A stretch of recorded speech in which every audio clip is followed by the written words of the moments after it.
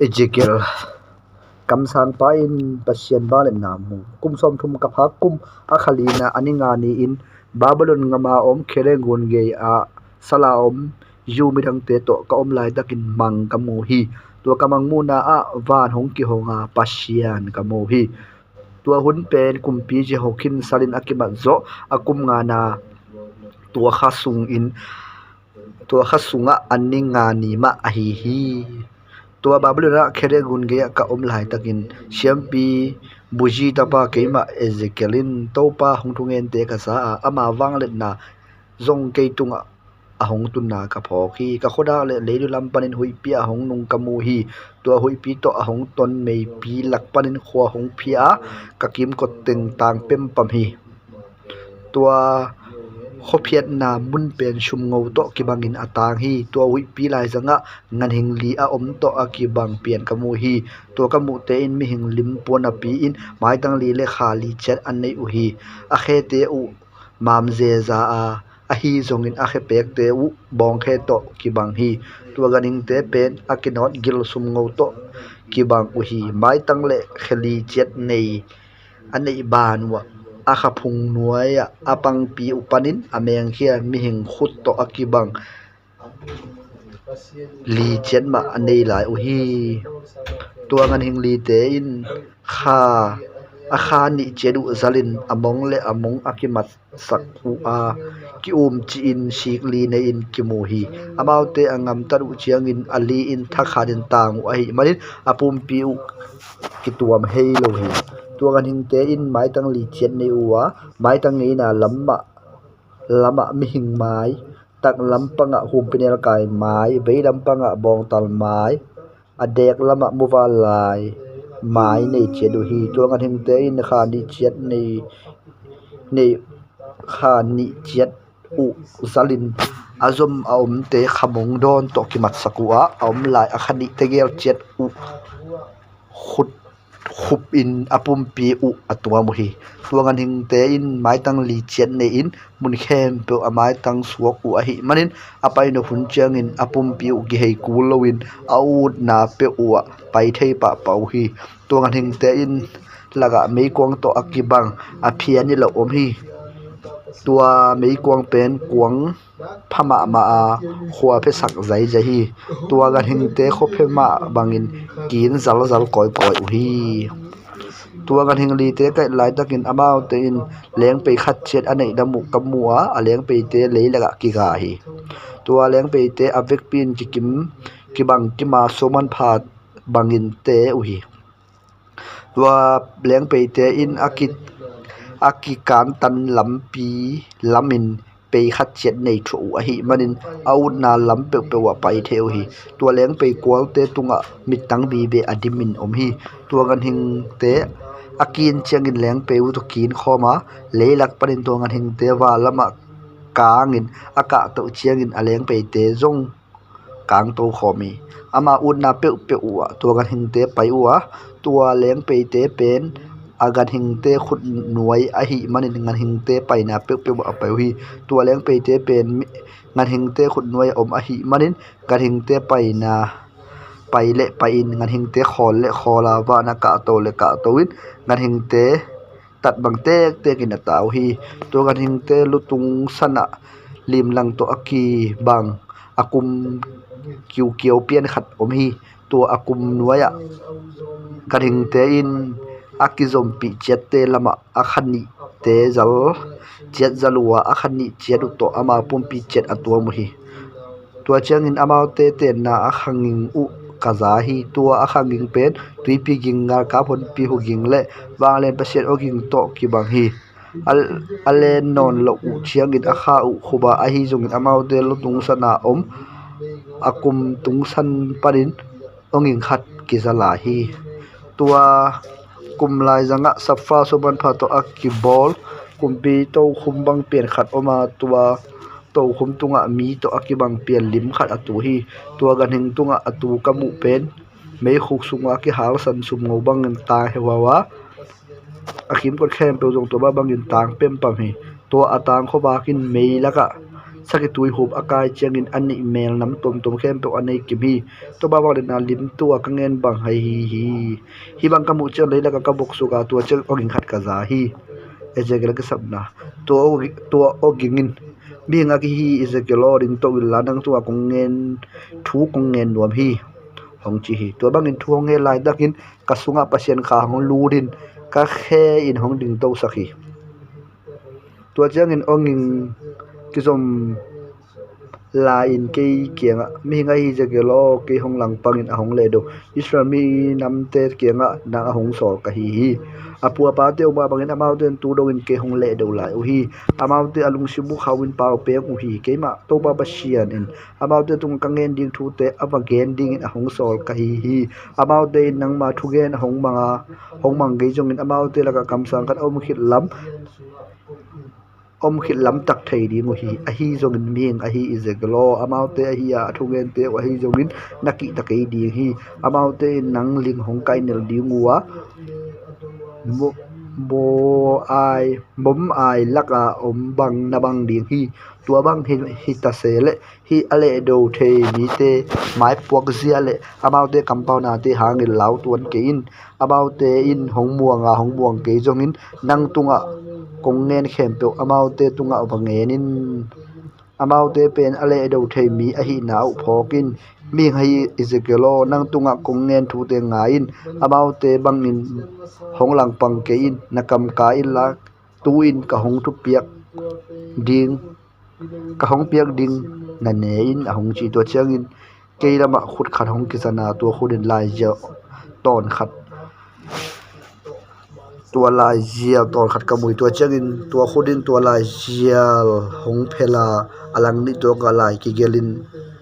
dale ka thu le thum le taw thu te bi be ki kamu hi tua changin aman ke ngam hi ngai je izegelo nang tunga ka hong piak hi lai zial ne in tua changin pai la social media ke nga thu bangen in hong chi hi tua a hi manin ke jong ka kam ka a connect ding in lai je hong pia to a hi mani ke jong ka kam ka en connect ding in alai jel hong pia hi ama in ming a hi izegelo ka hong pia lai jel ne la da gil pi dim takin ne a hong chiu ke jong to lai jel kane a khoi ju tok ki bangin khum ka sama ma hi to chang in ama ming a hi izegelo social media ke nga pai la nang tunga kongen tu ama te tunga bagenin apaw na thei lo minam dang te ke nga hong sol ka hi ke hi nami pi Israel te ke nga hong sol ka hi apaw na thei lo pa haksa azang minam lian te ke nga nang hong sol hi leng amau te in na thungen te hong mang riu hi a hi zong in Israel mi te khat be na thu hong ngai lo di hi ke ba kam tek ngon ngai lo di hi amau te alung simu khawa dim nam na lung sim ne hi tu in amau te ma bangin a khaw ma adwai ma in nang ka hong bol di hi suang khem to sang in asak zo diamond suang za in asak in nalung sim kong bol di hi to a hi manin hi ale do the mi te ki da ke da hong chi hi to khi chang in ama in thuangen thu alaya mi hing a hi ezekelo nang tunga kong thungen khe be dim takin ngai la cham te in to chang in amau te na thu hong ngai ke chong in salin a om nami pi te ke nga ba pa in la nang tunga kong thungen khe be amau te tunga bagenin a hong chi hi to chang in pasien khai hong pai pi towa jilling za in aging gai o ging khat kanunga kaza van tunga om to pa ama bin thanna hangin pharun chi in aki ko hi gathing te in huilaka aleng huilaka akha zap na le leng pe ging te kaza am zilling za in gin gai ma hi pasien khain hong pai het pi lai takin lungkim het lo in ka he so ma mai a hi song in to ba bang le nan ke hong zo hi to a hi manin kami pi salte omna khade gun ge ya om te mana munna ka batunga kam usa thu te ngai sunin to lai amau te laga ni sangi sung ka om hi Israel mi te ngal bil pa ni sangi achin khit cheng to pan ke hong opi mi ngai jigelo Israel mi nam te ngal bil pa ding nang gong ko hi nang ma tunga ka hong nge hil khona te khem to amau te tunga nangen son ding hi migilo pa khat sip pen siding hi chin kong ngen cheng in ama ki khelin anun tak thaina ding thu na hil khol keile tua mi pa pen mo nei ma in sidinga a hi zongin ama si na thu a hi le nang kong ngo ding hi migilo khat hil khol na pi in amo bol na atop ke le amo nei ma in sidinga a hi zongin nang manun ta nan suak ta ding hi mi hoi ma khat gam ta set ding a hong ki pal le lawai na bun ama ki ka koi di hi ama hil khol ke le chin siding hi ama mo na hangin sidinga ama ngam ta hoi do na po ken kanai ke ding hi ama si na thu nang kong go ding hi a hi zongin a hil khol na ding mi khat a khel lo na ding mi hoi khat na hila na thu hong mangin mo na abol ke le ama nung ta dinga nang zong na so ta ding a hong ki kam sang pa pau thailo kasunga to ba le na hongom lam tak ka poga amma in ke ke nga dingin la kom sunga ba pa in to lai bun parin nang ke nga ka hong nen di hi a hong chi na ka za hi to hai marin ke jong kom sunga ka papaya khere gun ge am kamu bang teng ma in to la ya to ba min than na wang kamu hi ke jong leila ka bok sugin a hi jong in kasunga pasien kha hong lu nin ka khen a hong ding sakhi tua changin amai ina che la in ki khana lin mi ngai je ke lo kha hol to na hong ki khi dinga mi te ke nga na pai kha thei ke di hi na lei ka su sak dinga hi ale do thei mi te na thu hil thei ke di hi a hi jongin dang ko ho pi ki changin kong pau thei ki sak dinga amau te ke nga to pa na pasien hi bangin chi na chi di hi tua changin mi po khadin na thu hong ngai ding ma a hi jong amau te pet ale do thei minam a hi manun po khadin na thu hong ngai lo di hi a hong chi hi Jerusalem aki china ding zia Ezekiel lak to khi changin mi ngai Ezekiel lo leise khalai lana namaya ko illa Jerusalem khopi lama to leise tungi in to changin to khopi aki china la na din na kiba dumte phungte galpan na pholte kul kul sukhap na ding le mo tumte bolin to changin sek sik pe khat la illa nang le khopi ki kal kul lim dingin ko in to changin khopi lam enin to khopi aki chi hi in nang pen aki chi te lim na hi pe Israel mi te a ding lim hi ding hi to changin na veilam pang del pha in lumin Israel mi te mo na hangang lim na nang ma tunga kong nga ding hi to lai mun na lumin amau te mo na ni ja thum le ni som kwa sung na thuak ding hi bahayam chile amau lim thuak ding kum khat sung ding ni khat amau thuak ding kum za nang ma in anin na thuak ding hi banga na ngam tat khit chang in na ta lam del pha in na veilam ke lew lewin Juda mi te mo na ni som li sung dim na thu le lew di hi nang ma thuang ni khat pen ama thuang ding kum khat tang a hi to chen Jerusalem khopia ki chi na salge ga in na pon nak ban jeo to win la to khopi se na ding tu ge nin nang pen khawo to hong ge hen chip dinga to khopi chi na ke man mateng na ki hei thei ke di hi tuin mangbu ham beloi tang le mangbu man po khat lai la to te hel khomin alumin bolin na veilam der pha in na lum hun ni ja thum le ni som ko sung tuan na bol alum na ne ding hi ne khadin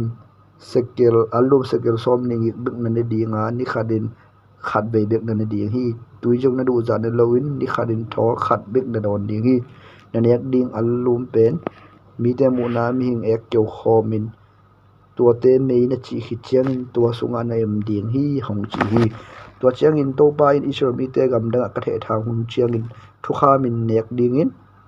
a kham an nin te ne tua ba bang ne ding hi a hong chi a hi jong ke jong ka rong ki ga to ba se no ching ma ke ka kinin sang ke hi ka ne tu ki pan tu dong in ama thu a sitom ngathing sa a hi a ngam sa te nek bang a hi jong ka de ke hi ali din ka se an khat pe ka ne ngai nai ki ge chi to chang ama in tuai le pha hi ming ek tang in bong na jang dinga tua bong ek am sunga na em ding hi a hong chi to chang in ama in thuang ngen thu la ya mi nga hi Ezekiel Jerusalem khopi sung an ka be sak dinga ama mi te in lunghi mo na to an nek tui don te u chang tan ding hi ale tui lowin amau te om ding wa amau te lunggimin atop na amo na hang un be mang ding hi a hong chi hi Ezekielin asam le amul kiat to changin ama in mi nga Ezekielon nam sau khat lai lan na sam le nam khamul te at khiain tua chiang in amul te toy te in se thum so in china lim naman chiang in khopi lim sunga se khat hau tu mi tua chiang in se khat la lew lewilla khopi ki ma na pai komin nanam chau to sa nen in om lai se khat pen hui laka alonin ke mai ni kanam chau to te ka sa di hi tua chiang in amul te top khat lai la apo na pon mong te ba tunin tua chiang in na tun sa te sung pa tom chik khat la lew lewilla mei kong sunga alonin kang tum sakin tua sung ba din mei hong kuang in Israel mi nam pi hong lo di hi hong chi hi tua chiang in pasien to pa pasien in hi Jerusalem kho pi lim enun leitang lai jang ka koya akim ko ra ngam dang khem to ka om sakhi a hi jong in Jerusalem min ka piang na le dawin minam dang te sangin angilo zo hong suwa ka akima om gam dang te sangin thubang lo zo hong suwa hi Jerusalem ka piang na te nialin ka tu kham te zuinom lo hi Jerusalem o tu in to ba pasien a hi ki ma thungen te nga in ka tu kham te zui lo in ka piak te ngai lo na hi manin nakki ma om minam dang te sangin chen na tamzo na piang sakhi minam dang te ngam tan ge na te na zui hi to ai manin to ba pasien a hi ki main nang kong lang pan na thu a hong ngen ka hi minam dang te khem pe te mu na nang tunga kong thu kong khen ni hi ka dei lo hi na te khem pe na ngam tan na hangin ching ma in ka hi ngei nai lo ching ma chiang in jong ka hi no lo ding thu nang Jerusalem ngim kong pe ding hi to kong ngim piak na hangin nang Jerusalem kho pi sunga pa pi te na ta te usa ne in tapa te in at pa te usa ne ding hi no ami te gim kong piak pe dinga asok ta kha sun te na ngon mun khem pa kong te thang khop ding hi to a hi chang in to ba pa se hi ke ma in anung ta ka hi ma bangin no ten chen na nam khem pe le amu da wai ngam tan na to ka biakin nin sak na hi manun chik se het lawin no te kong suk mang tak ke de chin ka ki chiami no te se thum so se khat pen china le gilgialin khopi sunga na sidi ngwa se thum so se khat khopi ki ba dam sau na sidi hi om lai se thum so se khat a hi le mun khem to ngong the thangin nam sau to kong del ding hi kalung akim dong in kong hi dinga ka he na le ka sin so na teng na thuang ding hi no te tunga hi thu te ahong tun chiangin no te chi ta lo na hangin de sak luan na to ahong he pau ka hi na phok ding hi na ki mo om minam dang te no te hong mu kha gu chiangin hong phi sanin hong pel ding hi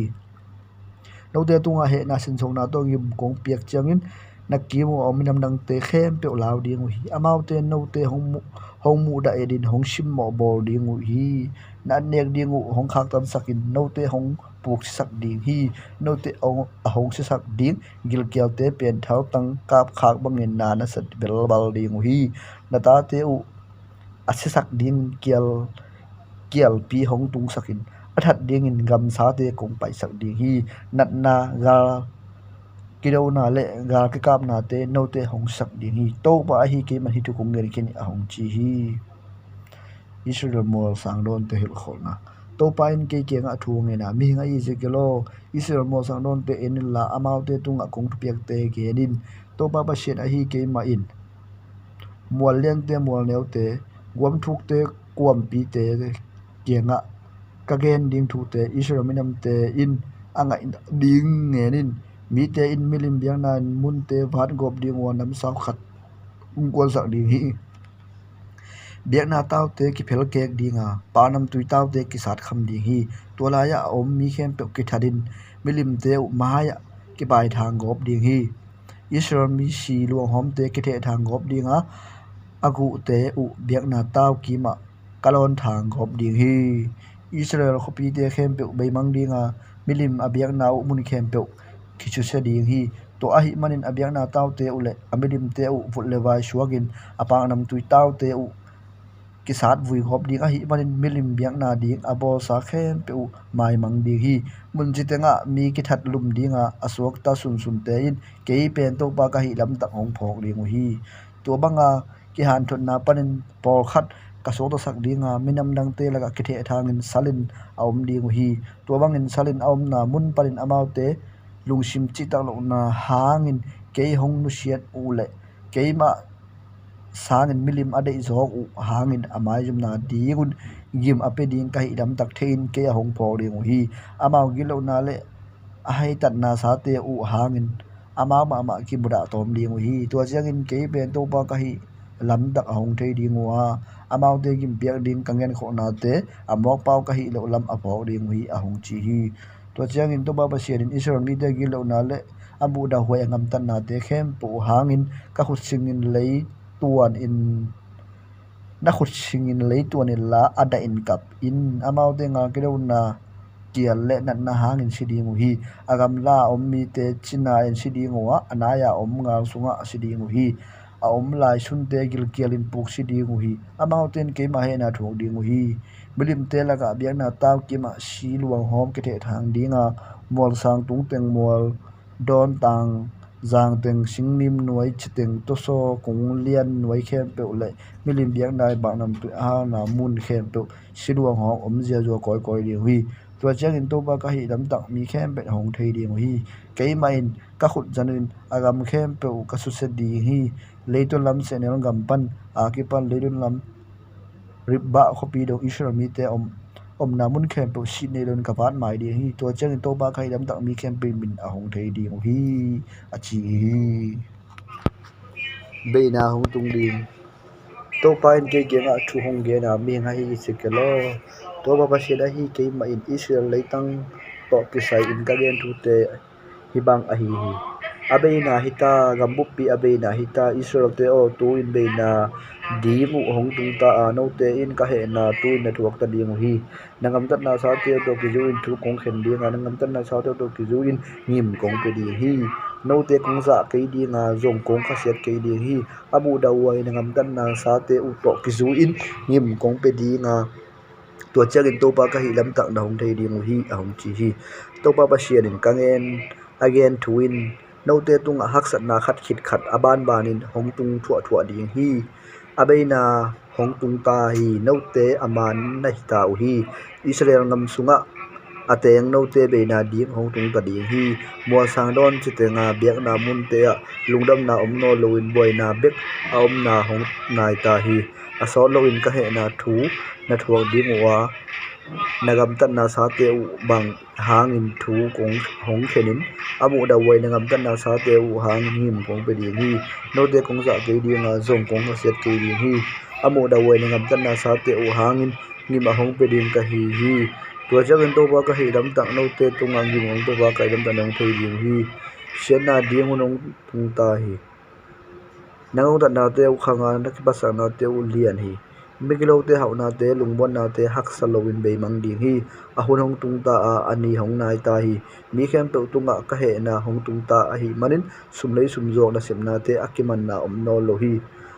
anei sa azuak khia pa in anun tak sungin azuak sa ban ga ki lo ding hi mi khem pe tunga he na hong tung hi manin mo na hangin kwa ma nung ta lo ding hi amau te in ga pen pu tumu a avek pion ki gim uhi a hi jong mi khem pe tunga ka he na hong tung tim ding a hi manin ngal sim ding in kwa ma kwan ke zo lo ding hi khopola ma nga kireu na oma khosunga china na le gilgel na om hi gim na om khem pe gamla ga om khem pe gal sunga sidingu a khosunga om khem pe china le gilgelin sidingu hi ba khu lao bangin mi por khat te in mol tung tu dingwa a hi zongin ama mo na hangin sive ve ding hi mi khem pe khut zodak dakin a khu bu lin kal gel di hi amau te in da nan limin puanam pi sim dingwa pum li ngop ding hi asamu met ki met tol sak dinga amin dai ding hi to ba he na amau tung atun ni jangin aguna kham te un amau te so to sak thailo a hi manin aguna kham te nin bangin kong ji laga apai ding hi agil kialu chiang in jong an bangin to te ne thailo u hi gule kham te in mo na sunga amau te tum pi zo hi amau te in akipasak pi u akizep na aban phate amu da huai milim ding in abol hi to a hi manin amau te hauna pen amau ma in aki ding in kabol hi amau na te ngam nang mi te kasut sak dinga ane sa khem pe miglo te suksiat suk miglo te suk sakin sut sakin kanin sak di hi sut sakin kabiakin ani sak chiangin ka khou ke ding hi ka khou ke ding hi kuta te in kabiakin luin nin sak ding hi ka khotum u na khotum u jialun banghang yam chile ngam sunga mi kitha na di ma khosunga gong tat na dim hi minam gilo pen te hong pai pi in na in te u hong lu sak ding hi minam dang te in na biak na mun ye te u ani sak ding hi mi thahat akinai te kimon na be ta ding hi lungkham na na tu u chiang lungdom na jong ding wa a hi jong in na mu ke ding hi lungkham na khat ki khat aban ban na tuak ding wa phisia big big na za ding hi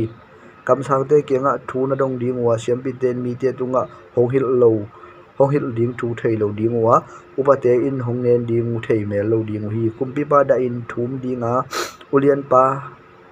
ulian pen pa chi na ding thei lo in om chibin mi khem pe la win liang ding hi nakam ta naw to ki ju in gim kong pe dinga bidang te tunga thu na khen bangun no te tunga thu kong khen ding hi bangin kong hi chang in to pa kai dam tak na thei ding hi chi na thu a hi Jerusalem ko sung aki huai na zia kam sang pa mu na sal in ka om na kum nguk a phak kum a khagung na ani nga ni in sala om zu da makai te to ka in sunga thu ge din ka om lai takun tha kharin to ba shel ba le na ka sunga hong pu mi ka khoda le mi hin to aki bang pe khat ka mu hi agong noi sia teng mei kong to ki banga akong tung sia teng sum san akinot gil to ki bangin san heu hau hi a khut ding to akibang pian khaden hong sokin kasamin hong man hi tua chang hi kamang sunga to pa khan wa na hong len pi to wa in Jerusalem kho pi hong tun pi hi to lai parin pasian a he suana a hi milim om na mun biagin tual sung mung lut na leidu lam kong pia hong pai pi hi kwam sunga kamang kamu bang te again to sana pasian min than na wang kamu hi aman ke kenga mi ngai Ezekiel leidu lam a khoda gin hong chi ke jong ka khoda le kong pi kianga biang na taw kenga pasian he so na milim kamu hi to chengin ama in mi ngai Ezekiel ama te ngam tan na mu hiam Israel mi te in abolu amu da wai ngam tan na te kamun siam tho parin agam la sema ke a hong no khiat na te in hi te sangin amu da wai zo namulai ding hi a hong chi hi to changin biagin tual ponung lut na ge yak hong pai pia tula ya kul wana mun khat kalang hong lakhi amain mi ngai je ke lo hi kol pi to bangin a hong chi ke jong ka to banga kong kha khat ka tu khi to changin amain asunga tumilla amu da huwa angam dan na te u wa enin a hong chi ke jong asunga tumin ka khoda khi kom tung khem pe gul lim adang gan hing lim ni lim te Israel mi te biak nganing khem pe akisuai zia zo ka mu hi tuala ya Israel min makai som sagi na oma to te la ka safata pa jezania zong na omi amau te panam tu hal din kwang kha che toy wa panam tu ki hal na khu te van lama ka to boy boy hi to chang amai ni ngai je Israel mi te akimulo muna angam dan na te tu na mu hi amau te milim adim na in sunga biang na abolu hi amau ten to pan hong mulo hi to pan hi ngam no se khin tai chin pa lap zong hi hong chi hi to chang in hi te sang in amu da wai zo na angam tan na te u zong na mulai ding a hong chi to la hi to chang le la ma om biang kong pi a hong pai pia tam mut akichi na pasien si na hangin da in akap om nu mai te a hong la hi to chang ra mai mi ngai e je galo namu hiam hi te sang amu da wai zo na mulai di hong chi to chang biang to sung nu nga hong pai pi hi to la ya biang in kong khang ngi biang na taw le ilim ki kal sana mi hing som ni le nga khong na oma biang na taw nung garin ni so na lam ga in ni suak tung na bia u hi to chang in amai mi ngai je ke lo wa te na mu hiam hi ju ra mi ngam bi te in amu sau namu sa amu da wai angam tan na te to lung kim nai lo lai wa gam sung khem pe ngong tan na kidim sa ko hi to ba na ka he sem na ding in hi bangin angam taw hi aset hey top in hi bangin ke hong sim mo bol hi bo na the in to a hi manin amau ten ka he ma na athwa ding uwa amau te za lowin song ka khasiat ke di hi amau te in athanai to bun ke nga thu hong ge du hangin amau te thungin na ka ngai ke di hi a hong chi hi mo nei te ki hon tha na tua changin pasien hong ki kowa hi khopi aseding no mi hingte hong payula nanga nahayam zat cheru to hong kengun chi in asam hi leidulam biagin kong pi polam panin tha khadin mi hingu hong pain hiam khat chet hong toy u hi sai hadel puat asit lai gel na ding atoy mi khat to jong hong pai khoma pai kho mu hi avek nun sumngo biang na taw ngia hong ding u hi tua changin om na sa kedete tung pan ishor mi te pasien min than na wang hong pai in biagin konga hong om hi tua changin ama in sai hadel puat asit lai gel na ding atoy pa samin Jerusalem kho sung khem to pai koi la hi khopi sunga amu da wai ngam tan na te akasep na hangin da in alung khami khem pe te taw nang chep te na ba bolin chin a hong sol hi to changin pasien amidang te ke ma kho sung khem pe wa ama awazu in la mi bathat un kwa ma hin khoi ke un la kwa ma khaset ke un putek nunga tangwang nuei daw pang dong takin bathat lomala a hi zowin ataw tangwa chepte na ani pe ma su keun hi kabiagin sum ma pan ki pan paun achi na kaza hi to a hi man to biagin sunga adin isor makai ki pat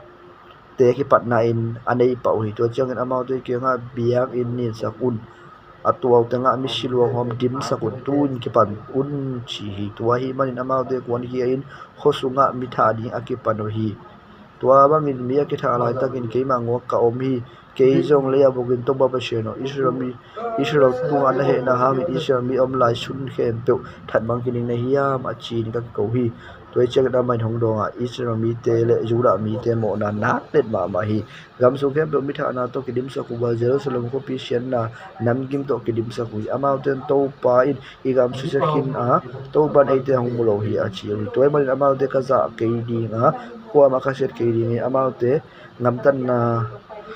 ama dung ma ga tu sang ri gi ahong chi to cheng sa rel pon se dun lai gelin atoy mi pa to pa tu nga tu ahong lu sak ki ga nong so bon ka sem kin du ahong chi hi pasien min than na wang biak in musia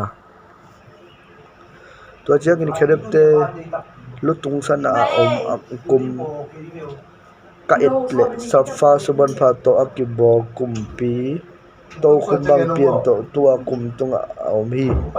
tua changin pasien in sarel pula silpa kenga na khut dimin me am toila khere noya om leng peite ki kala aba om in tua changin khopi sunga amei am te thein chin asol hi keizong ama pai ka engi ge hi tua changin mi pa apai lai takin kherete pen biagin leito lama na dingwa biak in tual sung nung teng dimin mei pi aka hi kherete tungpan in to ba min than na wang hong pai khia in biagin konga va om hi tua changin biagin sunga mei pi hong kaya biagin tola to pa min than na wang tang zai zai hi kherete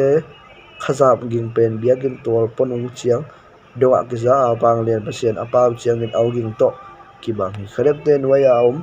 leng peite tikal panin bei aladin in to ban saharel pon silpa asol chiangin to mi pa jong ba pa in leng pe khat ge ya badim hi to chiangin kherep kharin a khut janin ama ki kala om mei khu sogin mei am po khala saharel pon asil pa khut sunga a ko hi saharel pon asil pa jong to mei am to in a pai khia hi to kherep te in a khan wai chet uwa mi hing khut to akibang chet ne hi to kherep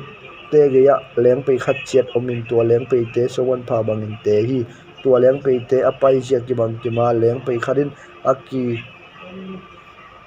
kan tanin pe dang khat chet nei tho hi to kharet te apai changin ki hei ko lowin awun na lam to pai thewi apai na deng lap aga ape pai na adang te zu in ki hei to lo hi aleng pe kol te ape kan na khaw te le ape bu pi dimin mit tang om hi leng pe te pen mang kamu masak na sunga te ma to ki bang a hi to kharet te in mai tang li chet ne hi amai tang khadin bong tal mai tang ani na mi hing mai tang athum na hu penel ka mai tang ali na bu wa lai mai tang to ki bang hi kharet te pen kheba gun ge ya kamu gan hing te ma a hi to changin hi kharet te leng to wa amao akinu changin aleng peite zong azui hi aleng ding in akha aleng ding in akha asalu chiang in zo leng peite in zui lai uhi khrete akho changin leng peite khola khrete alen changin leng peite in zo azui banghang yam chile tua leng peite pen khrete khut noi a a hi tua chi biagin kong panin to pa min than na wang pai hian khrete tu sana fa hi tua bangin kai lai takin khrete in zong akhaw zalin leilak panin leng to uwa al leng peite in zong azui hi biakin ni suana lam kong pia kholua amaute tung sana Israel pasien min than na wang zong a kholi hi khrete pen Israel pasien akum pito khum to apua kheba ngun ge kamu temba hi chin ka thei amaute mai dang li phawa akhan wai cheru aming khut chet to ki bang khut chet nei u hi amaute mai tang pen kheba ngun ge kamu sa mai tang te ma to ki bang te ka apai u chiangin amai lam chen ma tang takin apai the u hi ulian ngilo te ki tai to changin pasien khain biakin suwa na lam kong pi hong pai pi to kong pi nge ya mi hing som ni langa na om hi to te laga minam makai te a hi aijo tapa jejera benia tapa petalia te jong aki helu hi pasien ke ke nga mi ngai ejikelo hi mi te pen khopi sunga thu hoi lo again mi gilo te a hi u hi amau te in ilam di hun nai lo hi khopi pen anhuan na bel to ki bang hi ete pen bel sunga ki huan sa to ki bang hi chiu hi tua hi chiang in ezekelo hi mi te tunga thu khen na thu gerin a hong chi hi kasunga to pa ka hang lurin mi te tunga hi bangin thu gen ding in a hong so hi Israel mi te o na thu gen te u le nangai sun na te u khem to ka the hi kho sunga mi tam pi tak that na hi u manin kong sing khem to wa silwa hom ki dim hi to a hi chemin to pa ba sir a hi ke mai no te ke nga kong nen thu in hi kho pi an huan na bel to ki bang hi na chiu man hi bel sunga om sa pen na tha sa u mi silwa hom te a hi jongin no te a hi le kho pi sung panin kong lon ki ding hi no te nam sao na ki tau hi a hi jongin nam sao to no te a hong sa ding mi kong pai sang ding hi khopi sung parin no te hong la khia in gam dang mi te khu sunga kong pe ding hi no te asiding in thu kong khen ding hi nagam sung uwa galin na siding u hi tua jang in to pa na hi ka hi lam tak mi khem poi hong thei ding hi no te bel sunga om sa bang na hi ke hi khopi no te hong hulo ding hi Israel gam sunga na om na khem pe uwa gim kong pe di hi no te ki ma om minam dang te ge na te zuin na om lai ta kun ke pe to pa kai lam tak ka hi na thu na pa sat na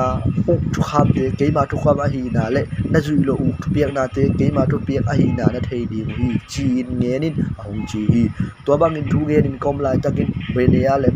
tapa petara hong si hong din si ke jo leila ka muk su kakikawa to pa ba shi no Israel ngam sung om lai mi khen tu tha khi som na hiam ka chi angi bat kim ni thak sok din kap chiam na to pan ke tu a thu nge na mi ngai ji ke lo Jerusalem ko sunga te mi te in nang le salin a om na mi pi te thu nge nuwa salin a om mi te pen to pa to ki gam la om lo khin ta hi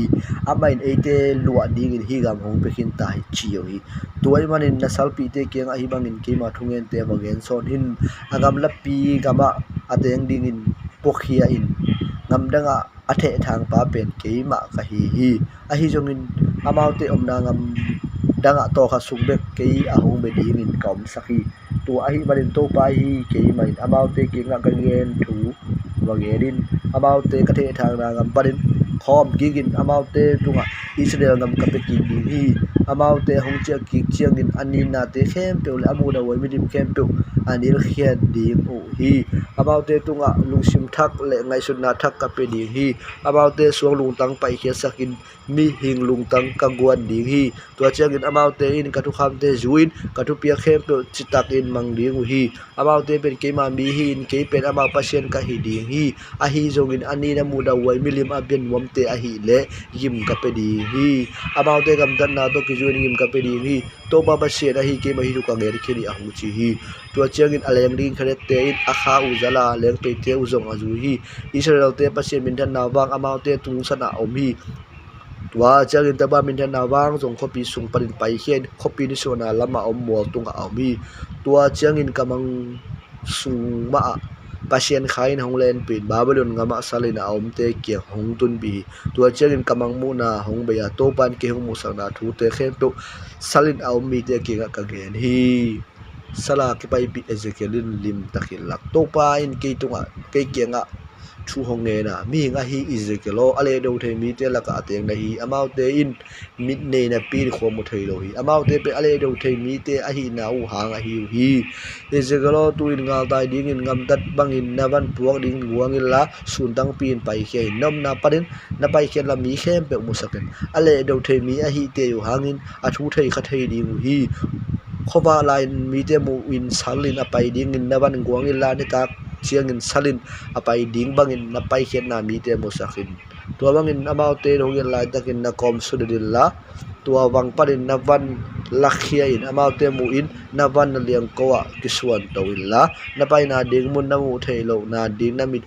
tun sain khomial laga pai khen hi bangin ngam dan na pen Israel mi te aring in hil khol na khat hi ding hi achiu hi ke jong to paung so bangin ka gam ta hi ga tai te hi bang te agin tua surin kawan nguangin tua ni ta khomial chiagin kawan to kom ka sulati ka khut to kom ka sulati amau te mu ma in kaliang ko aban ki suanin ka pai hi ajing cheng to ban ke kenga thuang nge na bi ngai je gelo ale do the ni te in nangam tat na thu hong dot u chiangin to ba se hi ke man amau te kenga ka gen thu tuin ngenin tua thu pen Israel khosunga au olian pa pen Israel Jerusalem ko sunga ateng mi khem to ading a hi nangam tan na sa pen amau te tung athu piang ding la na lim a hi na thu ngenin amau te pen akiman sala suang ding mi a hi amau te au ulian pa in khomial la ka alian ko in ama wan puwa in pai kheding hi apai khet na ding in amau te ku to wang sakin tua panin ama suang ta ding hi ama in amai hum chip ding a hi manin apai na ding mun mu thei do ding hi ama pai na ding mun ka gen thang ka sa dinga ama ok ding hi tua changin babylon khuwa ama ka pai pi dinga a khop pi amulo win to la ya si ding hi aulian pi te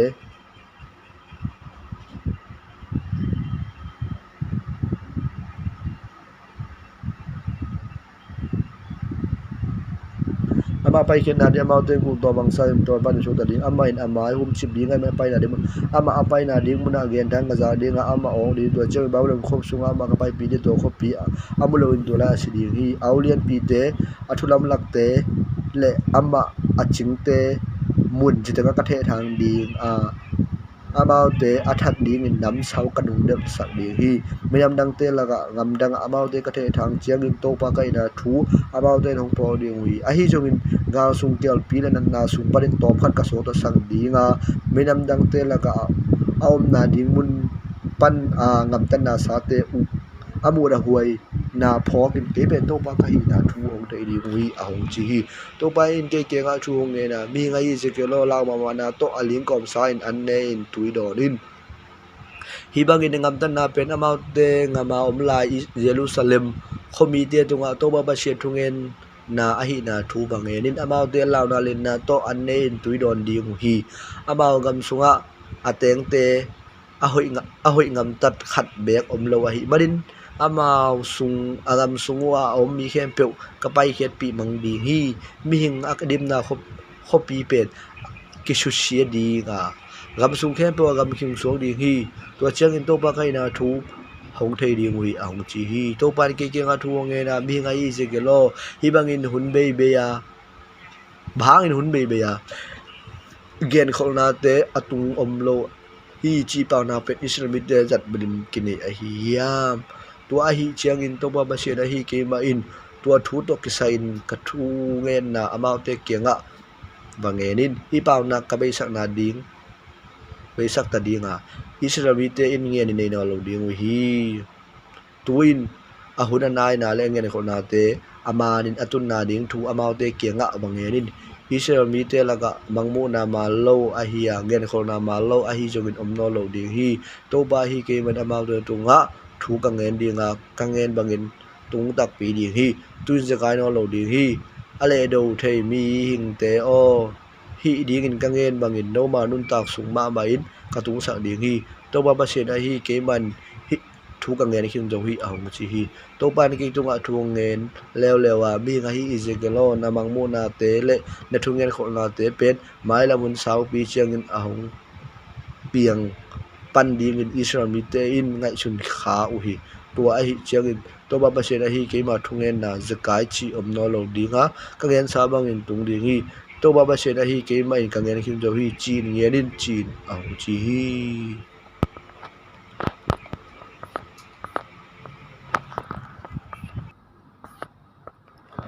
Ezekiel kam sang zo te mo sak na to pa in ke tunga thu hong ge na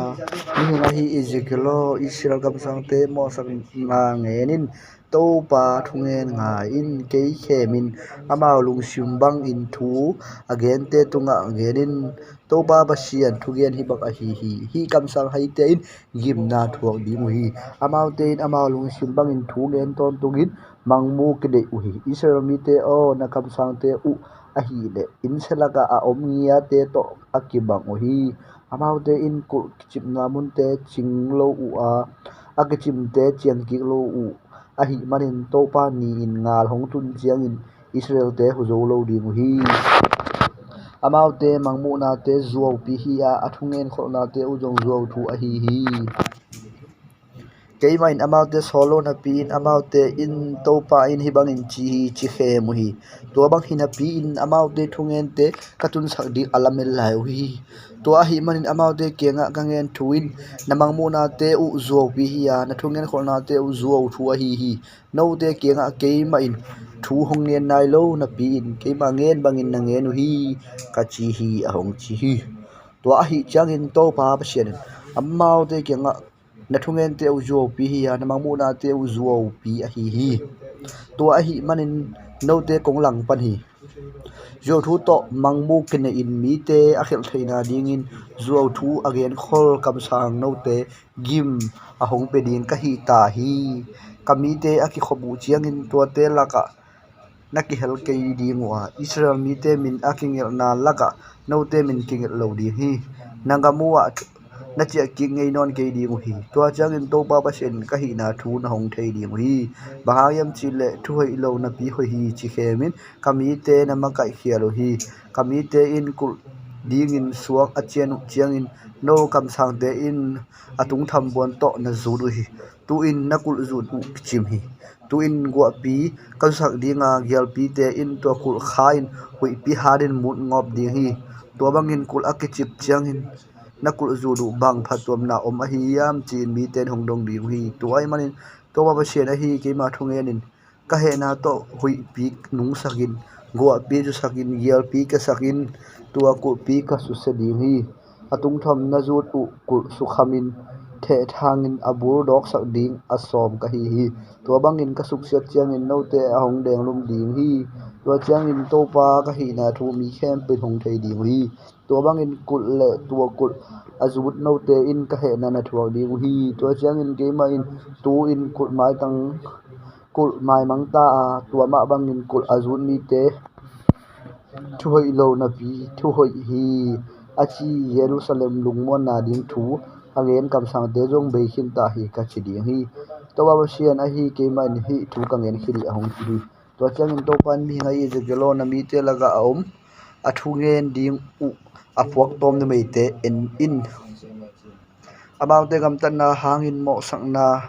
thu ngen in la to ba sian a hi ke ma in about te tunga ka ngen hi thu te bang in ngen in no nu mei te in gim na na thu ding hi mi khem pe win a khudu a bu ding u le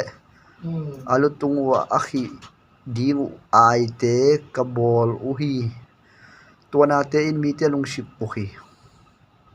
no te phatom na ding in si na ding le hin na ding ba le na thu kame mi hing te tunga na zang nuam hi mang bu ham khut dim te alum them tom khat na nga theina dingun kami te mai a ke nong min se sak hi asiding in akilom lo mi te na that nuam wa a hing ding in akilom lo pi te na hing sak nuam hi to bangin kami te tunga zo thu ngenin amau te in no te thungen hong hi to baba shena hi ke man kangen thuin shina le hin na na nazat na u na ai te ka de ki hi no te khut panin tua te hong bo khia sakin ka uk chip ding na han chiamu mi te ka kha kheding hi na ai khip te uzong hong ho khiat sakin no te khut sung panin kami te ka so sak pai so di hi to jang in to ba ka ina thu na thei di mo hi ke ma ngen hilo na pi in na thu zo ngen ting u to mi hoi te nangim sakwa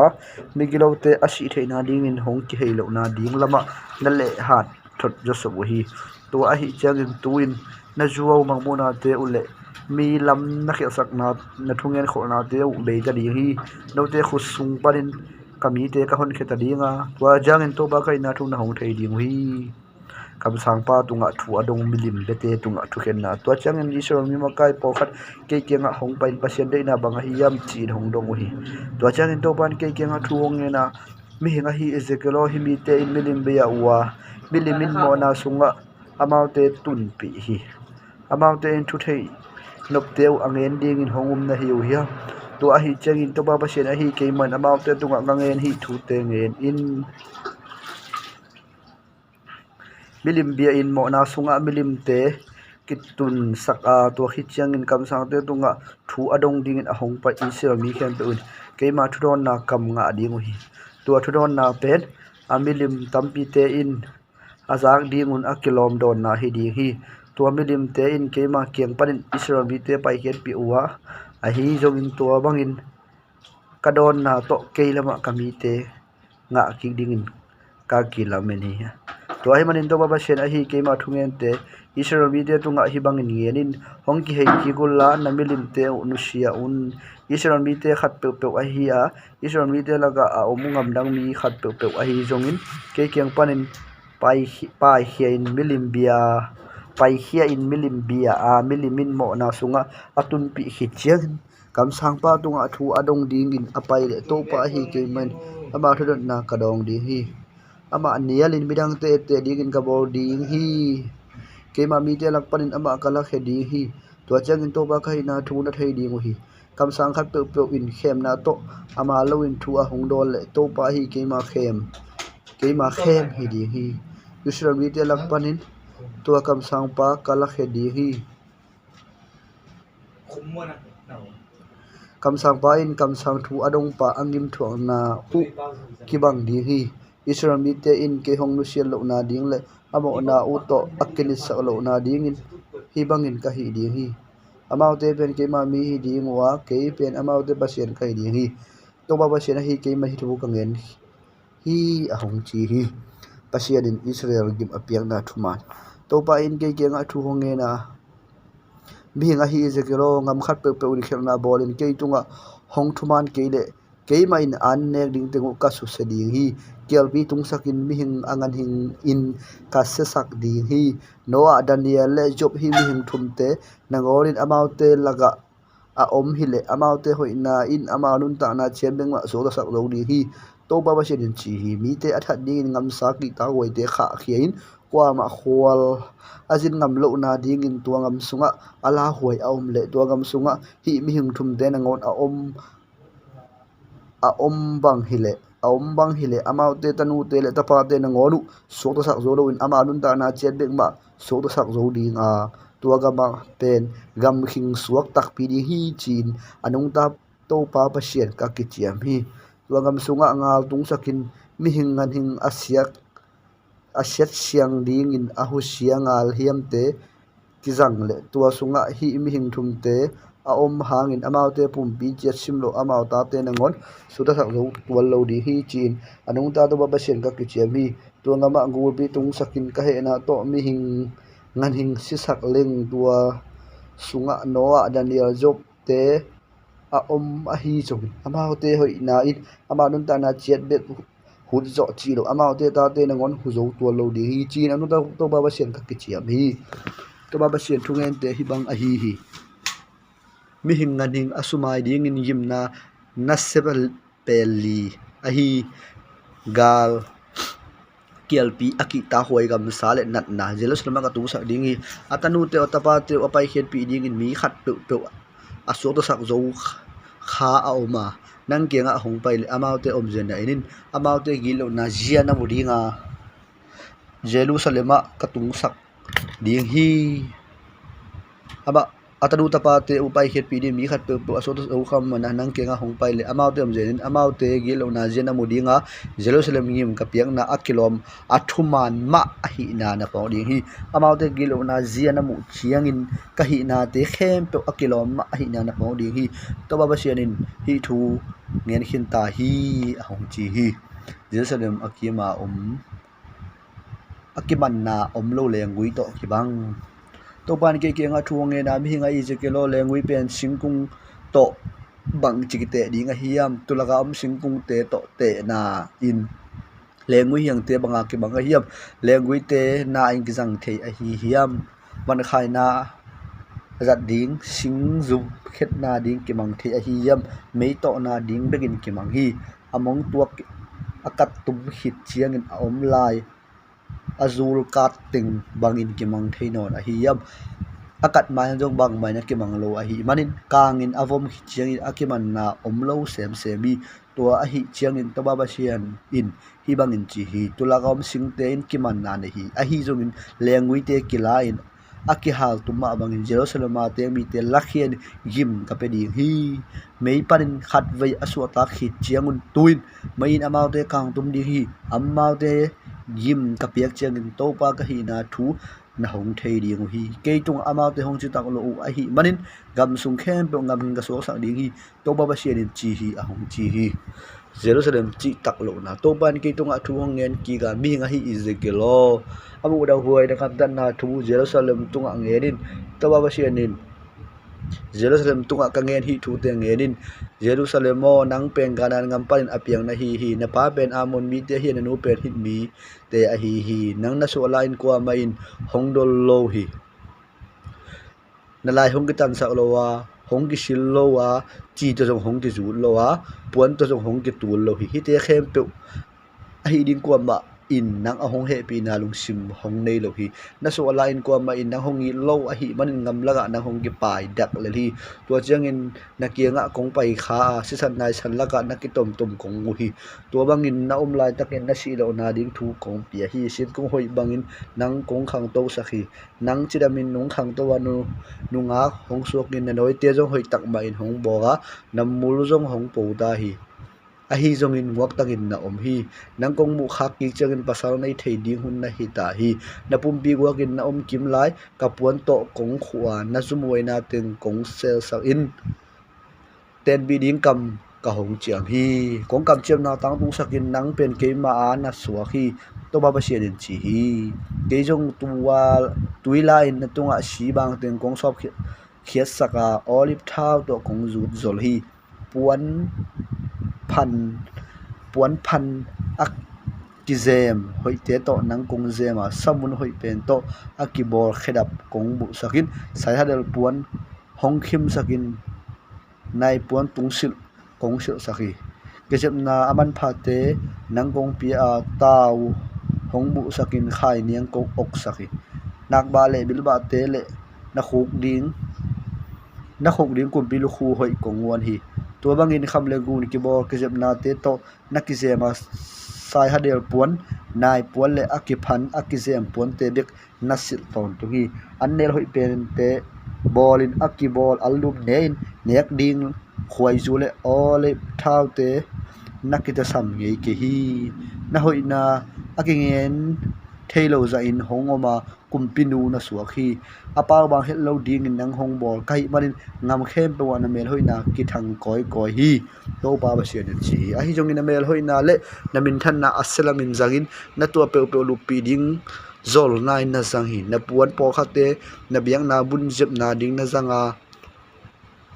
numei paktat bangin mi chiteng tunga na pumpi na pia hi nangko piak sa khable gun ki bor kisep na te pasal limin na bola tua te to paktat na nagam ta hi nangkong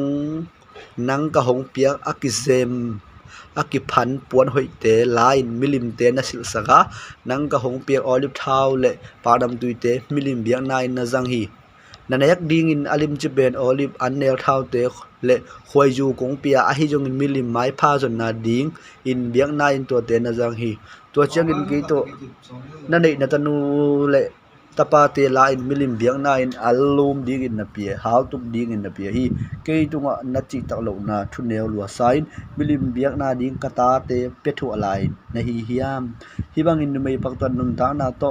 amin dai huwa in na om lai takin na neu lai thu wak tang in na om lai sisan nai sal laga na tok ki tom tom lai thu na phok kha ke hi to ba sian hi bang in chi ngim na na thuang ding hi bang sian nang nam khem pe nangam takin hi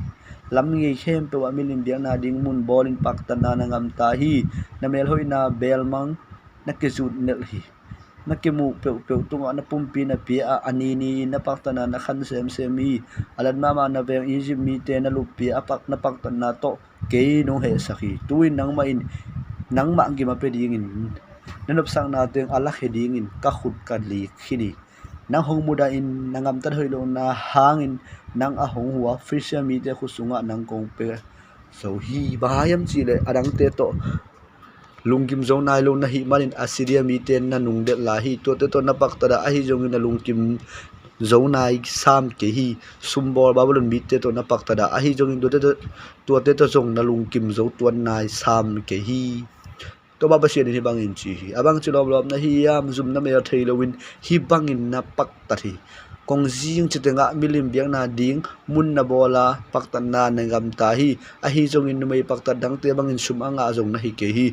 apasal izolo in ngam dang mi te to mo na na bol numei to na ki bang hi numei pakta te sum to ki guaya a hi jong in nangin na longul te tunga les so na pejo soba nang a hong lu pi ding in mun khem pe panin mi na guai zo hi nang pen atuam pian numei pakta na hi kwa ma in na tua chingam tan na ding in hongzol lo hi nang to sum nang tunga sum to goi na hong ki pelowin nangin na pejo sobi toy ban na tuam pian ma na hi tua hi chang in apak tat Jerusalem mo to pa thu nga in to ba sian ni bang in chi hi nangin na puante su khi ni mai pak tan bangin na pumpi na lungul mi te tunga tu mi te le na milim te tunga kipia in milim biang na in ta te that na hi manin na lom lui te khem pe na i hi tale na mu da te hi tale avek bin ka kai khom ding hi na kim ko da amau te om sakin tua chiang in na puan teng kong chu khe sak ding na ngok tang in na om na ken sak ding hi midang te to na mo na hang le na mi tha na hang in nang kong khen ding ka he na to si na kong ro sak ding hi na lungul mi te khusunga kong pe ding na pak tat ngam tat na mun te le na milim biang na mun te amau te in chuseng op ding hi na puan te le aman pha na khesep na te hong la khe sakin tangok tangin hong koi ding hi amau te mi hon te han thon in to mi hon te song to nang hong deng in anam sau to hong sa zan ding hi amau te an te ha sakin nangim tho na te nu mei hon pi te en sak ding hi ni mai pak tan na hi na kong kho sak ding na mo pi ding pasal sum to na goi na kong kho sak ding hi to changin ka he na dam ding dai takin ka om ding hi na tunga ka he non ke ding zong kong am non ke ding hi na neu la ya kong bon na namang hila hi bang ting nangam tan na to ke nong he sakhi to a hi manin nangam tan na to ki zu in kong thu hi amu da woi nangam tan na nang teng ba na hi bangin hi pak tan na ngam ta thu na hi yam to pa in chi hi to pa in Jerusalem mo tanu in anu sun chi pau na pen mi te nang tunga hongjang ding hi nang pen nanu ta tak tak na hi nanu in pasal te ta te muda hi apasal te le ata te u muda asangam nu mei te ma to na ki bang hi nang le na sangam nu mei ten a hi khopi dang te in nu in hin mi te ne in pai na mon mi te ne hi na unu pen leidu lama om samaria le khodel te hi amau te khe khap zuin amu da hoi amau te ngam tan na te bek to alu nanung kim zo nai ke la ya tom ve sungin na ngam tan na te khem pe amau te sangin na se zo hi ke pe anu ta to ba sen ka hi tak pi ma bangin kong chi na nang le na khoneu te ngam ta siat za in na sangam nu sodom le a khoneu te ngam ta segi nai lo hi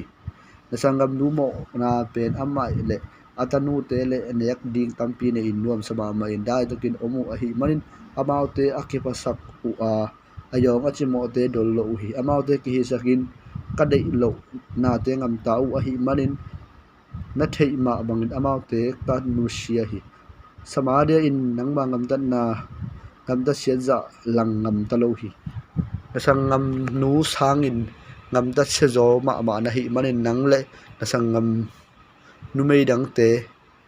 iet kak chiang in amau te amo ma hi na pi amo lo sa phialin hong ki mu hi tu in namin dai na teng na thok kul hi na sangam nu mei te mo na sang in nang ma mo na te na se zola se zolu a hi manin nang kong nang keng balin amau te amo lo to ki bang phial hi na sangam nu mei te asiang tho bang sak phial na hi manin za lai la mai zumin a hi jung chorom le a khoneu te le samaria le a khoneu te chi thein kong bo ki di hi to ba bangin nang jerusalem jong kong chi thei sak ki ding hi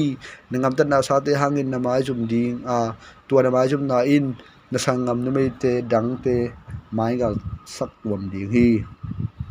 na sangam nu mei sorom le a khoneu te samaria le a khoneu te chi thei gingin angei u bang ki ding a nang le na khoneu te jong na chi thei ging ding hi nang ma set na teng a hong pho lak ki pho lak ma na ki ba sang na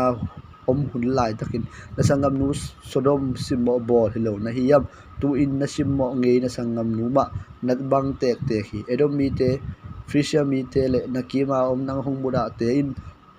hong simmo bol hi ngam tat hoi lo na zum hoi ngam tat na teng na thuak kul hi to ban chi hi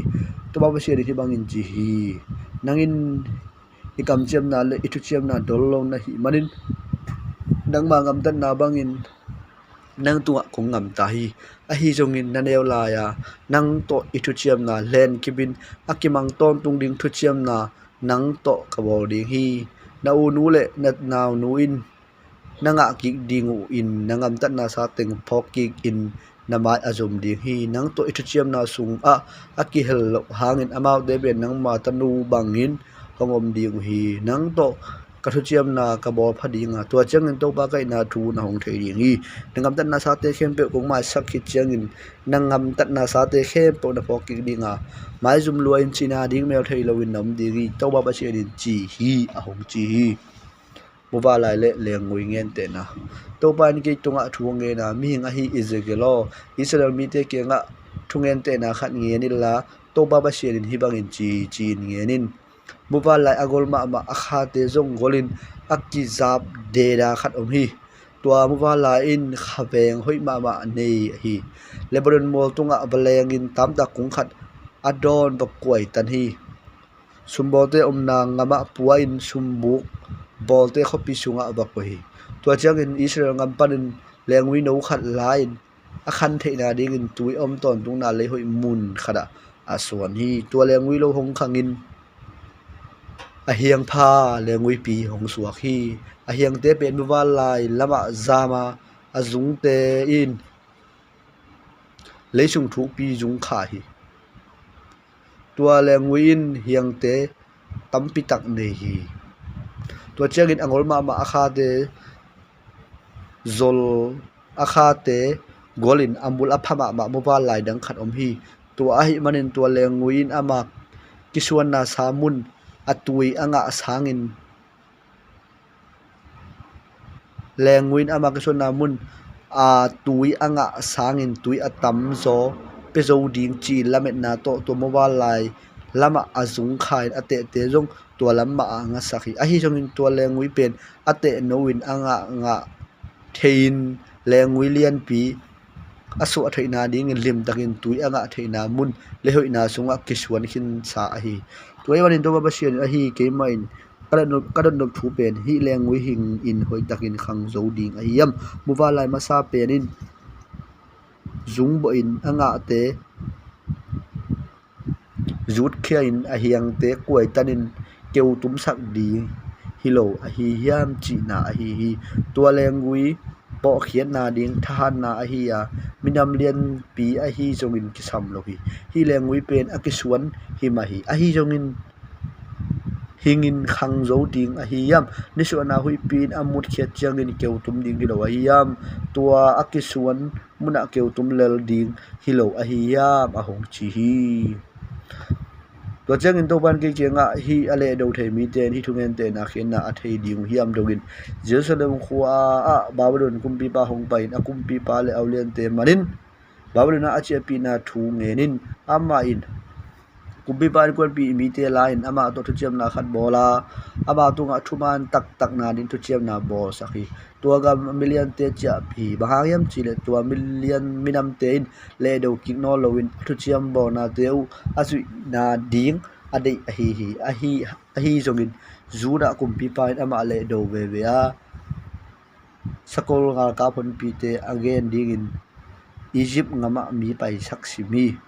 pai sim saki adei na bangin tang tung ding a hiam tua bangin angam tan na to sok ta zo ding a hiam a thu chiam na pa sat na pi in jim thuak lowin om thei ding a hiam ke pe anung da to ba sian ka hi ma bangin kum pito khum tunga atu sak Babylon kum pi pa to a thu chiam na pa sat a hi manin Babylon ngama hi kum pi pa si ding hi Babylon mi te in mi tam pi atha thei na dingun kan bolen dum ato u changin atha hat faro nga ka hon te na ngorin ama hu zo lo ding hi ama in akichiam na le athu chiam na pa sa in hi bangin ngam dakhin a hi manin ama so ta ngei lo ding hi to a hi changin ke pe anung ta to ba sen ka hi ma bangin azui ding in ke ma min to akichiam thukim na pa sat a hi manin ngim ka pe ding hi ama ok thei na ding in ngen thang ka jang dinga ama ka ok sak ding hi ke tunga ama hong chitak lo a hi manin Babylon na pai pin tua laya ngim ka pe ding hi agar kap mon hoi pen te ngal sunga sidinga asok ta sun te jong bun chitanga ke the thang ding hi to changin to pa hi ke ma in thu angen ka hi lam tak na ko ri wi a hong chi hi to changin Jerusalem to changin to ba sianin ke ma in tam tak sang pi adon khat lain adon nge khat khasar khedinga mual sang pi don kada ka suan ding hi tua mual sang pen dona suanin a hiang zain anga huai dinga anga luai dinga tam ta len pi khat so ding hi tua tunga vasa nam khem pe to nga dinga bu bolin munin anei ding hi tua changin singung sang te phugin singung neu te alien sakpa singung hing te keu sakin singung keu te a hing sak ki a hing kik sak to pa ka hi na thu ngam sunga om singkung khem to win hong thei ding hi to pa hi ke man hi thu ngong nge ni khina hi digin kangen bangin kangam ta ding hi a hong chi hi abo pa si to pa ke tunga thu ngong nge lewa Israel ngam sunga mi te in chat bin anei paw nang apa te in lenga thung de ata te a ha kim chi na pen banga chi dum na hiam kepen anung ta to ba sian ka hi ma bangin kong nge ni na Israel ngam sunga hi paw na jang non ke ding hi mi khem pe ke ma hi ha pa te hi ha ta te a hi jong in ke ma hi amo mi pa bek si di hi gen te na in mi a hoi ma thu man atik mi khadom hi aman Israel mi te milim biang na te biak pi lo milim biang na pe di lo din chin aki kham na mun milim biang na sa te don ne lo hi bilang te ji jong lupi lo in zol lo wa nu mai in ni nei lai tak in jong lupi lo hi ko ma khem lo wa ko ma na jong sun lo hi sum lei toy la pa in khap na van ap te jong pe ki hi gil kel te an wa kin puan nei lo te puan guan hi amet bek bek lungol na in sum lei toy pe lo hi ngam da set ding ul lo wa mi te thu ama ni khen sakhi ama in ka thu piak na te mangin ka thu kham te hoi takin zui hi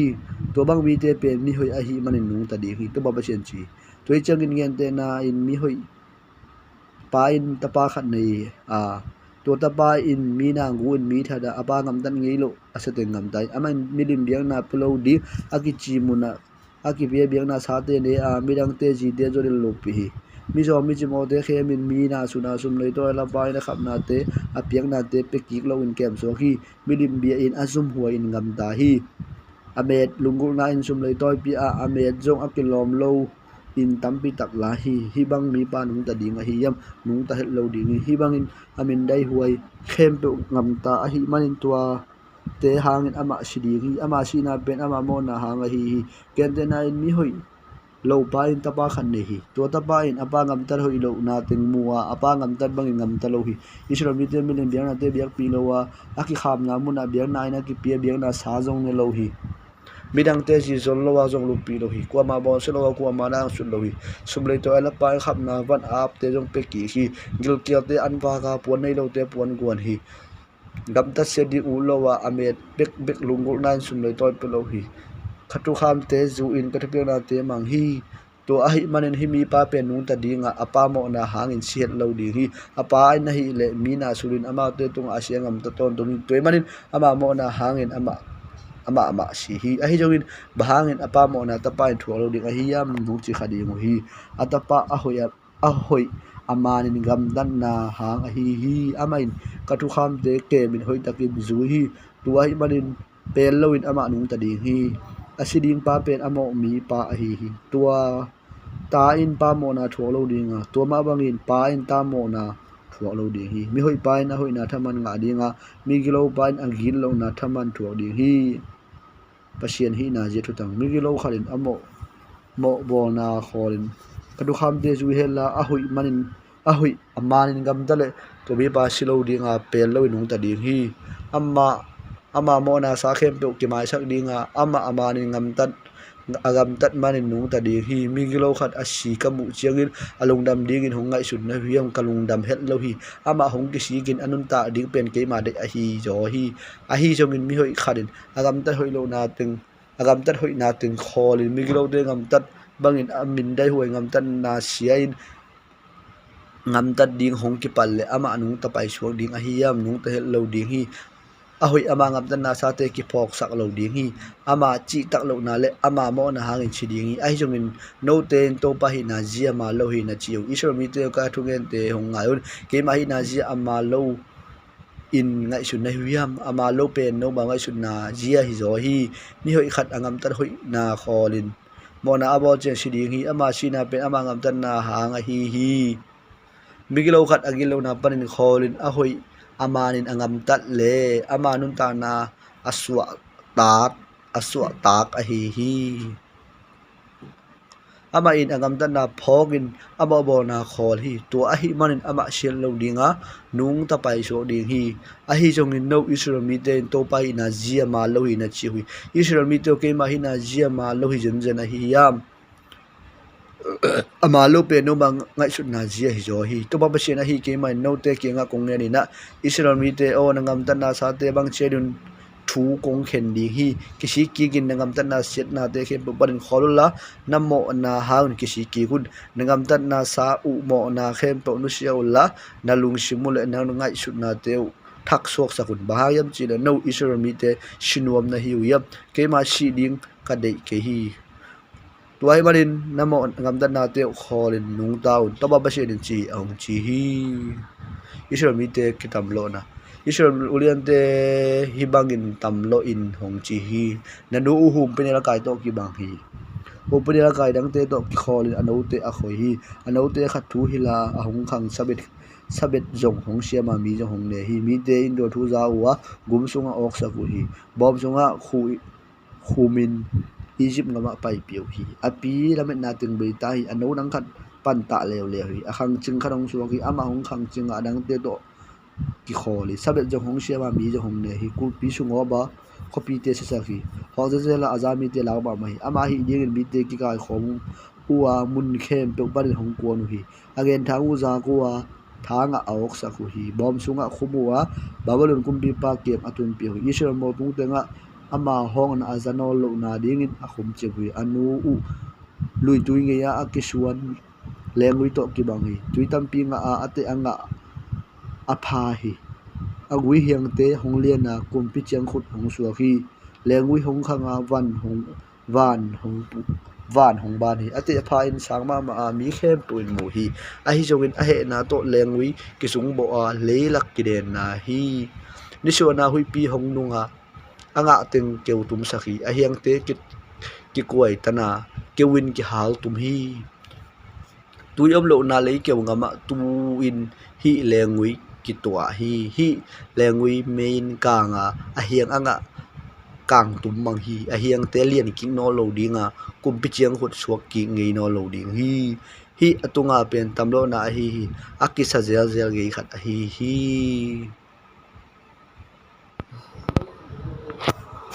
Pasian in Israel te abona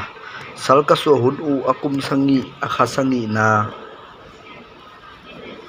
ani shom ni in topa kian panin thu adong ding in Israel makai por khat ka kianga hong pai o hi to jang in topan ke tunga thu hong nge na mi nga hi Ezekielo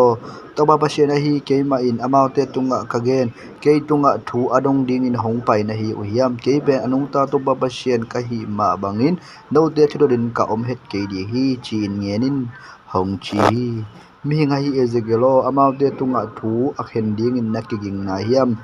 nakigin hille amaute tunga thu khen in apu apate ugam tat hoi lo na teng amaute phok sakin amaute tunga keima thungen te ngenin Israel mi te kate lai takin amaute tunga thuchiam na khat ka bol hi Egypt ngam sunga amaute tunga kakilanga ke pen to panote pasien ka hi chin kaki gen hi Egypt ngam panin amaute pai hiat pi in amaute ading in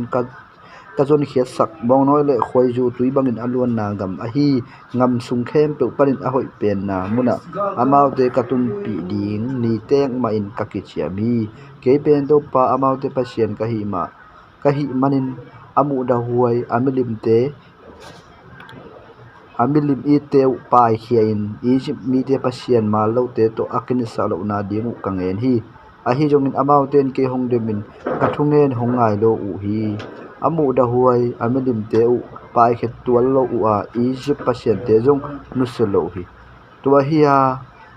ka he ma na teng Egypt ngam sunga thuak sak ngom ning chi ka ngai sun hi a hi jongin Egypt ngam panin no Israel mi te kong pai khet pi di hi chin amau ompi mi te zagin ngen khin ka hi manin tua bangin ngim ka thuak sak leng ke ma min adai sak suak ding chi ngai su na hangin ngim ka pe ke hi to a hi changin Egypt ngam panin amaute pai hiat pin ngamlak katun pi a azui pe anun tak theina ding kadu kham te le kadu piang na te ka hili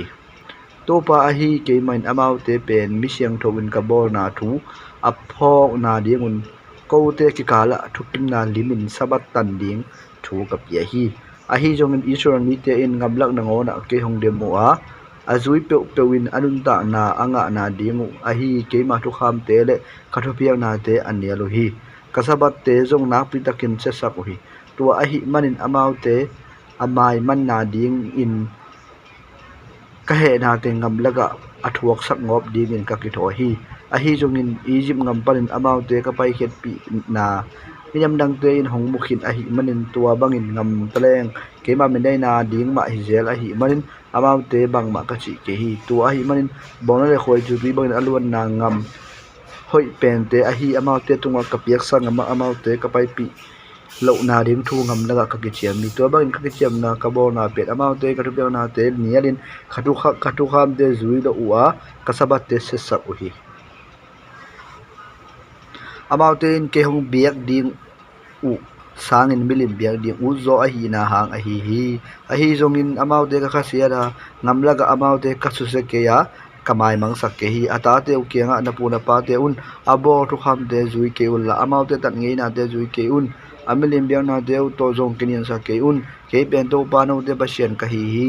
ka thu kham te zui ul la ka thu piang na te bangin ngam taun ke pen to pa hi no te pasien ka hi na pona ding le no te to ibo sa thu kim na lim ding in sabat te na siang to sakun ka chi hi a hi jongin ata te na ngorin ke hong demo a azui te in ta na anga na ding a hi kathu kham te pal sadin kathu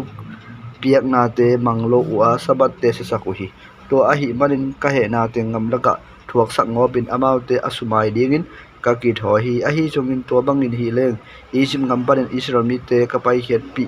hongmu mi te laga kamin dai ding a hi manin amau te ka su se ke hi to a hi manin leitung ngam khem to wa amau te ka the thang ngom na ding u thu amau te tunga kichiam na dang khat tua ngam laga ka bol leo leo hi bangin ki chem na ka bo na pen amau te in ka piak na te nialin ka thu kham te zui lo wa ka sabat te sesak uhi tua ban apua pa te abiaku milimu abiak na hang a hi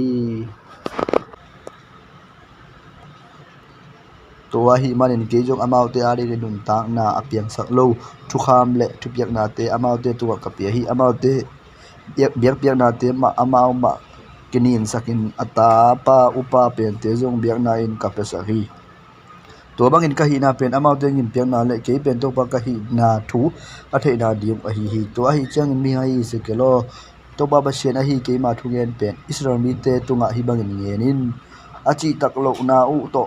napu na pa te un khamin hong dai sakin ke hong he sakhu hi amau te tunga piak ding ka chiam na ngama amau te ka pai pi hi amau te in mol sang a hi a singnim noi peu a hi zomin amu chiang tua bang mun khem tua biang na apiau hi mihal biang na apiang na ule tui phi biang na apiang na u to ke hong he sakhu hi amau te kenga napai na ding mun sang te bang a hi hiam chin ka dong hi tua hi manin tua hun a kipan tua min mun pen mun sang te ki chi hi tua hi changin israel mi te tunga to ba shen a hi ke ma thungen hi bangin yenin nabu na pa te un abol mo na te ma no te jong bolin amelim te ma da su zu ding na hi o hiam tu ni chang dong no te ina ki pe thei le song te ma puakin to melim te ma biang na ina ta te na halu changin no le no akinin sak tom na hi o hi to a hi changin tua bangin nangam tat khit u changin no israel mi te ke kenga thu adong dingin nong bai lai o hi ke pe no ta se te no te thu den kom het ke ding hi no te in nalung sungai sun na u khen sat khinin ngam danga ateng minam dang te ma bangin sing le suang na be nuwa mu hi a hi jong no te ut bang hi thei het lo ding hi ke pe anong ta to ba sian ka hi ma bangin khut khau tak le ka bang le na le ka he na to no te kong uk gop tak tak di hi ngam khem pe wa no te kong the thang na panin kong kai khop ki chiang in no te tunga ka bang le na le ka he na kong lak di hi no te pen minam dum te ngama kong pai pi dinga tua muna mai tang ki to in no te tua thu kong khe di hi Egypt ngam sung sinai ngam laga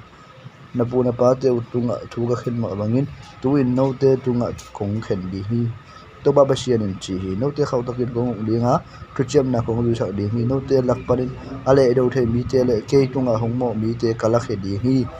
tumulai takin pak na u ngam parin kala khe di nga a hi jomin israel ngama ka chia sakki ke di hi to changin to ba ka hi na thu na thei di wi a hong chi to ba sian in israel mi te khem pe o namilim te bia un a hi hangin to a ki parin ke ma thu nong manu ko di nga namilim te ole song biang na to kamin siang to na dai sak non ke ding hi a hong chi hi to ba sian in kamor siang to israel mi te mo sang te tunga israel mi te khe run ke hong be ding hi do te tunga ko lung dam ta dinga biang na te le adim chi ben biang na te le song siang tho te u kong lamen ta ding hi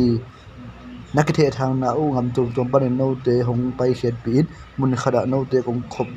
kong kai khop hun chiang in anam tuina biang na te u kong sang ding hi no te in ke nong biang na mun minam dang te in asiang tho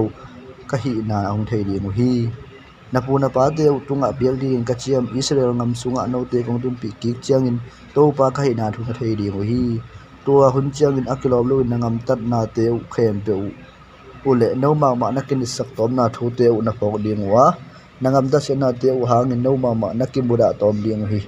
tua gilo na in nangam da chen na u to ki zu in no te tunga hong bo lo in kamin adai sa din khol na do no te tunga hong ngam ta ka hi manin ke pen to pa ka hi na thu no israel mi te na thei di hi to ba sian in chi hi a hong chi hi le jalam ngam set ding ngen khona to ba in ke tunga thu hong na mi hinga hi ezekelo lei to lam ngam en illa lei to lam ngam sian na ding thu ngenin lei to lam ngam tulak te asian na ding thu ngen khonin lei to lam ngam tulak te thu ngen la to pa thu ngen ngai un to ba sian in hi bang in chi hi enun tuin ngam hal ke pan ding ka hiya na sunga singkung ahing akeu in kang tum mang ding hi ko ma in tom nei kuang phel zo lo ding hi ato panin a khung dong in kang tum mang ding hi gam sung a har pa pen to pa hi ke ma kai na thu le kwa ma in apel zo lo na ding mi khem pe win thei di hi chin ngen hong chi hi to chang ke jong to pa se no ke hong sol ke in mi khem pe win ke pen khel khian na nei khel na ne a thung en thei pa chin a hong ngai su u ka hi chin kan yal hi to pa nam sau to pa in ke tung a thu hong e na mi ngai Ezekiel Jerusalem kho pi le mi te in biak piang na mun tom te mo sang na thu nge nin Israel ngam mi te tunga to pa hi ke ma thu ngen hi bangin ngen hin no te ka hong lang pa hi kadam sau do no te a sia a pha aki bangin kong that mang khin di hi to a hi manin kong tha na ding le to lam ngam pan le lam ngam dong in mi khem to dunga kanam sau ka jang di hi to pa hi ke ma in nam sau ka do khit na le apaya kasiat kik lo na ding thu mi khem pe in thei ding hi chi in nge nin toy wanin mi hinga hi Ezekiel lung kham ma ding khui sai la mi khem pe mu na thu min tawin to bangin na na mi te ke dot chiang in mai lama thu piang ding hangin atua chi om na hi na thu nge nin to hun chiang in alung simu lau na to kiding min lau na to a khodu ling chibin a han na lung simu bein lawin a khogu alin kel na ding thu le to hun ding pen tu in a hong tung ta a hi na thu melin to ba pa sianin a hong chi hi to ban ke kenga thu hong ne na mi nga hi Ezekiel mai lam thu ding ngen kholel la to ba in hi bangin chi hi chin ngenin nam sau khat kitar hiama hoi takin ki pu kil kel hi mithana ding kitar hiam siseda khop hia bangin ate zal ding in akipu hi no te in thu hil na ngai nom lo na hi umanin ko ma in to nam sau khou thei lo hi to nam sau lim dagin ki pu a zat pa lian ding in ki ko hi mithat ding pa zat ding in kitar hiam in ki pu sia hi mi ngai Ezekiel ong la ki koin hi dam sau pen kami hing te le Israel ma kai khem pe akisom na a hi amau te ben kami te khem pe to akithat khom ding a hi dana to na deep homin no te hong jet ka hi no te in thuip na nial lai lew chin I thu khem pe pian lo in om ding a hi yam to pa sian in chi hi mi ngai Ezekiel tu in mai lam thu ding ngen khodin na khut beng in nam sau in sa ding hiตัวน้ำซาวเป็นมีอัฐน้ำซาวมีอลาวสักน้ำซาวมีอารมณ์เลยมันอัฐน้ำซาวไว้ฮีตัวน้ำซาวก็มีเต็มในดอยสักยินปลูกสักฮีขบเพียบางอินอัตจัลมีถัดดิ้งอินอักถอยกับน้ำซาวโตอขบีกังฮีอาเฮียมน้ำซาวโอนาเจ็ดนาวีวันงอบินนักนาสันวันงอบินเกยจงก็ขุดกระเบงดีงาตัวจังอินก็เห็นนาดำดีฮีโตไปอิน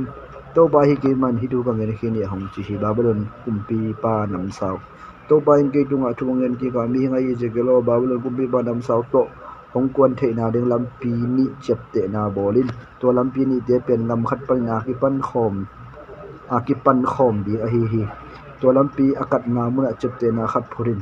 to lam ka kharin amun bi te kho pi ra ba a kumpi pa atun the na dingin lak dinga akhat pen jura ngam sunga om Jerusalem kho pi sung te ka tun na ding lak tun na ding in lak di hi lam ka atun chang in babylon kumpi pa khol phot di hi atot ding lam pi athei na ding in ai nam tom san dinga at thalo tang te sing sep sewin in chung pasien medin te thu dong in biak nine ago ganing te sing avel ding hi Jerusalem mo apai ding in ai aphat na alak athau tangte atak lam khuda atoi hi tua a in Jerusalem apai na ding ngalan na ding phung achian na ding ngal sim na ding ki ko na ding kul pi te sat khap na ding mo tum te awo na ding kedal na ding phung bolin dum te ato na ding angen hi Jerusalem ko mi te in khat le khat aki hu na dingu midang te to thukim na nei khinu a hi manin hi bangin amau te khopi akisom na thu lo hi a hi jongin hi bangin ai asan na pet amau mo na aphok na dingu le amau te akiman ding a hi lam a thei na dingu lim khat a hi to a hi chemin to ba shet a hi ke man kangen thuin namo na te tu ni in hong ki phola hi namo na u mi khem te un the hi nangam tat na panun namo na u kilang hi mo sang na athong din na hita u a nangal te u khut sunga ahong ki pe ding ka hi hi agilo asyang lo Israel ngam op ming gilo pa o na hunong jong nai ta hi tung ta hi ngim na tu ding ni hita hi to ba ba sian ni bangin chi na kum pilo kule na dial khip la khien ni dang mang no lo ding hi mi neu te hong lian ding a million te hong neu ta ding hi se chip hi khopi ka se chip sak ding a amel amang jong kim no lo ding hi au ding in a kilomi pa hongom chang bagin ama khu sunga ka pe ding hi aman bi te tunga to ken na mi nga hi izagelo mailam tu ngenin la to ba ba sia hi keiman isra mi te simmo bol amon mi te to kisa in ka thungen hi bangin amau te kenga ngenin aba lum ding in nam sau khat abai sai oma mithana ding kinon gil hi khophia bangin atjal jal ding in aki bol hi no amon mi te o asiang tholo nigilo te gimatu na ding ahun tungta hi manin sumai ngopun chin ahong han thon namang muna te u zo pi hi an ai kha te u among na hi ado ding in ki thoi bet ke ulla nam sau apaya shet ki zo un no te na pian na ngam na su na mun wa thu ahong khen ding ka hi no te tunga ka he na kong kha dinga meyam kuang hong mang ding hi mi ya that nam sau mi lo te khusonga mi te kong pe ding hi mei no te hong kang tum dinga no te ngam ma na sanu luang in qua mai no te hong pho khano lo di hi to pa in chi hi chin nge in hong chi hi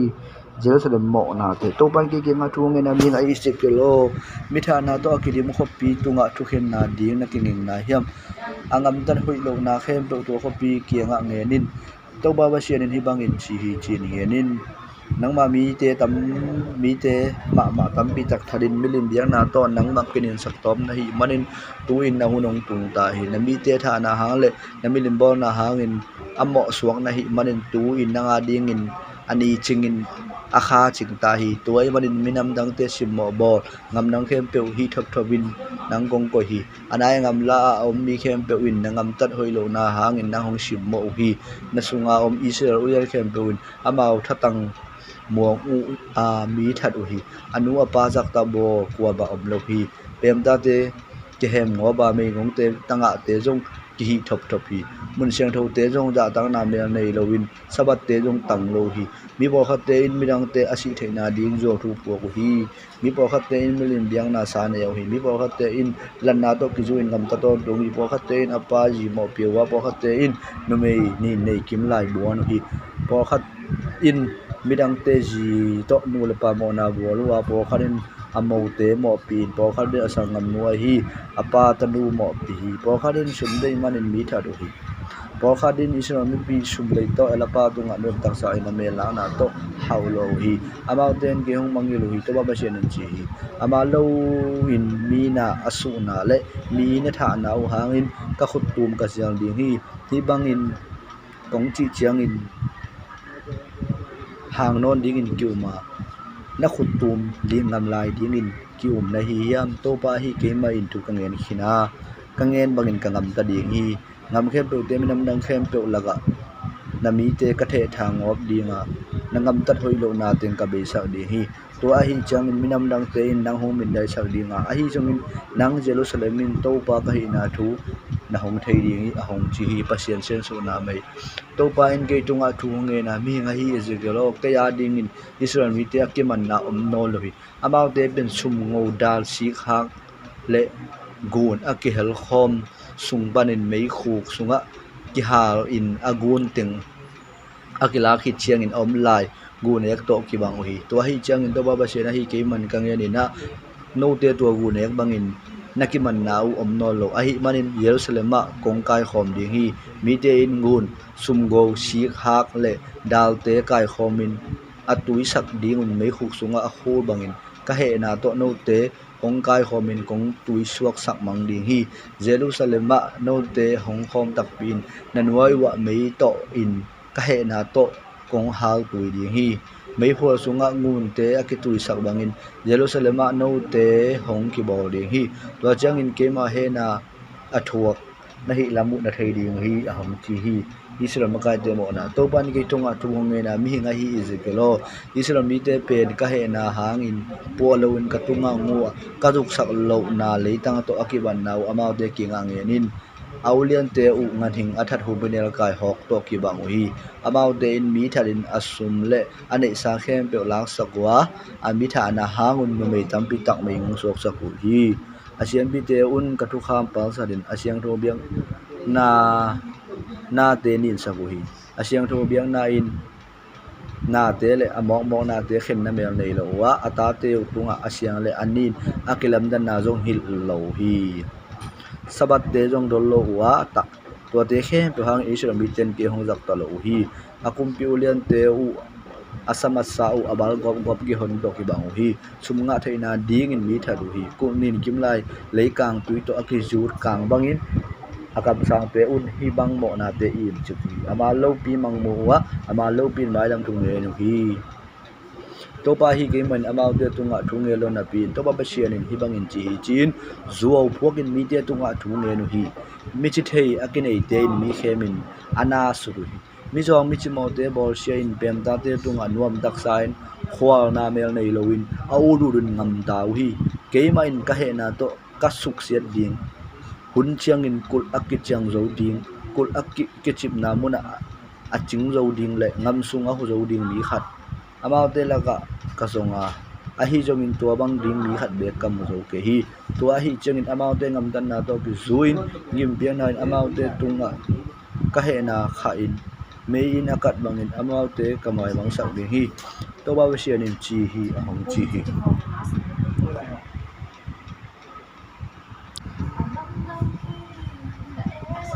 unao nu mei ni to pan ke tunga thu hang ena mi ngai Ezekiel khat ve la in nu mei unao nu mei ni mi amau de Egypt om lai khang no lai ta hun anunga na lim u be in nu mei pak ta aso mo hi au nu min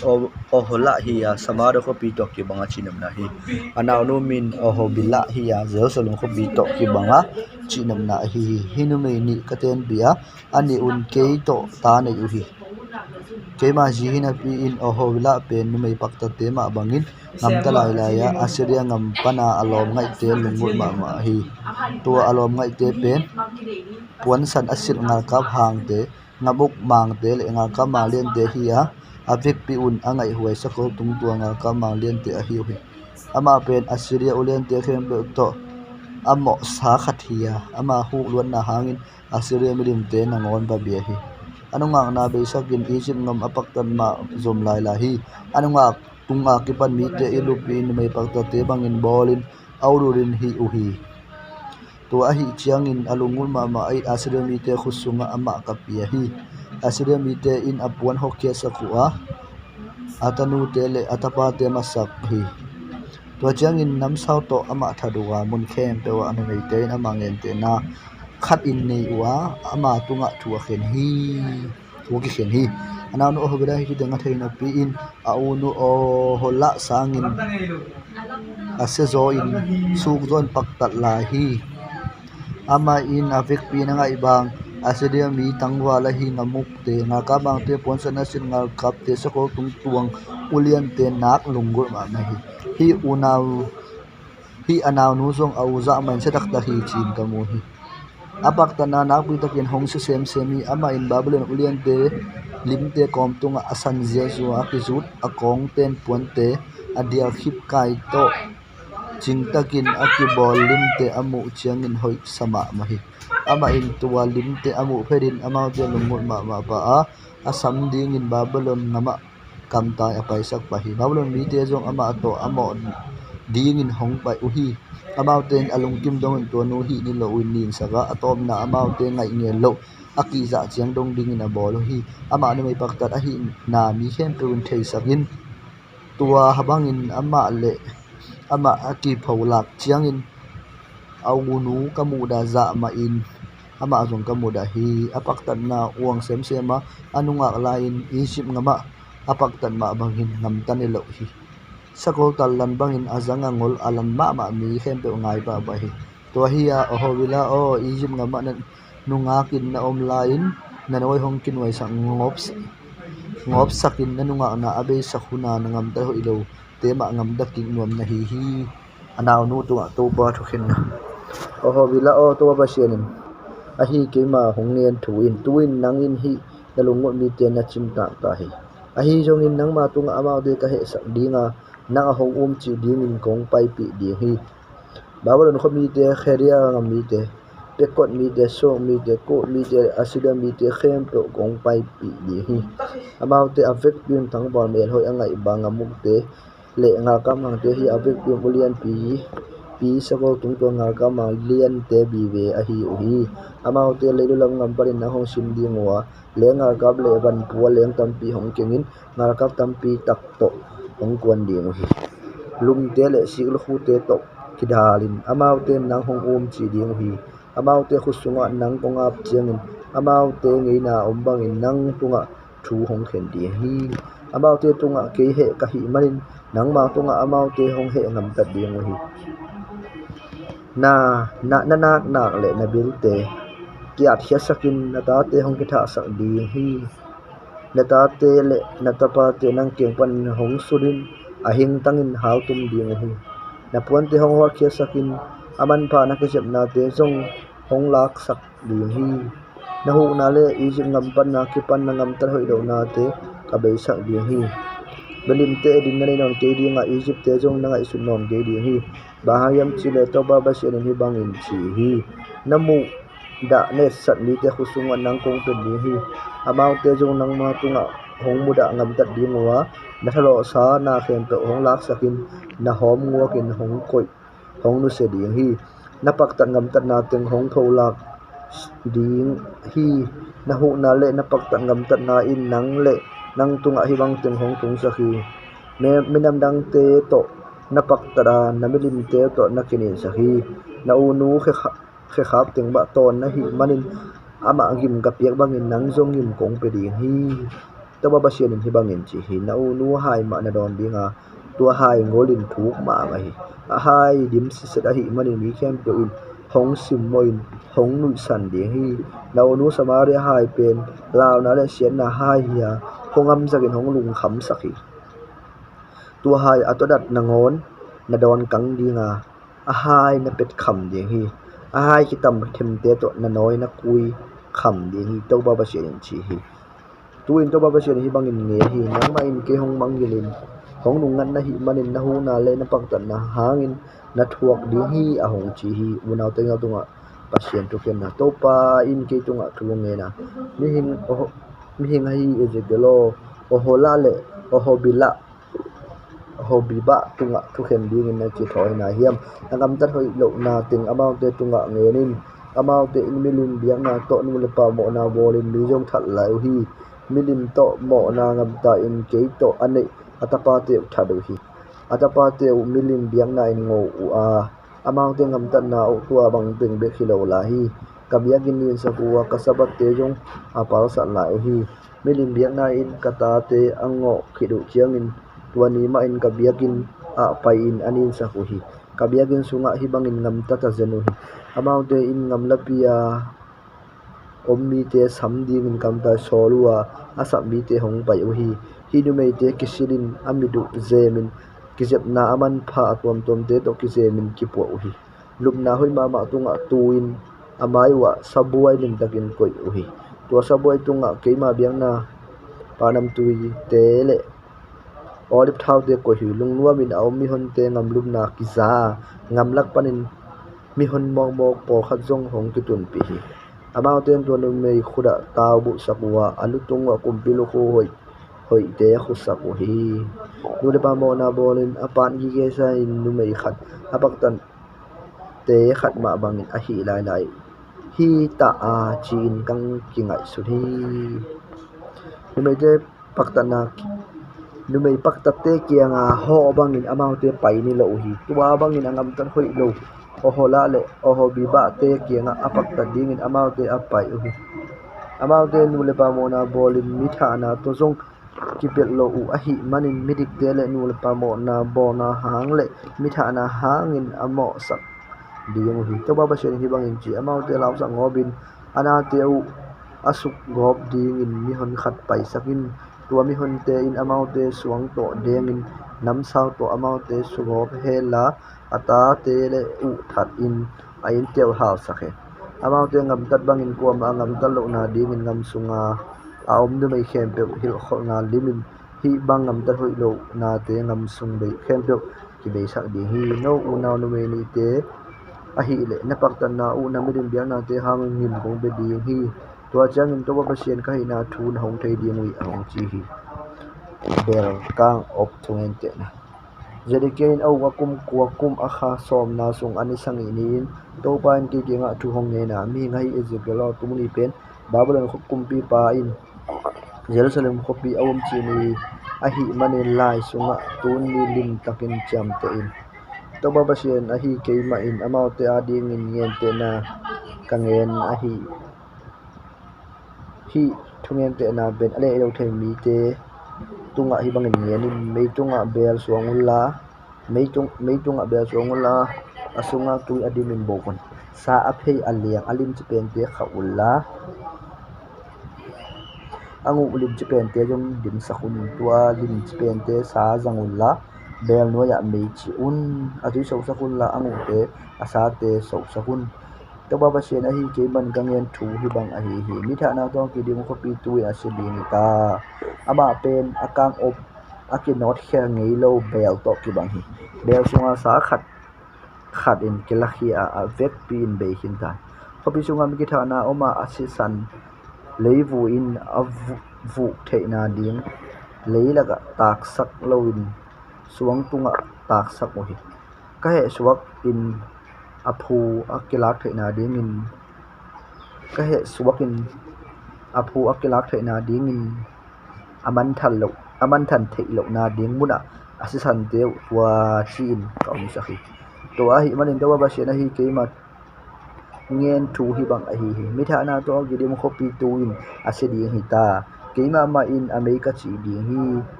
singhong chi beun amei semun asa huanun atui kang sakun asamu te kang tum sakun tua chiangin ataw bel hom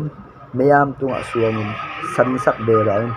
tua hile akang op min teng kang tumin hong siang sakki ding hi a hi chongin bangza in han chen akisep hangin akang op na bullo a hi manin siang lo ding hi Jerusalem mo nangam ta thei do na te nang hong nin sakhini na sian su ading in kong han chiam hangin anin ma in na om lai ve hi ka he ma na thuak khit mateng in na siam ki ngei lo di hi to ba hi ki ma in thu kangen khini to ba hi ki ma in thu kangen khini chin ngam ta hin ding hong dung ta hi kong ki phok mo bol non ke dinga ki I nol lo in jong kong ka siat ngai sut ke di hi nangam ta na bangin ngim hong ki pe di hi to ba se den chi hong chi hi Ezekiel je sin to ban ki tunga tu min mi ngai Ezekiel na I pen pe mi khat thakal ong la sa den ka hi na thum na taw ke di ma jong kap lowin na ki tu jong na luang sak ke di hi bi de jang in jong na ki di ke di nga da na limin lu khulawa kheda bullo chi bang jong na om ke di hi na mai jong na khu ke di nga ada ke am ne ke pol khat jong na ke di ong chi hi ajin sala min bi de ke nga thu min kom lai takin ani ta chegin ka ji hong si ke jong ajing chegin to ba hong so bang te den ka ngam ta hi to chegin mi ten bang hi jing am tan na hi ya chi hong dong hi ke jong amau te ke nga to pa in ke nga thu hong ne na isar mi te ke nga hi bangin thu nge ni na hong chi hi ama chi na no te in na ke sak thei piu asunga pai ne no kabiakin pen anil sak ding ka hi to chang no te tunga om lai na ta te u nam sa si ding hi chi hi to chang ke bangam tat bangin no te ngam tat in na mai wa na khu ke ding ma ada ke an ne po jong na ke ding hi to ko ke dap te na bo ke ding wa thum lo taw lo in nom ding hi no te gi lo na no te mai mangin ataw khom lit ding na hi yo hi to changin ke pen no te ading lim ka hi ding hi ke bangam tat bangin angam tat ding na hi nau hong ne hi bangin thu hong pian chiang in ke pe to ba sien kai na thu hong thei ding hi hong chi hi chin khado hi to chagin to pan ke kenga mi ngai je kelo amau te in akhasak thei pi alungdam pi pai in aiden no bu biakin pi kalak he dinga atnu atapa te jong kalak sak di hi to bangin ka hi ni changin tua sian na pen asok ta mi khat hong ta in nangma kenga athu hong ko ding hi to ni changin nang na pau thei chi ding hi ama to na ki ho khom ding hi to bangin nang pen mi te a ding in lim khat na hi dinga to changin to pa kai na thu amau te hong thei ding hi hong chi hi amon mi te sian ding ngen kholna to pan ke kenga thu hong nge na mi ngai Ezekiel amon mi te lam nga illa amau te mo sa na thu nge nin to ba ba sian a hi ke ma in amau te tunga ka ngen hi thu hi bangin nge nin kabiagin kidin sakin Israel ngam kisusia in jura mi te salin apai na mu u changin domin na lungdam se hi to a hi manin ni su ana lampanin a hong pai mi te khusunga no te ka hong pe dinga amau te no te ngam sunga polong salin hong teng ding hi no te nek ding singa te no te don ding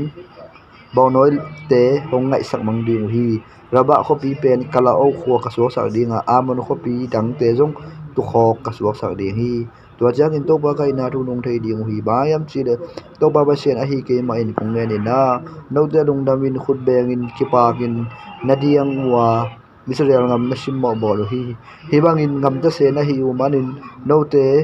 na te hong sut ngop ding minam te khut sung a kong pe ding hi no te hong susemang ding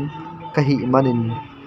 aminamin ahia angamin ahi jongin na ding zonon ke ding hi to chagin to pa ka hi na hong thei ding hi chin ngenin a hong chi hi mo mi te sal ding sian ding nen kholna to ba ba sian ke ke nga thu hong nge na mo mi te in athungen na uwa zura ngam mi te pen minam dang te bang ma hi del hi chi se hi to a hi manin mom ngam hun na in akiput akima om minam khopi te le a khopi min thang pen te a hi beji simol le bamion le aketra khomi te midang te kasim sak bi hi amon mi te akizo ngo ma bangin mo mi te jong nisu na lam mi te ka zo ngop sak di hi mo mi te pen minam te in ding zo no lo di mu hi to a hi to bangin mo mi te ngim ka pe ding a to changin to pa khai na thu hong thei di mu hi a hong chi hi edom mi te sia ding nen khona to ba ba sia nen ke nga thu hong nge na edom mi te in jura mi te tunga apulang na au na selu a hi manin tu apulang na hangun edom mi te tunga mo na om hi to a hi chiangin edom mi te ngim pia in ami hingan hing in ka tha mang na ding thu tu in kong pula khi te man khopi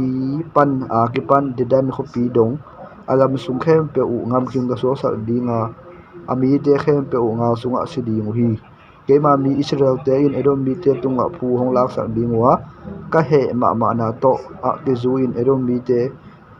thuak sak ding hi kema phula na zia edom mi ten thei ding hi to ba ba shen in hi thu ngen khini ahom chi hi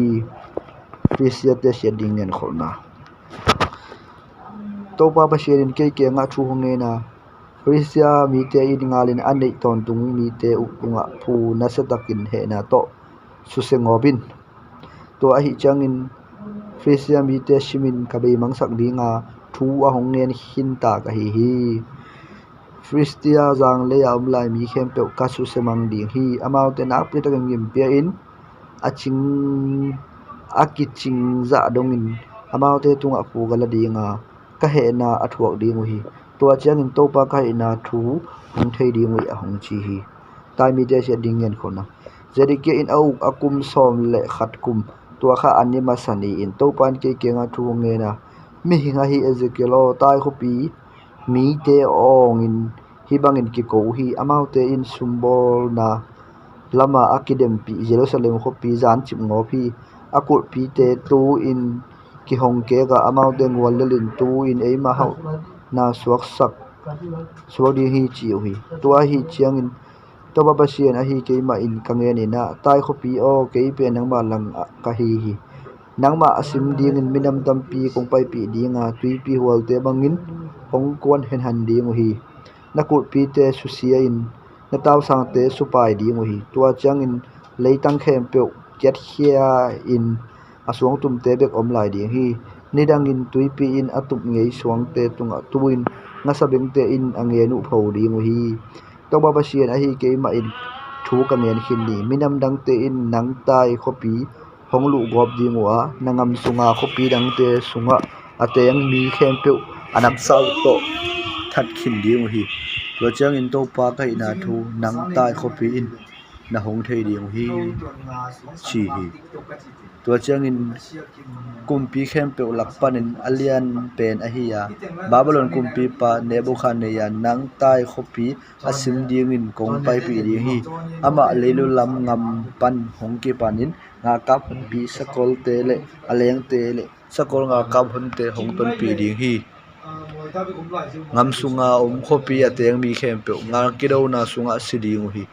no te hong shim na ding in ngal te in dum to in phung chiang in kidal na ding in kul muan huai bol ding hi amau te in mol tum to nakul pi te sat kham ding wa nataw sang te u zong hei to phung ngop ding hi asakol te u apai na lei pui khut khu te in khopi tuam chip ding hi van pual leng le lenga kap teng in na in khopi kul te chim sak dinga aki su sa kul kong pi apai bangin hong lut lel ding hi sakol nga kap te in kong sing khem pe tuan chilngop ding wa anam sau to mi khem pe wa lum ding hi in khum lian pi te leilak kren na ding hi no te nei sa na hoi khem pe na ngal te un au du rin jang ding hi kul te supa in hoi pi pi te sat thang gop ding hi in akizang sing le suang le na khem pe line tui pi sung den na ding hi khopi sunga lasak na onging kabei sak dinga tum thei onging te khem pe zung kisano lo ding hi khopi sunga bangba omno lowin nasabing te in agenu aphou thei na ding suang tum te bek kom sak lai ding hi nang tai khopi hong kilam king no lo ding hi topa hi ke main hi thu ka ngen khini aung chi hi toba basian en tai khopi tunga hi bangin thu ngen hi na hong kisimin hong kilang ni chiangin nasunga kithat mi te kut wang na in tuipi sunga te mi te lawin pataw sang ding hi tuipi azang minam te kumpi te akumpi to khum tung panin kum khedi ngwa akumpi puan te ule apuan hoi sil te suwa khia in leilaga tu il lawin aling ding hi nangma thuang na hong manul law ma wa achilin phathei lo ding hi to chiang in nang to kisa in hibangin da la hong phuang ding hi amin thang khopi ke seta atem bo te tui pi panin mai mang ta hi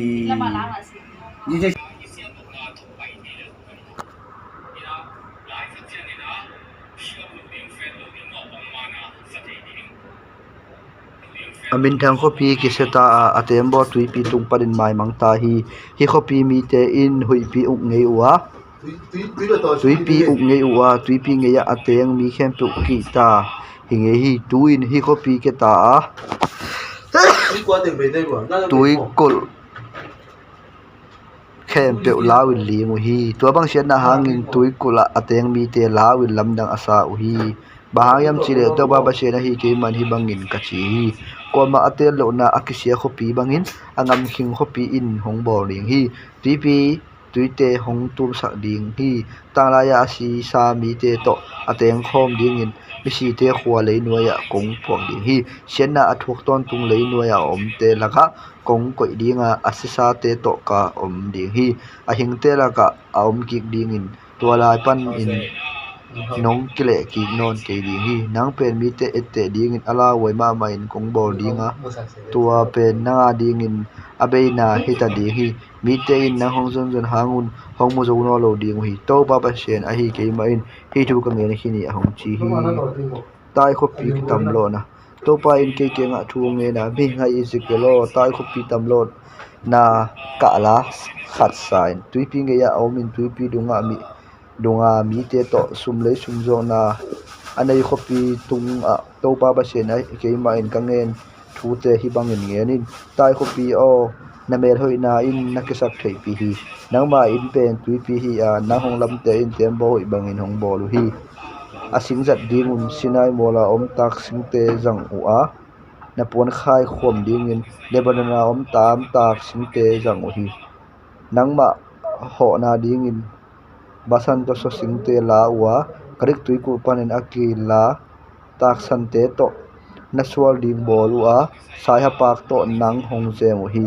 Egypt ngam sai harel puan akjem te to na puan khai ki bola ngam lapi pek panin zong hong ki thei thei hi sai pa tui ku panin akinga puan hoi te kumpi mel puan te to atung khu ki bol hi sedol le albert copy te copy mi te in nang hong hot u a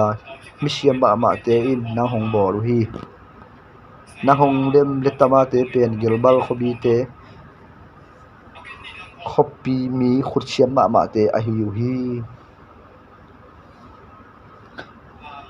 tui pi tunga apai tempo na sem te khem to in na sum bu hong zuan hi pa sia ngam lut ngam le put ngam mi te nang manga ka hong se moa na sunga alum te u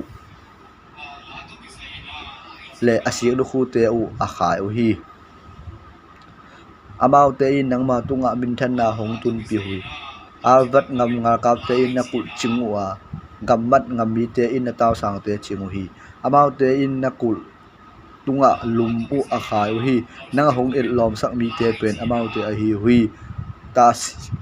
mi te le to sum lei sum zo na ki zo mu a na van tam pi te hong le in gun sik dal le hang no te hong pia o hi javan ngam mi te tubal mi te le masak mi te in zong sum lei sum zo na a nang to ki jop na nei u a na ban te hong le na in sila ding in mi te le sum ngo bel te hong pia o hi bem go bra mi te in val le na hong le na in ban puwa sakol te sakol nga kap te le la te hong pia o hi rut ngam mi te in zong nang to sum zong na a ke jop na nei wa tui pi nge ya om ngam khem pe te in na van hong le na in sai ha le ning sing hong pia o hi edom mi te in zong na van tam pi hong le o hi val le na a embale soman pha pon sana ki jam pon te sai ha del pon hoi te suang khi le ruby suang man pha te hong pia o hi juda le israel ngam mi te in zong na val le na in mangbu olive thau le theipal khoizu le singnam tui tom tom te hong piau hi damasga khopi te il zong na ban te tampi tak hong le ya aman ding in helbon ngama piang le nga zu tumul kang akiwan na sik tak sing te thal sing te hong pia hi dedan mi te in na ban hong le in sakol da pha te hong piau hi arabia mi te le kheda ngam uk te in tu no tu tal le ke tal te to na van hong le u hi siba le rama sumbuk te in na van le na in singnam tui hoi pen te suman pha te le kham hong piau hi hazan kanat edan asal le khilmat khopi te in zong nang do sum lei sum zong na ke jom na hong ne u hi amau te in nang kenga puan man pha ma te puan chan akizem puan te sual pha puan te le lim takin aki khek khawal hoi nam khem pe hong zu ku hi nang ma van te a hi le tembo den pen te polin a hor horin hong po hi nang pen ba adim po in tui pi tunga apai tembo lian pi to na ki bang hi na hong hot te in tui pi thung na ngam la pi a hong hot wa ni su na hui pi in tui pi lai janga nang hong mu sia hi tua bang in nang asiat ni chiang in atamma ma na ban khem pe na sunga a om tembo na sem te khem pe na le tamate le na sumbu mi te khem pe na sunga a om na nga kap khem pe abek pi nang po pi pi sunga tum mang khin hi tembo na sem tui ke te ki ko na in tui pi ngei teng a thon hi tembo danga atuang mi khem pe kum khia wa avek in tui pi ngeya apai hi nangma hang in nak pi takin kapua alu lei vui the in vut laga abu alu hi nangma hang in alu me tolwa da na limin podam pi siwa na saluin akapu hi ama te in nang hong tamlo wa tui pi sunga arai chip suak tai khobi korang to kite thei dinga ama thuak bangin kuain thuang ngei a hi yam na sumbuk van te tui pi tunga apai chiang minam khem pe tang sapna kiching sahi nangma ban hau na in kumpidang te hau lo hi tu in tuipi tunga nasia tuipi thuk sunga nakesu hi naban tele na mi te khem pe tuipi sunga nang to mai mang ta hi hong chi ding hi tuipi nge ateng mi khem pe win lamdang hong sa ding hi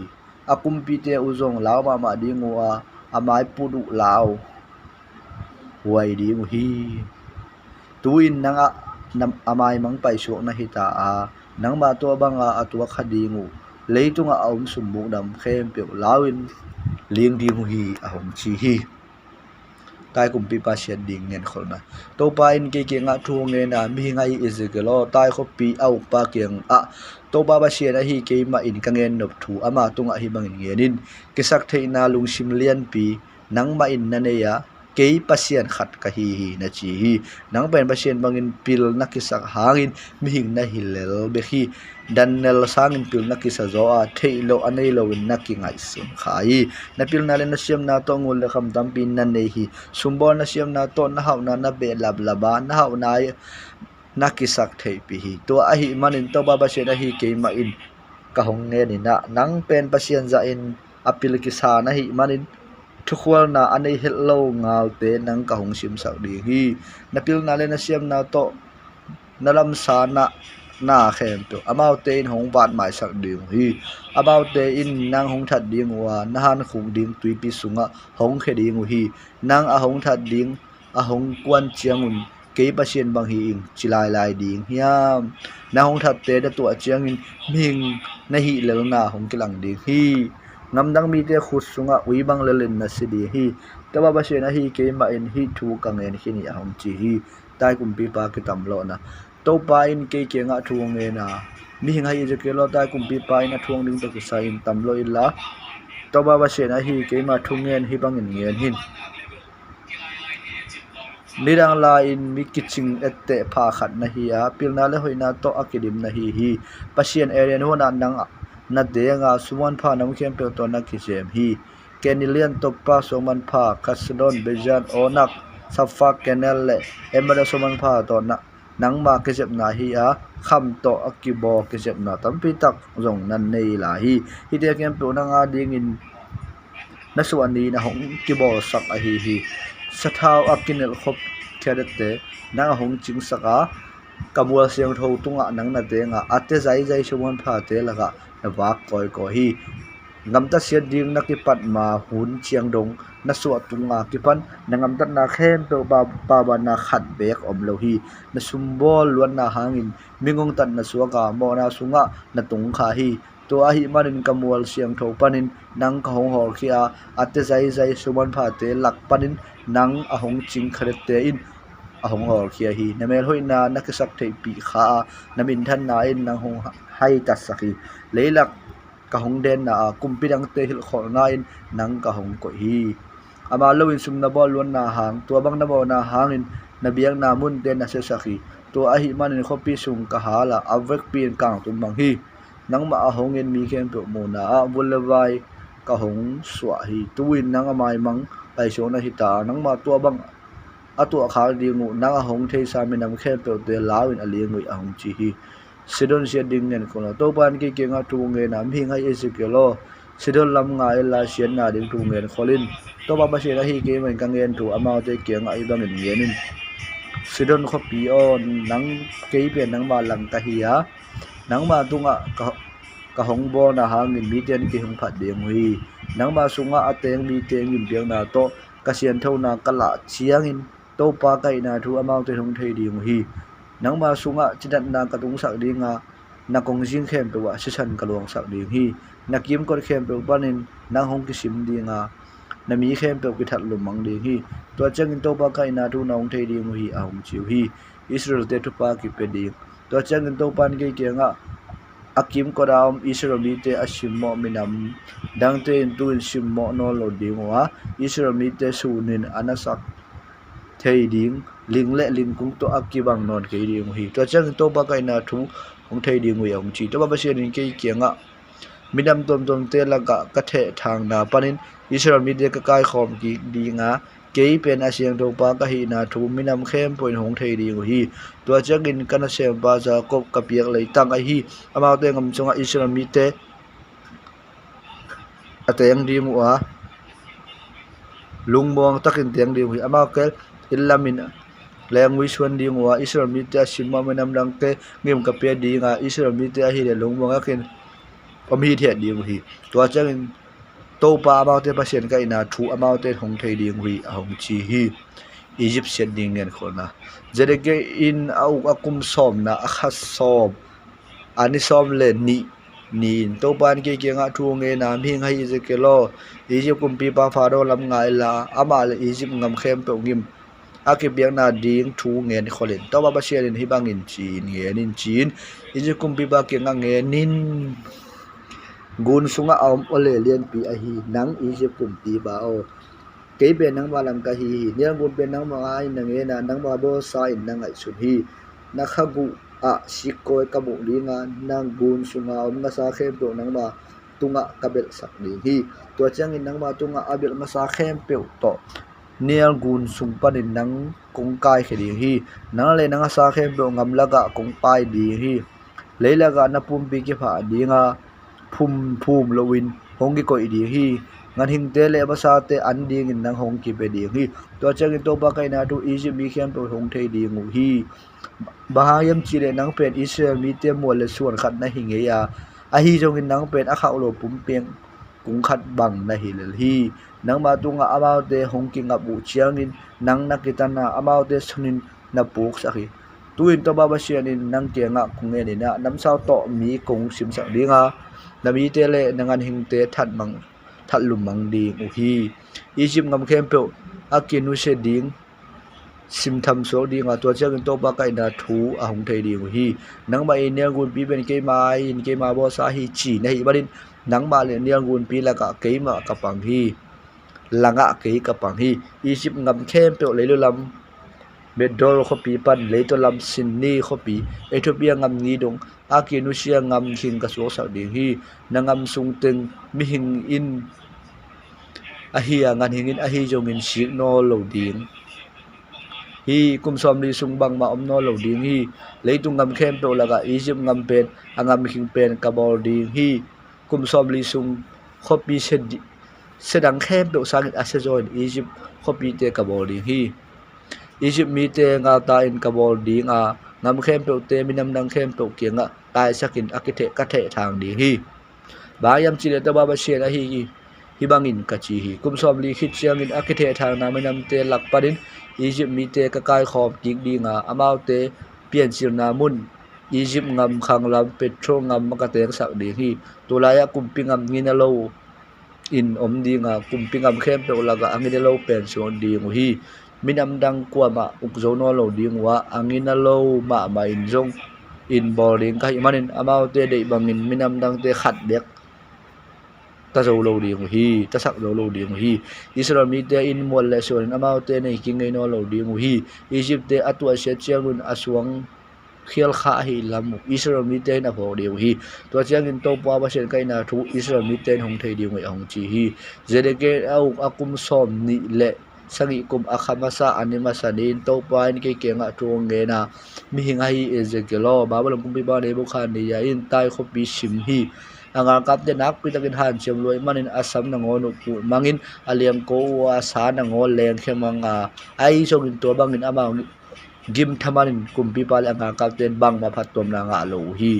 to a hi changin to ba se na hi ke man hi bangin thu kong ngen hi tuin tai khopi asim na hangin bawan kum bi ba ne bu khan ne ya tunga to Egypt ngam ka pe ding hi ama in Egypt ngam luin anate su dinga nga kap te that thaman ding in Egypt ten ni sa khem pe po khemang de hi anga kap ten ke ma ading in ahong sep sak u ahi manin ama hong sep sak ka thu na in ama tunga Egypt ngam apia ka hi to ba se la hi ke ba hi thu ka ngen khini tuin hong tun chiang in Israel mi te akitha hat minamin ka bo ki dinga mi khem do jak ding jang na ding muna jo nang thu ko ngen sak ding hi to changin to ba kai na thu about ten hong thei ding hi Egypt ngam ki nga so na to ban ke ke nga thu nge na mi ngai je ke lo to ba ba se na hi ke ma thu nge hi bangin pulak in ala wai ni chin ong minam te sian na di hun to pa ni hong nai ta hi Egypt ngama ngal pi tung di nga Ethiopia ngama lungkham na len pi om ding hi Egypt ngama mi tam pi ke that di nga anei sa khem pe u ki po khen in ngam hom ngwakin kinu se di hi to ngal pi Ethiopia ngam put ngam lut ngam arwe ngam le laiba ngam parin akichia nga kaw khem pe that di nga ke ma mi te lak pana nga ka te na ngo chi di ngu hi leilu lamum a metro ko pi pan leitu lama Sydney ko pi dong Egypt ngama hu te khem pe ngal sunga semang ding wa Egypt ki phasak pi anga kapten simang ding hi chin to ba ba se ring kang er khini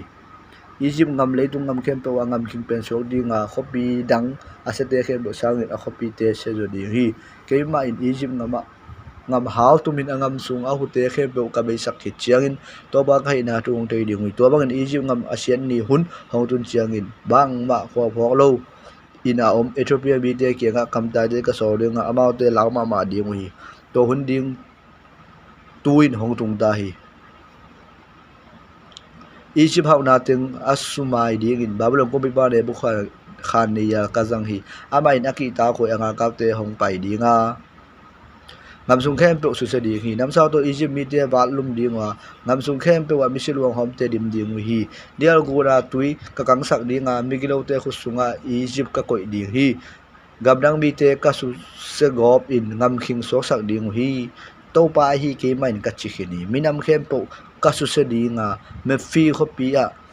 pasian ma lo te ka be sak di hi Egypt ngam au din kwa ma no lo dinga mi khem pe law sakin kaling sak ngop di hi Egypt ngam khanglam petro ngam teng ngam ging ka so sak dinga Egypt ngam saklaba zon kho pi ka hal ding hi kumpi khwa hi te ba ngam ka pe dinga Egypt ngam sunga kho pi mon hoi pen pet lia kho pi ka he na ka thuak sak ding hi te ba kho pi mi khem pe khasu mai ding hi Egypt ngam sung khem pe ka hal tum dinga Pelisia kho pi in yimna len pi thu ding hi theba kho pi kul khem pe kichim ngop dinga tu in a kho pi tum ding hi on kho pi le pe fe kho pi tangbal te nga sunga sikhin ding a arang teng salin kiman ding hi Egypt banglet na kasuk siat chiangin tai pra kho pi a khim jingop ding hi akisak thei pi na tengu abe ta ding hi Egypt ngam sung kho pi in mei khu ding mi khem to salin pai ding hi tua bang in Egypt ngam ngim na ka piak cheng in to ba kai na thu amau ten hong thei ding hi hong chi hi zergen au akum som le khat kum akhama sa ane sang in to ba in ke ke nga tu nge na mi ngai Ezekielo Egypt kum pi pa pharo khut ka koi tan sak zo hi a khut dim dam ki gin nam sao atoi zo da din kwa main a khut tuam sak lo hi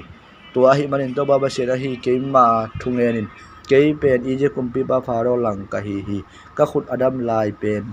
le akitan sa jong alang nin ka koi tan sak dinga a khut panin nam sao ka ke sak ding hi Egypt mi te pen ngam khem pe le minam khem pe te laga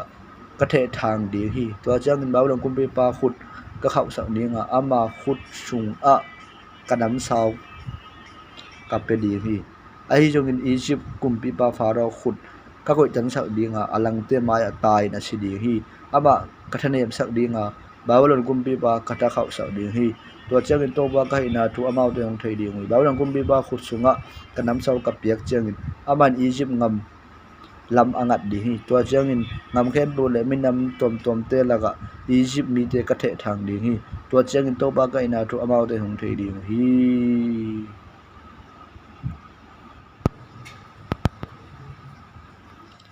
pharo le ami te tua zereke in awa kum som le khat kum akha thumna anima sani in to pan ke kenga thunge na mi ngai Ezekielo Egypt kum pi pa pharo le ama mi te kenga hi bangin yenin nalian ma u a kong ten pi the ding ko ma om lo hi kong te pi the ding ko ma om lo hi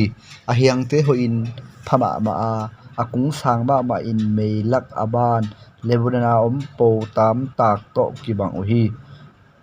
akhang sak ding tui oma leisung panin an ape ding tui om hi tua sing apau na mun tui koda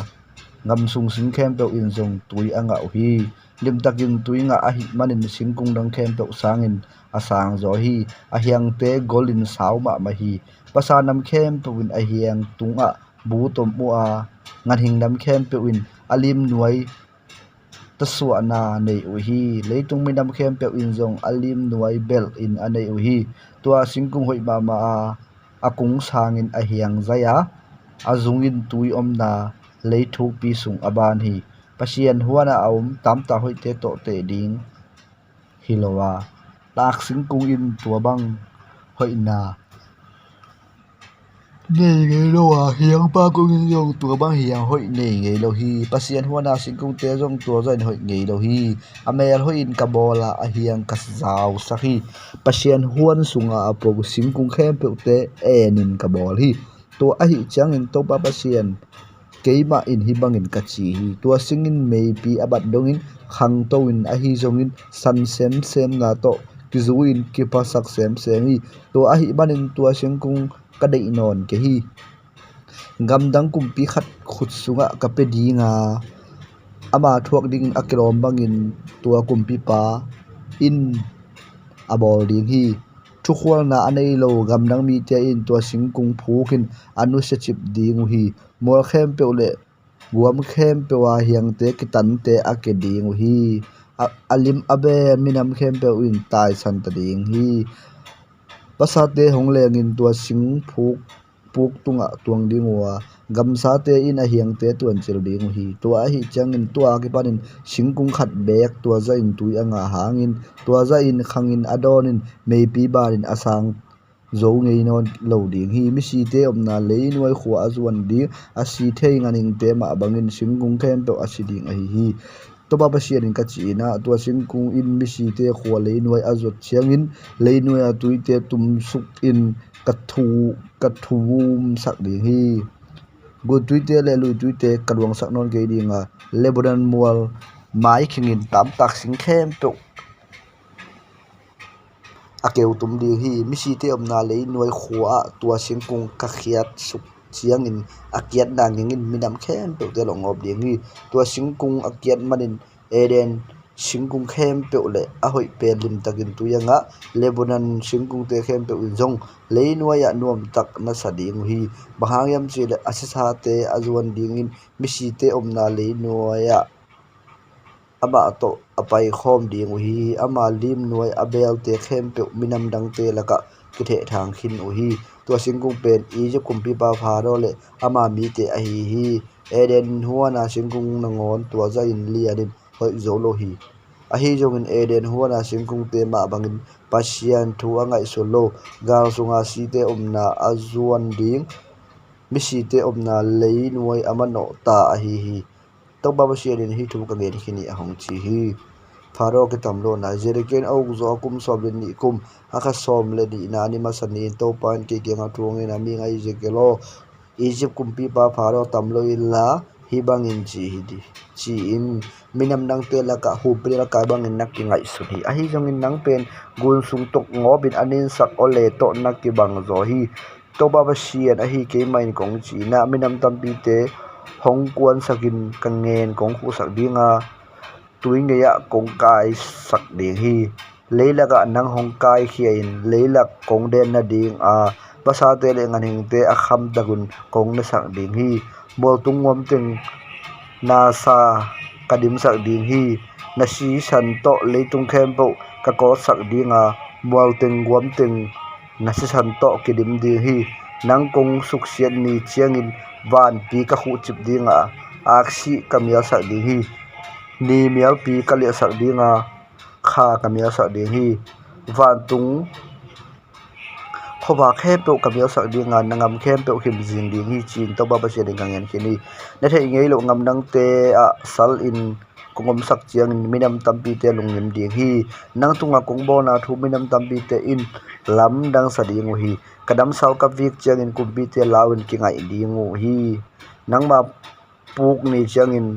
nang na pu ni chiang in asi khak ding lao mi khem pe ling kel ding hi bang hang yam chi le to ba pa shen a hi ge ma in ka chi hi babulon kumbi pa nam saun na thuak ding hi minam dang agilo pen te sung panin agal kap te u anam sa u dok sakin nami honte kathat sak ding hi nakisak thei pi teng wat bai diwa nami nam khem pe that mang ding hi atui neng na muna om khem pe uwa atui neng na muna om khem pe uwa nangan khoi te kathat khin ding hi tui asik nin ding mi hing ngan hing khal jok om no lo ding hi bang bai shno lo ding a hi manin tui te chim se set dinga gun te zong dim di de ding hi dum di de di hi to ba sian kang e di Egypt ngam king sok sakin agam sunga om ting kasuk siat chen to pa kai na tu ong thei ding hi ben ka lai na ki sading tamlo na hi Egypt le ami te tamlo na in minam dang nu mai te in nei di hi to ba sian hi tu kang en ki dem chi zediken o akum som le mi kum akhama sa ani som le nga din to pan ke tunga thu ngai na mi nga ye ezekelo Egypt mi tam bi te hangin kabin thum in mi si te om na le noi nga ma awang lian minam dang te to amaute paisakin amaute kenga hi bangin chi hi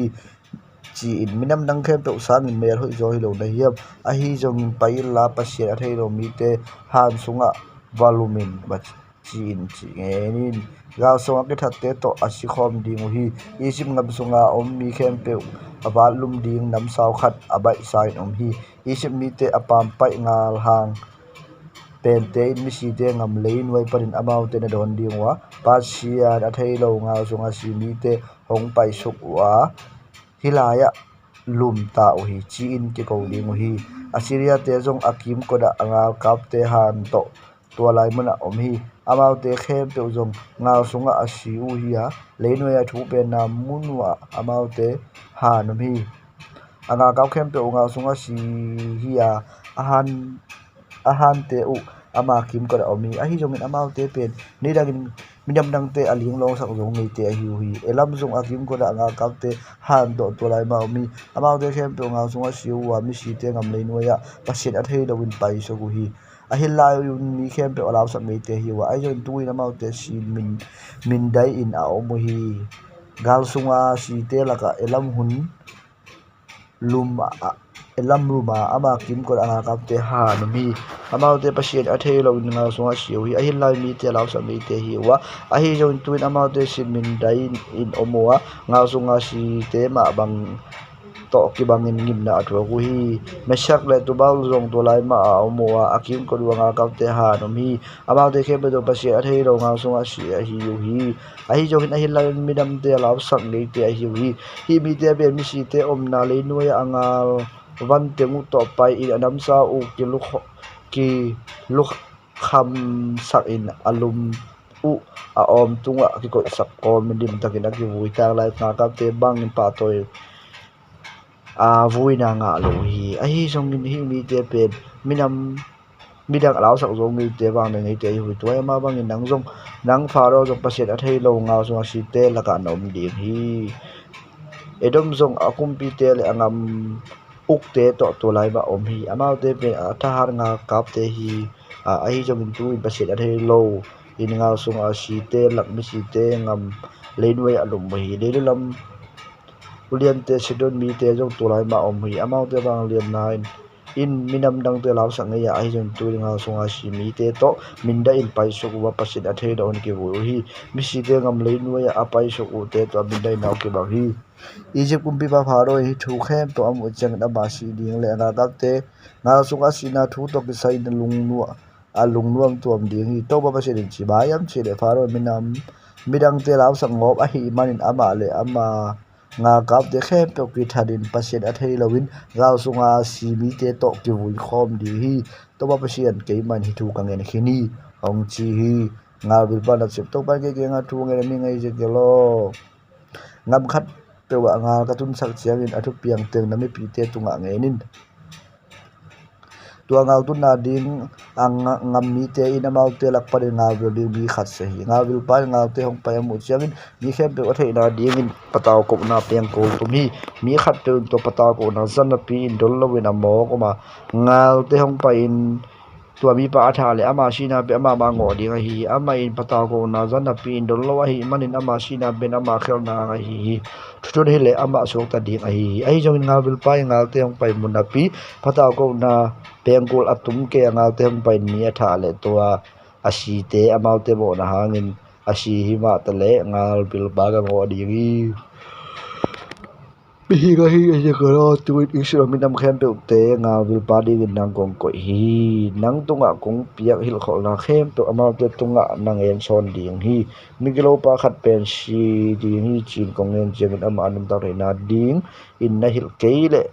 to mi pa pen amo ma amo ne in shidinga a hi jongin ama sia nang ko ngo ding hi nang mai miglo pa khat hil khol na pin ama amo ngam ta din a kho ke to mi pa amo ne ma in shidinga a hi jongin nang na so da ri hong chi hi pa se hi la thutang to pan ke nga thu nge nam hi ngai je ke lo is mi te to ngai bangin ngen ama to ka mo na le ka khel na te un ho hen chibin ka thau be ta a hi banin bao thì đun tao rõ đi cái hiểm chỉ huy amao te kia ngay bằng nghe nín cái pe anong ta to ba pasien cái hi mà bangin bo nei mi khat asi ka mu chang in nuam ka sa het ke hi abo ngam tan na khol anung ta ding ka de zo hi israel mi te o na bo ngam tan na te khol ba yang ba ngin sinum se na hiam mi hinga hi ezekelo tu in israel mi te kia ngay bằng nghe nín mi di khat mo na bo le abe sa ma hoinal in ama so ta sak thei lo hi ming lo khat gil lo na khol le yim ki pelo dinga mi di khalin mo na bo le nung ta suak to lo de hi mi di khat tunga nun ta na ding kam ka chiam hangin abai sa ama hoina songin bo ngam ta ding hong ki pal le ama ngam ta hoi do na te ka phok ke ding hi ama mo ngam ta na hangin sibe be di hi ming lo khat ke nga na si tak tak ding hi chin ka hil khol hangin abo ngam ta na kholin aman ahoi in hongam tat ki hela ngen te na in dei toy la pa in ama tunga a khap na wan te pe ki gin aguk sa na te pe ki gin amo bo na te khol nun ta na a pe thei thu kham te azui le ama nung ta tak tak dinga si lo di hi ama ngam tan na sa mo na te ki ma sal dinga aman ahoi in aba ngam ta a hi manin nong ta di a hi jong nami pi te to pa hi na je thu tang lo hi chin ngai sunui to bang hi lo zo ama ngai sun na ja ama lo na hang zo hi mi hoi khat in ahoi ngam ta hoi khol ngam ta sen ti hong ki pal le tu ngam ta sen na hang in ama si di hi mi gi lo khadin angil lo na kholin ama na hoi na ngam ta le tua thu hang mit ama so ta de gi a hi jong in israel mi te in ke ma hi na je thu tang lo win nge nu hi ke bai na mau te ngam ta na to bi ruin thu a khen ding ka hi be hi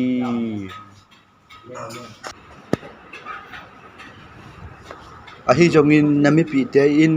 to pa hi na je thu tang lo hi chin ngai sun hi to bang hi jen to bang hi lo zo ama ngai sun na je ama lo na hang zo hi mi hoi khanin angam ta hoi kholin gam ta siat ding hong ki pal le to asian na hangin aba sidi hi mingilo khadin agil lo na kholin aman a hoi in gam ta le tua thu hangin ama suak ta di hi a hi jongin israel mitian ke ma hi na zia thu tang lo ngen hi ke ma in amau te ngam tat na to gizuin thu a khen ding ka hi be ki a hom chi hi jerusalem lang na thu salin ka zo akum som le ni kum akha som na anima sani in jerusalem parin a hong suak ta mi khat ke ke nga hong pa in jerusalem kho kilakhin ta hi chin thu hong ko hi tua ama hong tun ni ding azan ni ta ken to baba le na ka sunga hong am lam ta ka poga to mi pa hong tun ni jing sang to ban ke hong pau thei ki sakhi to ba in ke ke nga thu hong ne na mi hing hai ezekelo israel ngam ko pi sia te sunga ateng mi te in abe hang mi khat bek a hina pi in ngam bup ti pi hi tuin eite atam pi hi chiangin hi ngam pen e a ding hi tak tak hi chi hi to hi chiangin to ba ba se a hi ke ma thungen hi bang na mau te ke nga ngenin no tein asasi asa to ne khom ding wa ami dim jong na be di mu hi mi jong na that dai u hi to hi manin bang chin hi ngam ko a hi chi thei ding da hi yam no te in nam sak suan na nei wa nagam dan na te u ki huai ma hi mi khen pe nu le pa mon na nagam ta u hi tua bang in hi ngam lụa thầy đi na hi hiam chi nge nin amau te kiang hi bang nge nin ke be anung ta to baba sen ka hi ma bangin copy set de sunga ateng bi te ngarin si ding wa khonewa ateng bi te ke ba ngam tan na sa te ne di ngu hi dum mon hoi sunga le hom sunga abu te khem to jong punan na to sibe ve di hi ngam sung khem to ngam sung ka so sak di nga amau te kisak thei pi bang len da ten be di hi Israel mo tung te ngam khing suak di a hi man kwa man kan tan ngam no lo di hi amo na bang un amau te ngim piain angamu ngam khing ka so sak chang to ba ka ina thu hong thei di ngu hi mi ngai e je gelo khopi kul ngeya wa hi ya a in kong ngeya uwa a hi jong na mi pi te akimu u chiang in nang ma thu to kisai thu ngen uwa pai un to pa in bang thu ngen hiam bangai ni chin khale khat ki zon hi to chang in nang ma thu ngen asa ding in kamite hong ki su tu uwa a hi jong in nang ma ngen bangin amau te ngam ta lo hi amau te akam un hoi khem na bin alung simu amau me na ding bek ngai sunu hi amau te a ding in nang pen bi te lung nop na ding zol la sa in la sak na te atum mi pa to na ki bang lel hi na thu ngen khem to hong ngai na pi u khat bek zu do u hi a hi jong in atung tak pi ding a hi ma bangin nange na thungen te atun changin amau te laka kamsang khat om ngei a hi dam hong thei di ngui ang chi hi ma Israel mi te aching te shet ding nge khona to pa ni ke nga thu hong nge na mi hinga hi ezekelo keima thu tu hona hi Israel mi te aching te mo sang na thu nge rin amau te ke nga thu nge ni la to ba se hi keima thu nge na mau te ke nga hi pang nge nin Israel mi aching no te o gimna na thol ri ngo hi no ma nakiwa kwa tu te na don ke hi tu noi ne in tu mul silin tu thau te ngowin asa da ne hi a hi jong in tu te na ba ke hi tu zong khal te na don ke wa achin na te dam sak lowin aliam na te na tuam sak ke hi alam pial te na khiang ke wa amang te na song ke hi tu bang bek hi lowin ngong bolin na u ngop hi tua tu hon tu te in aching ding nei lo a hi manin ke the thang ngop hi gam sa te an aswak le lo hi tu a hi manin ka tu te ke the thang ngop wa mol tung te le mol sang tung khem pe wa wak mang hi leitung ngam khem pe wa ka tu te ke the thang uwa kwa ma in jon ding kan ding ngai sun lo hi tua hi manin no to sim te o to pa hi ke ma thungen ngai un ke be anung ta to baba sen ka hi tap pi ma bangin ke ma thu no ngai zong di mu hi da pi in tu in achingom lo na hi manin gam sa te in ka tu te manin thanin ane o hi ka tu aching te in atu u jong lo wa ama pum pi bek ma ki wakin ka tu te wa lo hi toy manin no to sim te o ke ma thungen ngai un to baba sian a hi ke mai no te lang ka hi na thu tuin kong pula hi no te khu sung panin ka tu te kala dinga tu te dol lo win no te khat bek aki don no tu sing te khu sunga ka tu te ka om sak ki non ke di hi no te khu sung panin ka tu te ka hon ke dinga ka tu te no te nekin ka om sak non ke di hi to baba sian ke mai no te ke nga kong me ni na ke ma in ka tu te jong in ka kem di hi tu ching te in akithe thang tu te kai khomin akit bangin ke wa in don in ka kem di hi tua bang ala hoi sen na ding hun lai takit akithe thang na u mun khem to parin ka kai khom di hi ngam dang panin amau te lakhia in ka kai khom di nga amau te le ta ka tun pi ki di hi Israel mo tung te lui ngei te le media te na mun khem pa amau te kang ngam ta sang di hi lungmon takin Israel mi te lo nun na le guam sung mun nuam te le Israel ngam hoi lo no na mun khem pe ka gam ta sak ding hi ke ma in ka tu te ka ching ding anom takin aum ding mun ka jon sak ding hi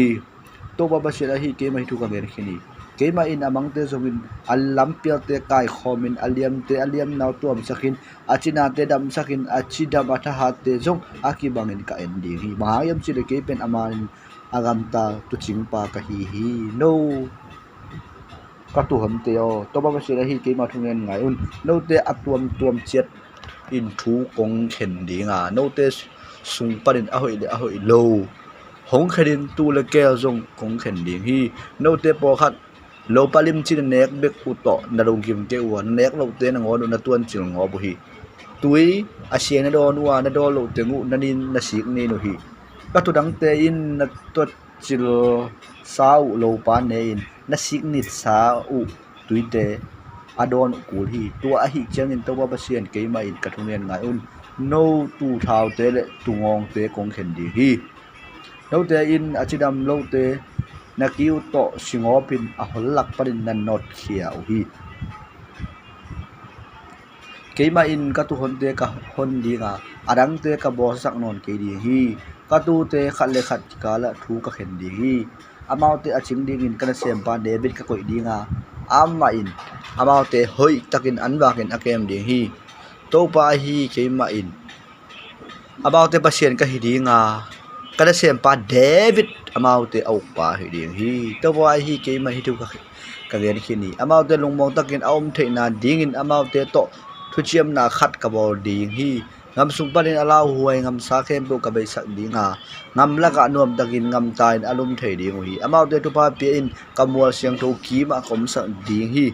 akisa phurun thu pa ngo tui ka sa ding hi singkung te tam tak nga te lo a an tam pi piang dinga mi khem to alai tang che do anuam takin teng ding hi salahia na parun ka mi te suak ta sakin akhi na ko te ka su sak khit chiangin to pa kai na tu mau te hong thei ding hi ngam nang mi te in hi ngom no lo ding wa kam sa te in thadin no lo ding hi amau te lungmong takin om ding wa kwa mai lao sa no lo ding hi amau te tunga lo ngam hoi peding ka hi manin ngam sunga ngilgial nang tak om no lo ding hi minam dang ten amau te sim mo no lo ding wa Israel mi ka hun na le amau te ben ke ma mi hi na tu mi khem pe un thei ding hi to ba ba sian in hit thu ka ngen khini no ka ta hi tu te o an ka hong wak tu hon a hi ke ma mi te na hi wa ke pe no te pa sian ka hi to ba ba sian a hi ke man hi tu ka ngen khini hong chi hi share mo tu ngam se ding ngen ko na to ban ke nga thu nge na mi nga hi Ezekiel lo share mo tung lam ngai la edom mi te mo sang na thu nge nin to ba ba sian a hi ke ma thu ngen hi bang nge nin share mo tung ngam mo ke nang ma lang ka hi nang angam kingin kong bol di hi na khopi te ka sak di nga nangam sung te ngam kim ka so sak di hi to chang to ba kai na thu na thei di hi nang pen Israel mi te ngal na hi ton tunga amo na hang ngim to ni ale nung pen lung kham thuak hun lai takin Israel mi te na sak mang hi to hi chang in ke pe anung ta to ba ba sian ka hi tak pi ma bangin nang ma si na ding ka bol di nga na si tak bi di hi nang ma in mi a sak nang main mi si sak na hi manin nang ma tunga si na hong tung ding hi sial mo tung ngam khem pe ngam king ka so sak dinga tua ngam sunga awa mi khem pe ka that ding hi mo tung khem pe silu hom to ka kirim sak dinga mo le wam khem pe dimin ga sunga si te lu hom om ding hi angam king kong bol pai suak dinga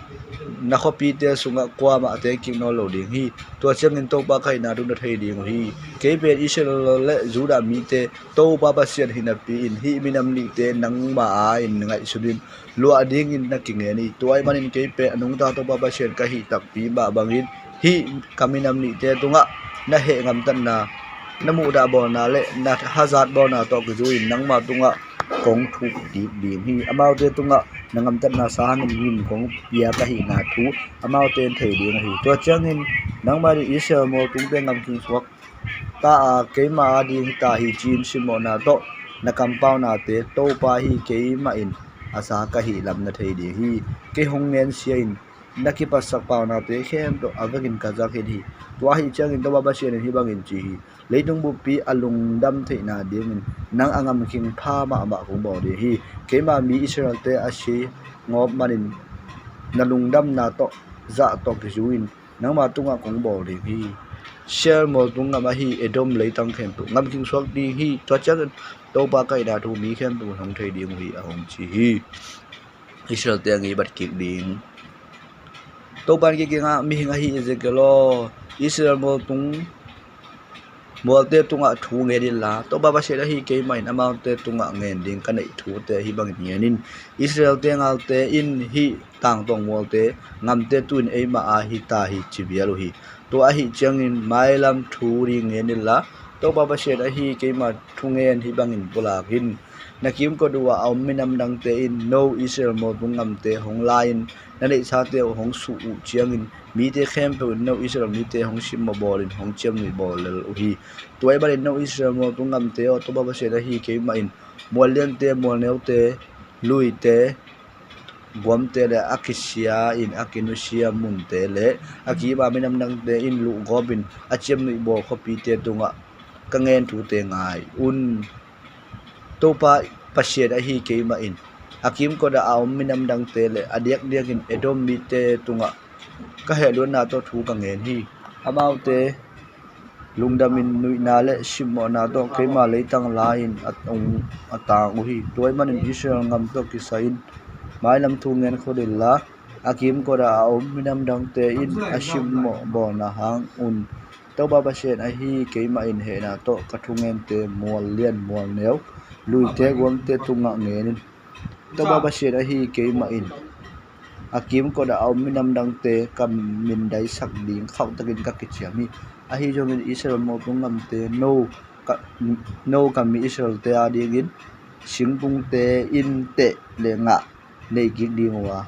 a so lowin no te ina hong cha ki ding na hiu hi ke pen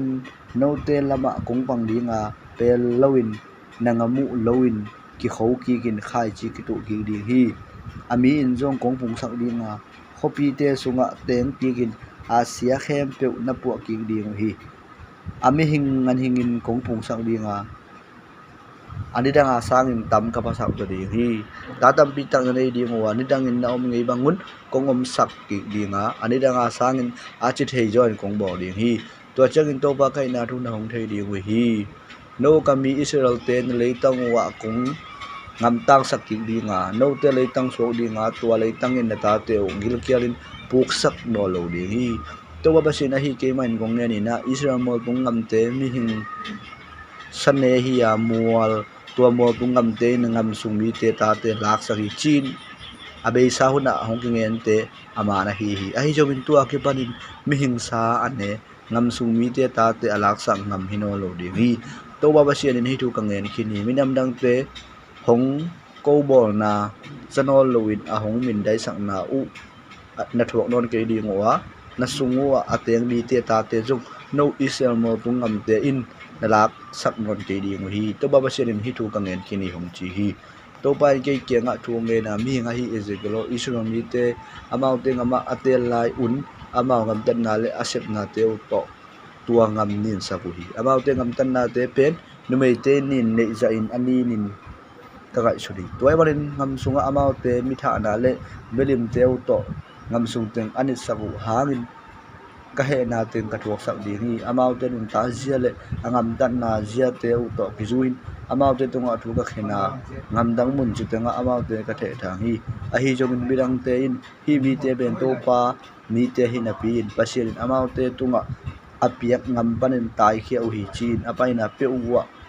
nakingen a hi manin kamin siang to hong dai sa khui Israel mi te in apaina pe uwa ngam dang mi te laga kamin siang to hong dai sa koi koi a hi manin tua thu in kalung hong lung hi mo sa hi to a hi chang in to ba sian ke main Israel mi te tunga kangen dim thu te hi bangin ngen in Israel mi te tua ki na sep ding ka sep din thu pen no de kong khol na hang hi lowin minam dang te khem to te laga dai sa koi koi kamin siang do ka khol na hang hi ro hi no te in minam dang te laga dai sa ku alien kamin siang tho pen tuin minam dang te laga asiang tho na kalang sak di hi keima in minam dang te laga kasian tho na kala na ding no te kong jang ding hi to chang in to pa ka hi na thu amau te hong thei hi to ba ba sian a hi ke man hi thu ka ngen khi hi nam khem to le minam khem to te lak panin no te hong kai khom ki gin nangamua kong tu pi ki ding hi no te tunga pui siang tho kong the dinga namilim biang na te no te hong nin sak narang khem to panin kong siang sak ding hi no te sunga lung tang thak le lung sim thak kong wan dinga na suang lung tangu hong la khia sakin mi hing lung tang kong wan ding hi no te sunga ke ma kha kong wan dinga no te tunga kong pek ka thu kham te le ka thu piang na te lim takin kong ju sak ding hi tua chang in na bu na pa te tunga ka piak sa ngam a na teng ding wa no te pen ke ma mi te hi in ke pen no te ba sian ka hi ding hi no te hong ning sak thei ding na khem pe panin kong hu ding hi an tampi na piak sak ding ang gil kial na na thuak non ke ding hi na sunga na singa kung teu le na lo lai an teu tampi ta ka pasak dinga minam dang te la gil kiala min dai na thuak non ke ding hi nangam na sa teu nangilo na teu ule na hoi lo na teu na phok ki ding wa na mo na teu le na kheng na teu hangin no ma na kim muda tom ding hi Israel mi te o hi thu khem pe no te lungdam na ding abol ding ka hi lo na ding thu ta thei ding ka dei hi nangam ta na sa te hangin mai chumin na min dai ding ka dei na hi zo hi to ba si hi thu kong ngen khin hi na mo na khem pe pa den no te kong sian sak khit chiang in na khopi teu sunga kong teng sak ki in asisa khem pe kong puwa sak ding hi na lo teu anot khangei mi te mo na a anok khangei mi te mo na a ngam mang tulak aban ngei hangin tuin to lo te khowin no te kong puwa sak ki ding hi hilei tang pen ngam mang tulak awang ngei hinapin tuin eden huan abad na le akisu se sa akilu gov akidu se chip khopi te pen tuin amon huai ku to kiumin asunga amia te na thu mi khem pe win ngen blen nei di hi to jang no te kim ko da asok talai minam dang te in asisa khopi te lam kigin asesa khopi te lam kigin akinusia lo te apu ki pa pen to pa hi ke ma ka ina thung thei ding hi to ba hi ke ma in hi thu ka ngen kina ka ngen bagin ka ngam ta ding hi tua bang te khilowin tua bang bek khilo in adang jong ka hi lai ding hi ke ma tung parin Israel mi te hu na ka ngen sak dinga tu hon bangin Israel mi te ka tam sak ding hi tu honin asia in om chip khopi pen akise poi hun chiangin biak nain akipai pi Israel Jerusalem tu hon te mua wangin mi tampi to kidim ding hi to chang to ba kai na thu hong thei ding wi a hong chi hi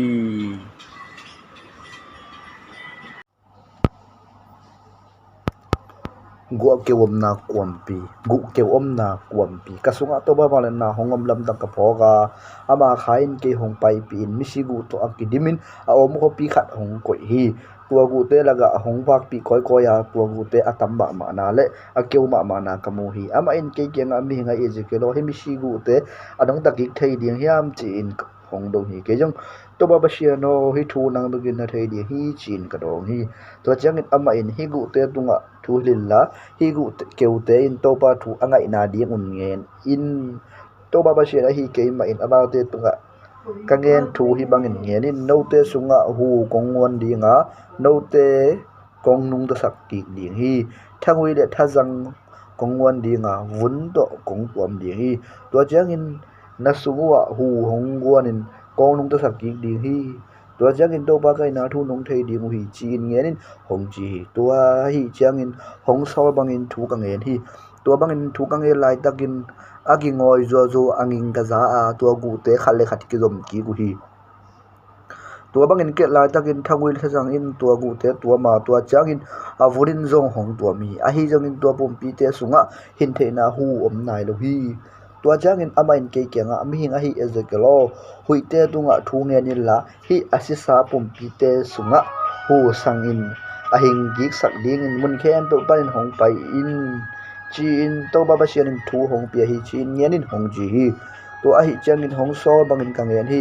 to pum pi te sunga hin the na hu hong lu da to chang in amau te hingin a khe un hong ding hi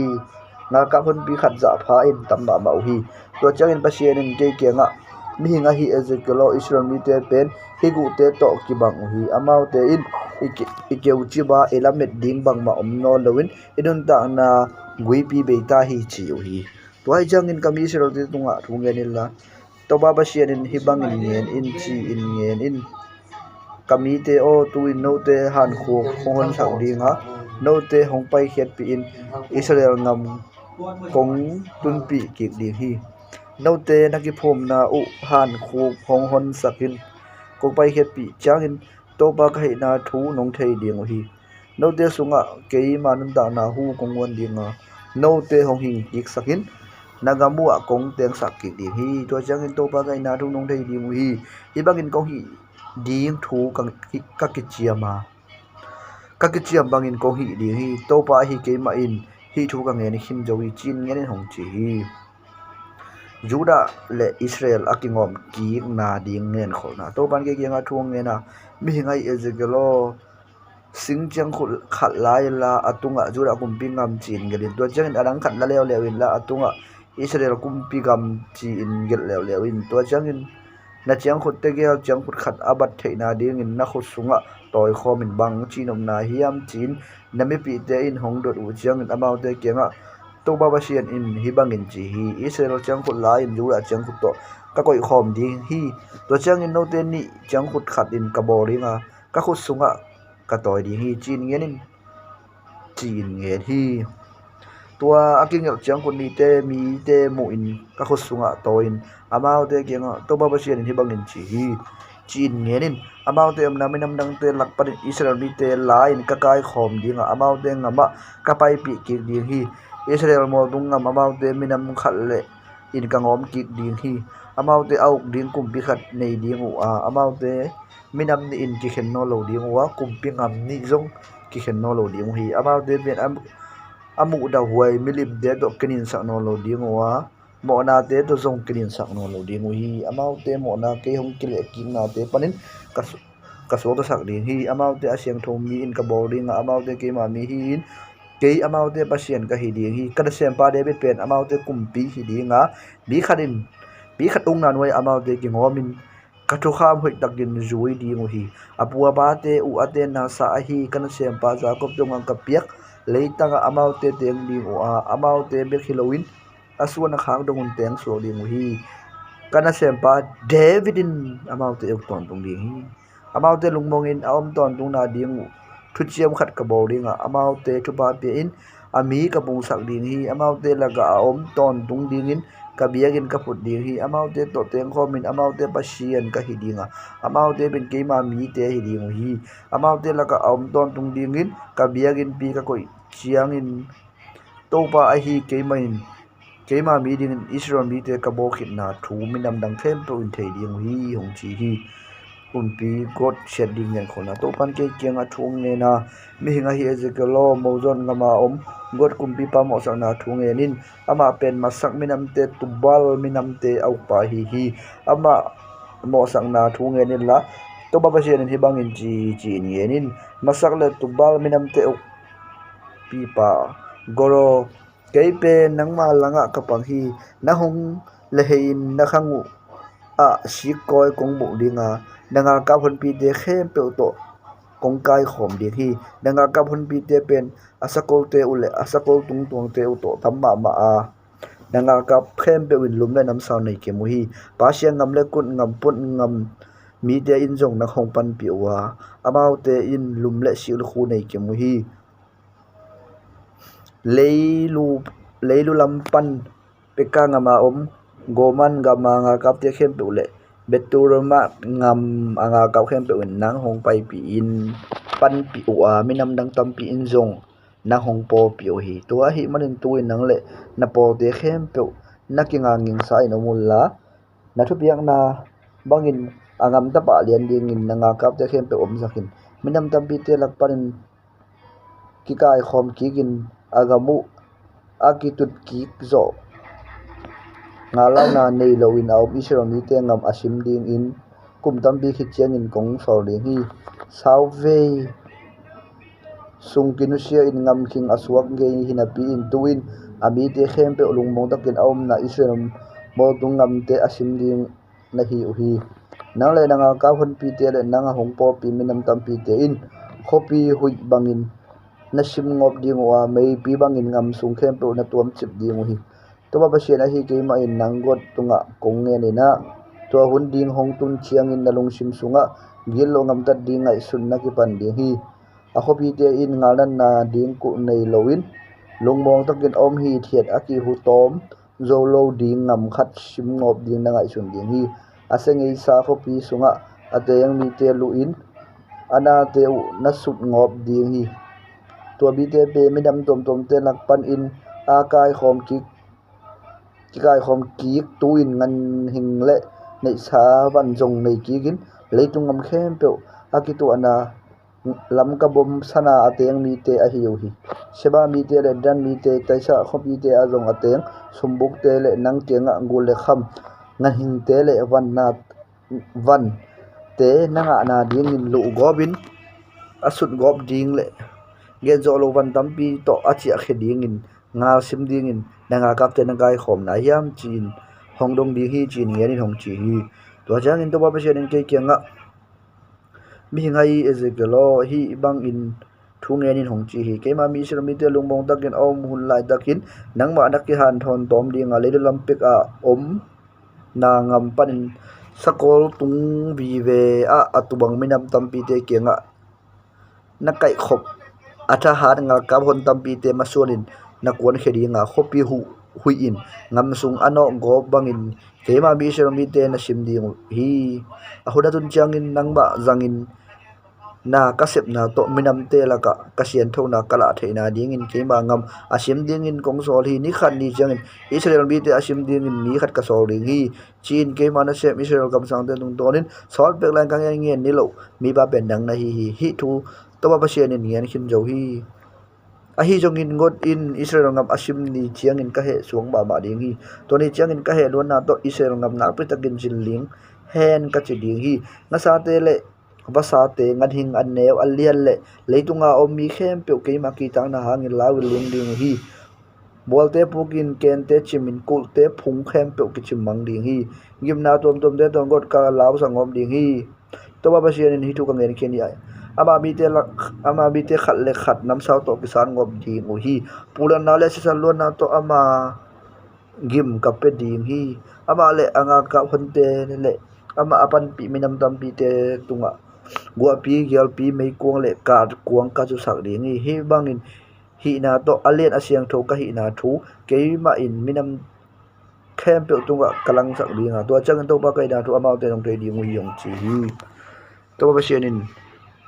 ke kyang a mi hai ezekelo god mo sang na thu nge den la to ba ba sian hi bangin chi hi chi ni enin masak le to ba minam te au pa god o ke be nang malang khara ka pang hi mual mun dang khat anang kong pai sak ding a le lam ngam pek panin Israel mo tung ngama khung tum pi ding hi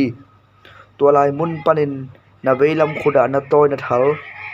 hong bet khia sakin na tak lam na toy na thal tang te zong kong bet khia sak ding hi nang le nangal kap hon te nang hong pan pi minam khem pe te pen Israel mo tung ngam a nasimang dingwa basa nam khem pe le ngam sa te in na sa hong ne ding hi to ba ba shi thu ka ngen khin ka hi man ngam laga na tuk zai ding hi kwa ma in nong kai sak lowin nuam takin mi te aom hi dian na magot ngam sung le tuiping ya ngam te ka hal ding a to chang in to ba kai na du mi khem pe hong thei ding hi ke ma mi Israel mi te lak a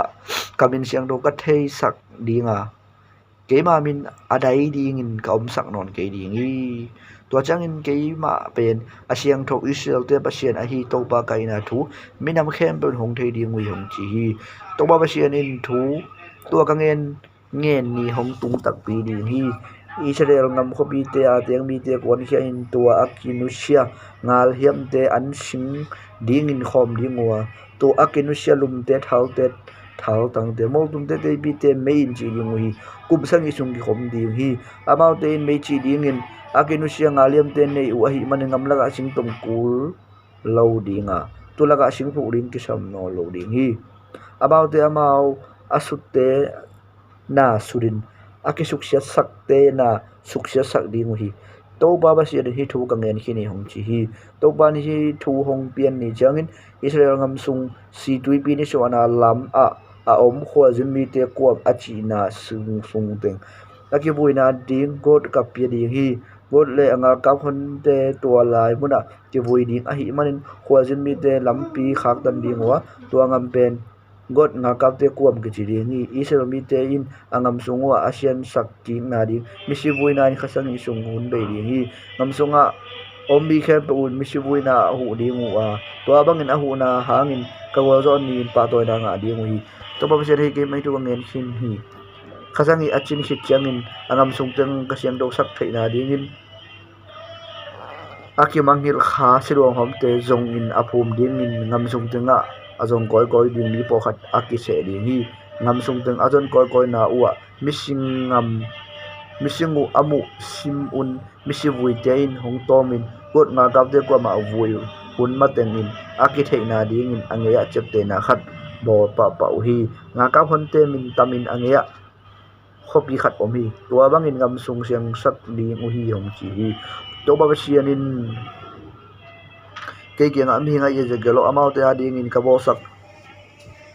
lepena sa ana ding in mun khem pe panin basa khem pe le nganing khem pe hong pai na ding un sam in Israel mo bunga ma po lian bi khat om ding a adu za un sa ne in si don ding hi tutal te tu no te kel te le bong tal thau te akingo bangin akingo a hi nga kap te sa te ne in leitung ngam uk te si te adon dingu a hi biang na ding in ngo bangin hi mi te ka ngo chiang in bas te le ngan hing te in anek zo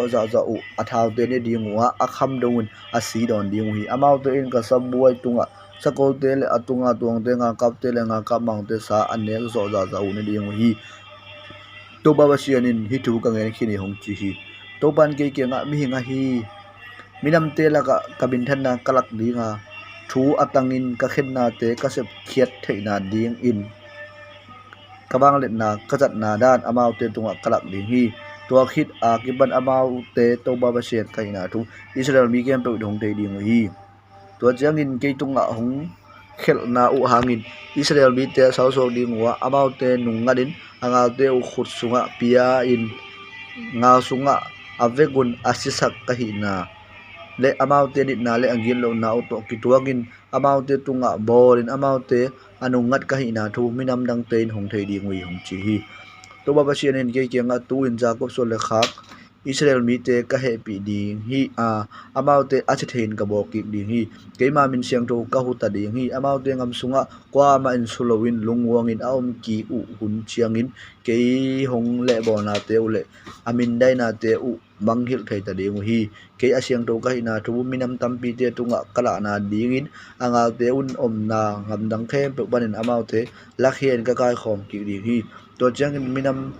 dang te khusunga salin amau te puagin to khichangin amau te kha jong si lo in kai hop gingin angam sunga katun pi kim na hangin amau te to ba sian kai na thu keima mi ten hong thei ding Israel mi te tunga kha ka sung dinga amau te kanungat non ke ding hi to ba sian in hi thu ka nge khin hong chi hi kam sang ban biagin amna Jerusalem ko pi akilak so akum som le lina kum sala hong pai pi zo akum som nin le nga na akhamasa anni som nin kasunga to ba bang na hongam lam tak ka po ka amain ke hong pai khet pi kamang sunga pasian in Israel ngama hong pai bia mo sang khatung a hong ko hi khopi khat to akibang in khat in hon pi bang khat kamaya kamuhi amain tua khopi na ya hong pai bia sumngo bangin ate mi te kamuhi tua mi ba in pi khaw khat le pi chiang khat to ya kong pi nge ya ading hi tua mi pan ke nga mi ngai ezekelo tua gong la ding na te namit to lim takin enin nabil to lim takin ngai la lim takin ngai sunin hilaya nang kong pai pi na pen hi thu hang ma hi namu na khem pe te Israel media tunga nang ngen ding hi hong chi hi kamu pen biagin na hi ya akim ko da kulom hi ami ba in pi som apa te na pi chiang la in akul ate hi ate chiang in pi som sa in pi som ma sang hi tua chiang in suana lama om kul kong pi le aba baya aka le aka tuin akhung atun chiang in kul to wang te kul kong wang te a pi som ma sa hi to ba na lam pi khat oma alam pi pang tuak ngalvil in dei aneu thum tuak om hi in dei neu te adung awai ki kima pi som ma hi in dei neu khat le khat ki kal bi get sa hi tuang gil ngalvil na in dei neu te ba na pi som ma asaw lam pi khat oma biagin pi lam amai gat in dei gol zo sung atung hi hi inde agol zo ate chiangin bisom li pa hi inde ben biakin tun na ding lampi top na hi a abiagil lam ne pe na kom pen pili asahi hi lampi pang atuak ngal vil na inde neute pen anga agol na kikima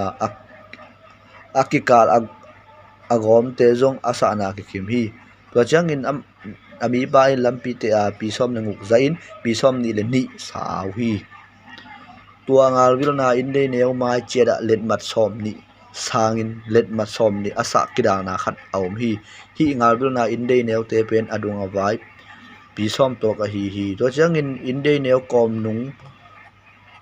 nung pan in lampi kan tanin agal sana inde neu kom nung dong te a pisom ni a hi inde nunung pen zoma biagin tual oma tual ate chiangin pisom thum le li a hi ku kong puwa panin inde nol nung kom puwa dong lampi sao na pisom gelali a hi inde neu kom apolam panga toilet neu oma inde ki kala kom tunga zong awang aneu hi lampi na lampang inde ki kala kom te tunga nisu kunglim ke bor hi to changin mi ba in kong pi to nen atuala hong pai pi atual polam kom tok somin inde som thum oma to inde te maya suang akipa lampi hi suang pha te atual kim koda oma tua hi apolama tual pen asung lama tual sang nem zo hi to changin asung lam tual lu na ding asang zo a kong bi khat hi ami ba in hi kong pi ni kika ate changin pi som khat som guk giat pi za khat som guk giat apa hi to changin mi ba in apolam tual pan a hi lelu lampang a kong pi lampi hong te hi tua bangin ate changin lampi pang to ka ngal vil na inde neu thum te kika la kom te le a inde go zo pen ni shuwa na kong pi a te ma bangin adung aba hi kim chiar hi tua kong pi lampi pen pi som yel li pha a pi som le ni zai hi a inde go zo a toilet te le ani shu ung alim te ki bol te pen ni shu na lam kong pi am te ma do ki bang in ki kim hi la ya zong kong pi lampi tun na ding in ka le dol sangi oma anol nunga om a inde go zo pen in atual lam mai gat hi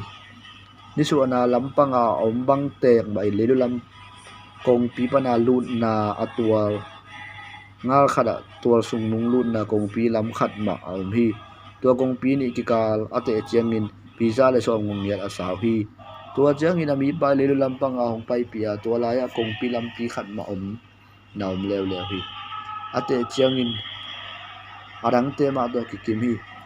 kong pi dang om te ma bangin hilaya zong in dei te in toilet nei u hi a kong pi lam pi pen pi som yat li sawin pi som le ni zai hi to kong pi lam tun na ding ka le chial sangi ma oba a in dei go zo pen anol nung ma a omin atual lam anga hi lampiom na lampang kom sung nung te tunga nisu kung lim ma ki boli hilaya zong tua sung nung pai na kong pi lampi khat ma hi ami pa in kong le kong kikal ate chiangin pizza le som ngong yet apa hi tua chiangin le to lam kong pi ton tual sung nunga hong pai hi alam pi ate chiangin adang te ma to ki kim hi angal vil na inde neu te a inde ngol zo le kom sung nung pen kong pi danga te ma dong ki bangi hi kong pi lama om inde neu te azong toilet alam pi som ngel li sawin pi som le ni zai hi a inde gol zo pen tual ponung lam anga hi lampi pang pu a kom te tunga nisu ung lim ki bola hi kong pi lampi tun na ding ka le chiang ngiat a hi đang tu rằng chu mo to chiang in nisu na lam kong pi to din a tual sung nunga hong pai pi hi alam pi ate chiang in arang te ma to ki kim hi angal vilna indei neute a indei ngolzo le akom sungnung te zong kongpi danga te ma to kikim hi akim ko da toilet te oma a indei ngolzo azong om hi alampi pisom gyal li sawa pisom leni zai hi a indei ngolzo pen atwa panung lam nga hi lampi pang tua ka om kom te tunga nisu kung lim ki bola hi kongpi lampi tunna ding ka le chial geromi to chiang in leilu lam kongpi lampi a hong pai pia ate chiang in adang te ma to ki bang hi adang te ma bangin hi zong ngalbil na indei neu kom sung lam tung ki zem te indei ngol zo pen le akim ko da toilet te an nei hi alampi pi som nghiat li sawa pi som li zai hi a indei gol zo pen atwal ponung lam nga hi lampi pang tua ka om kom te tunga nisu kung lim ki bola hi kong pi lampi tunna ding in ka le chial kiat om hi tua ponung sunga lampi to akim adin indei gol khat oma a indei pen atwal lam anga hi hilai muna biagin biakna in apum aha li mu kan hing luang te sil siang hi hi indei ngol sunga saboi li oma alang tua ka ni tua gin ki ko hi mi ha bia pe na apiang ding hi amo na le khel na ha nga biang na in piang ding ngan hin te a hi jumin hi saboi tunga go u hi indei polam lelulam kong pilu na pang tua ka zong saboi ni tua avekin saboi li ma omi to a hi manin indei sunga saboi di apua saboi di avek pin giat oma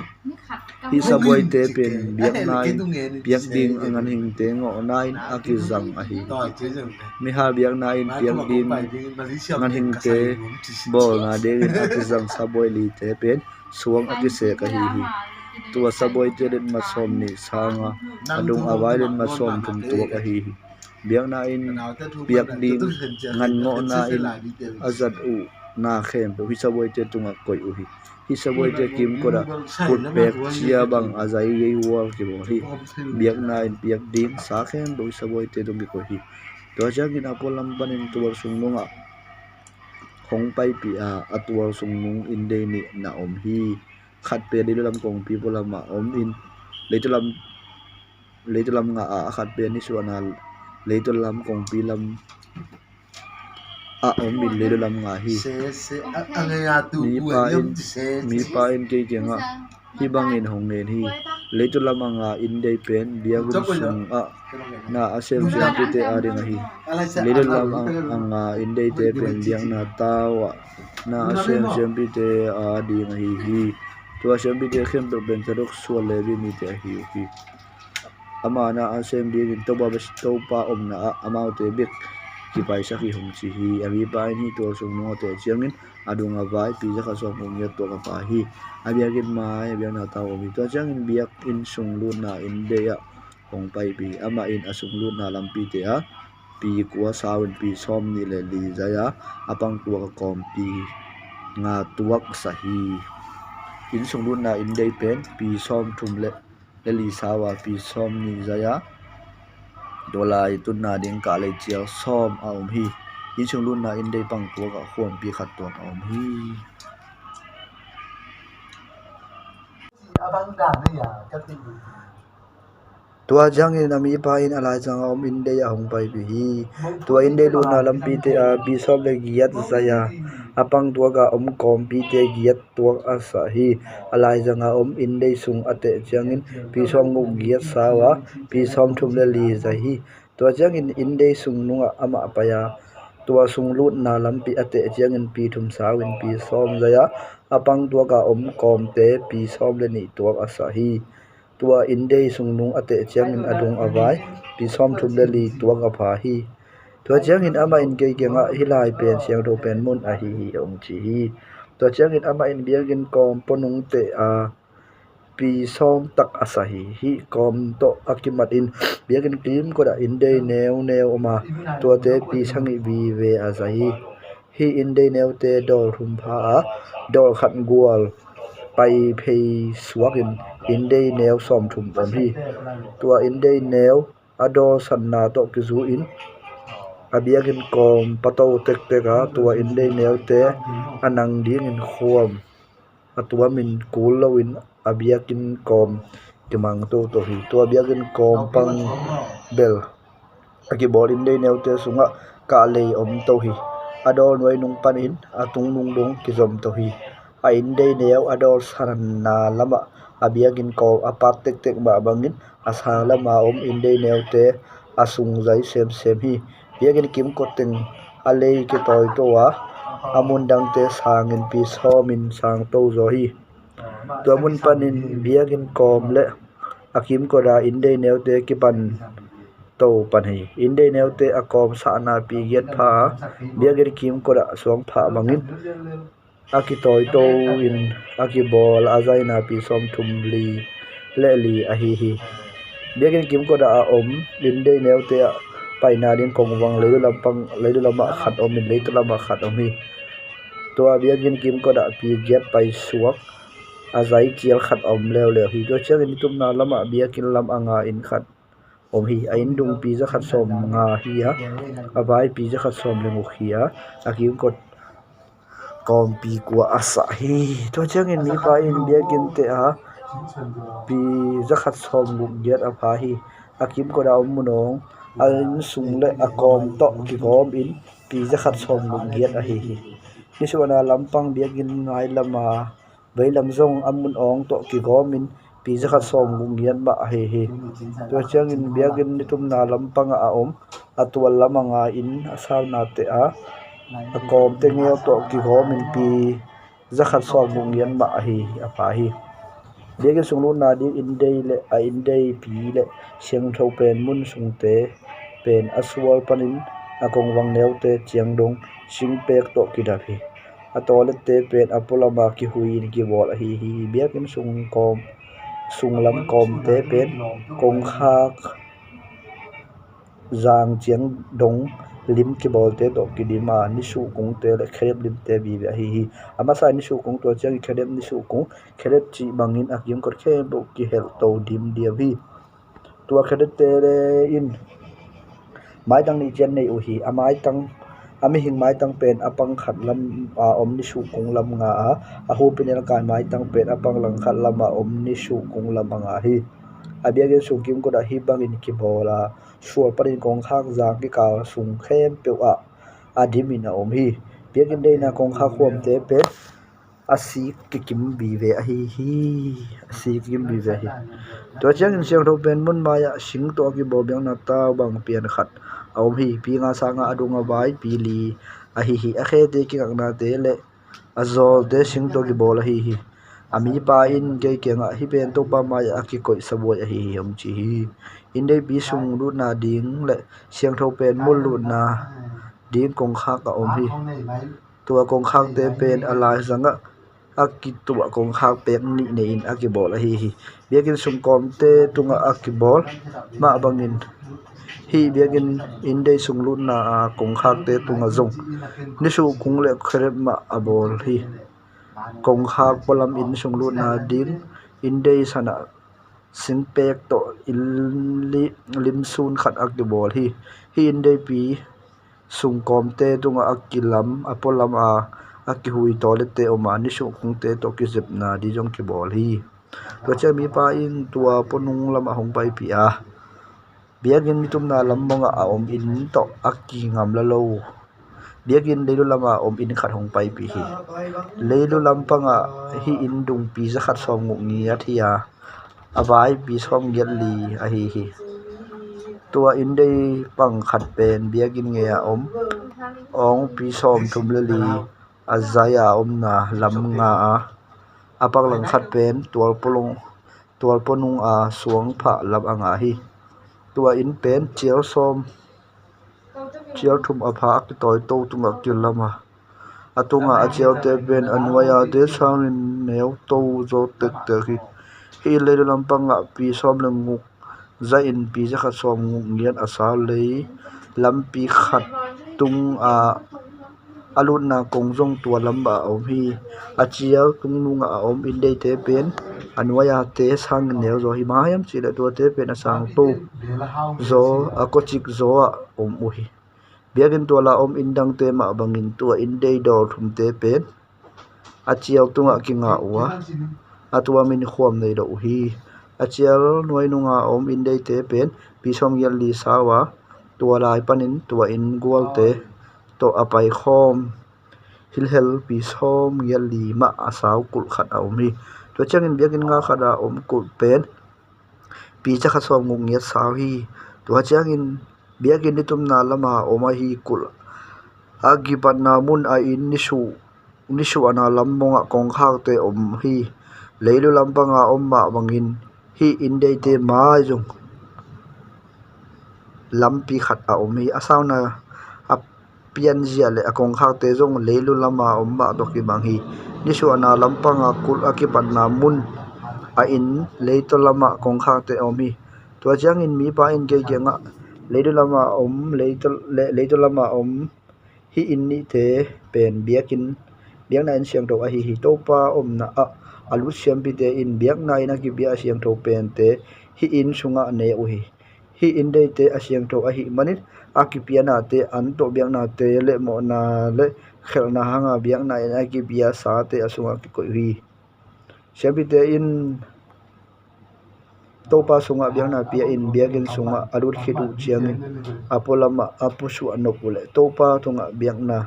apiak lai takun asit u puan te so in hi in dei sunga koi ding hi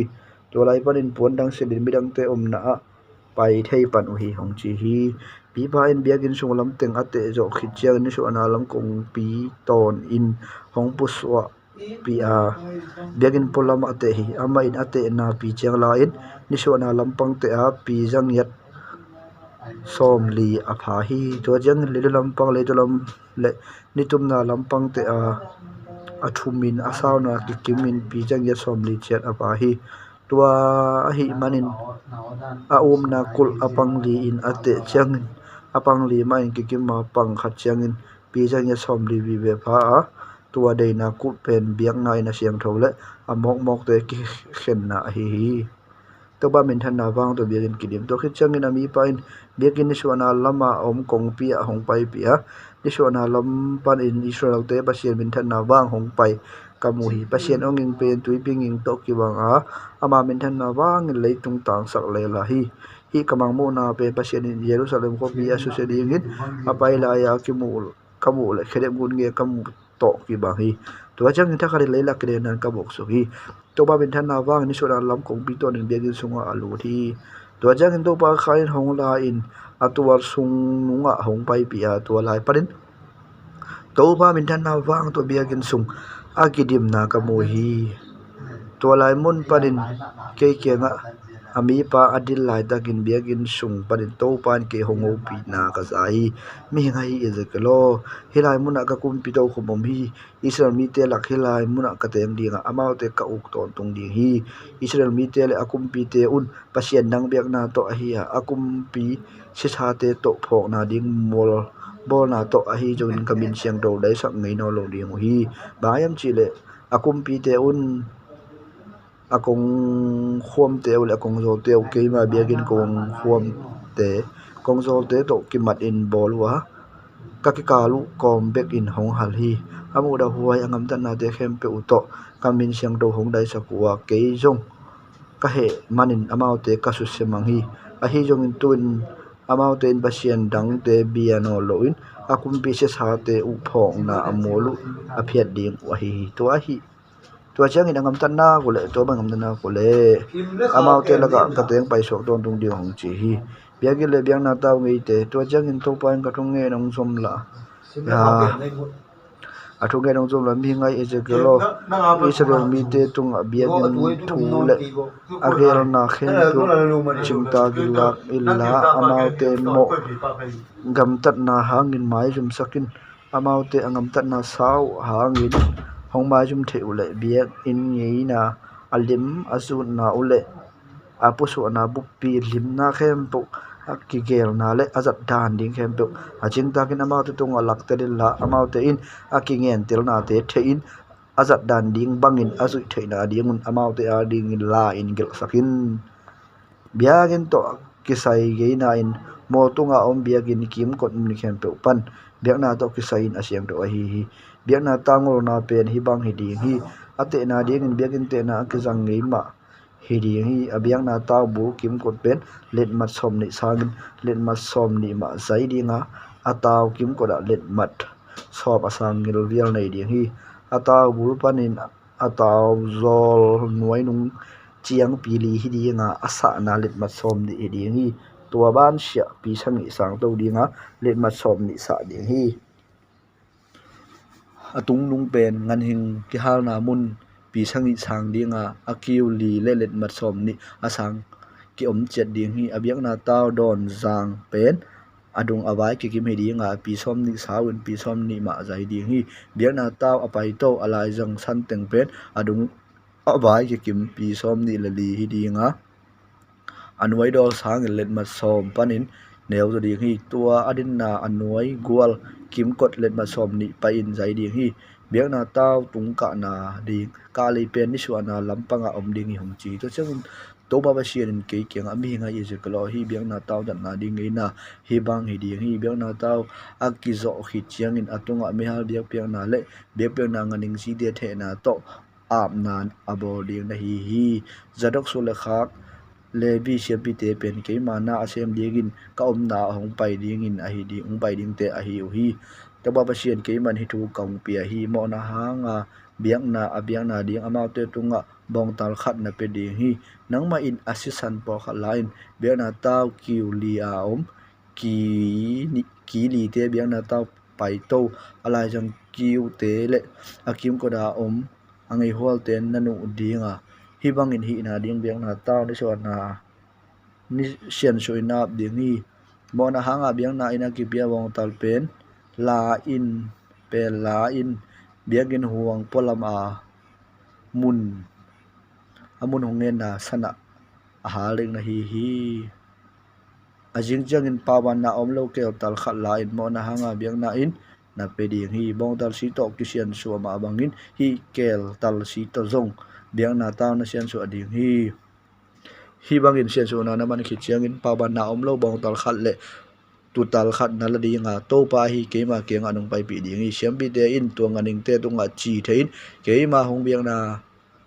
in tuangan hing te hal ding u hi mo na hangin biak biak na in nisangi sung nisimin pawan na om lo ke tal khat bang dal khat le tu tal khat ape ding na hi u hi siambi te in nisangi sung biak na ta ap na bolin zat thei ding in abai sain om sak ding u hi bangin nisangi sung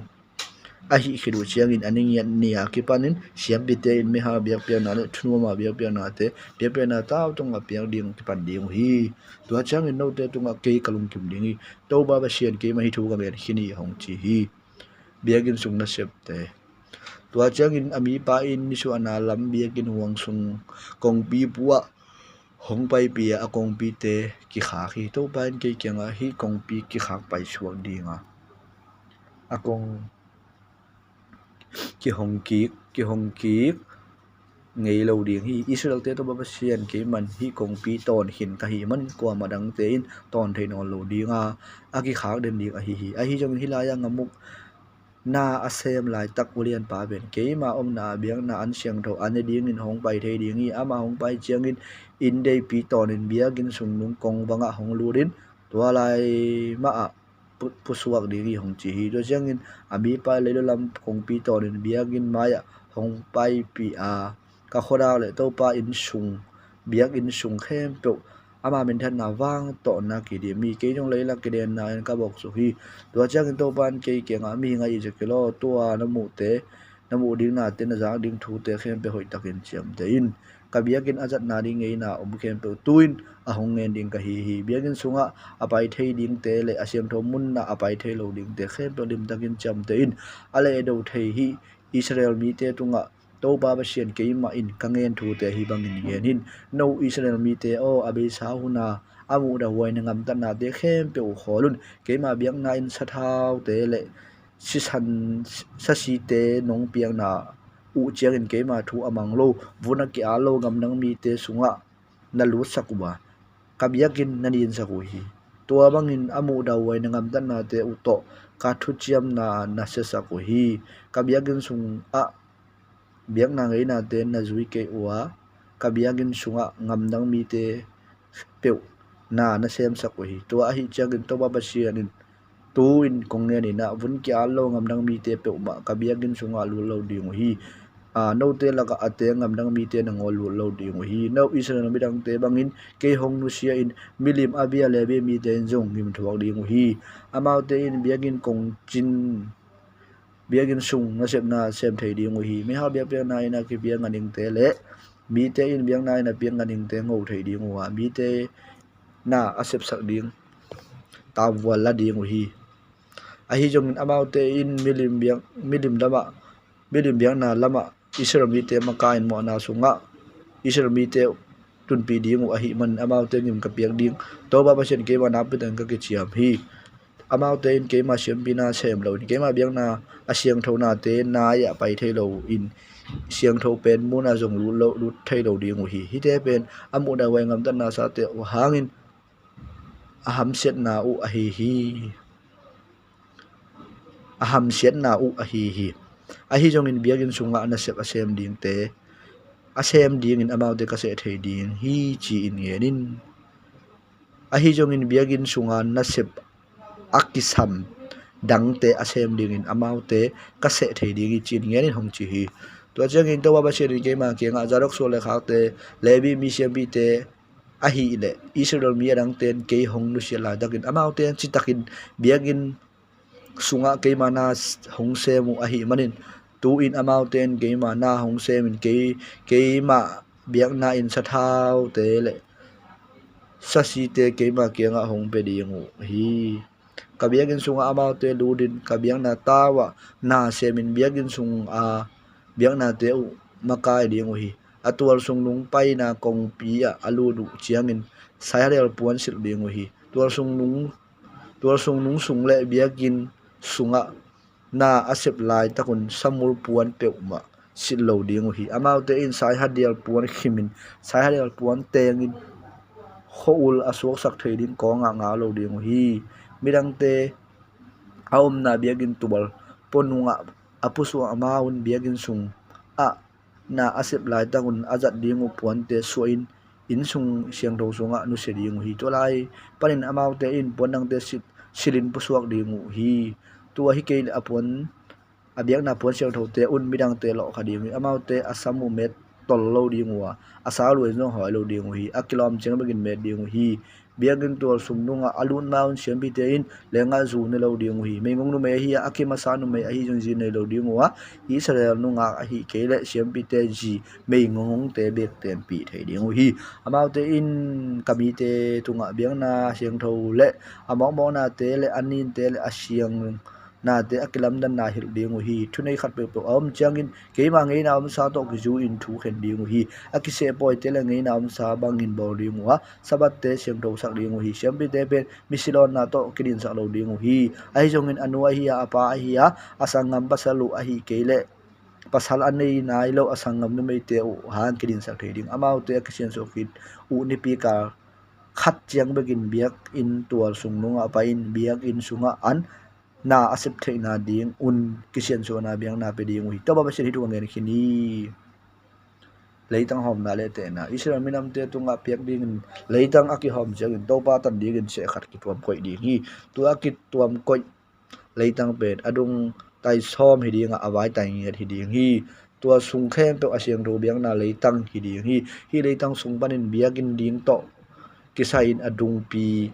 zagiat som li awai pi som giat li ma kisein pi jang giat som li ma kisein tua ba na akim kot pi som giat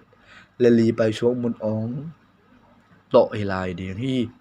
biak na leitang siang tho sung panin siang tho pen mun le biakin mun ding in asaw lam tai som azai lam tai li kise khe ding hi akise khia mun sung teng pen biak na leidang siang tho hi dinga topa biakin sung a na asem siambite a ding hi mun sung teng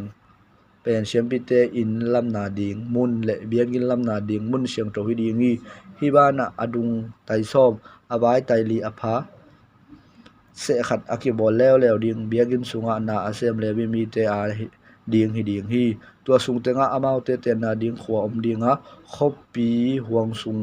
ding in adung tai som abai tai ni apha leitang khat ki se khe ding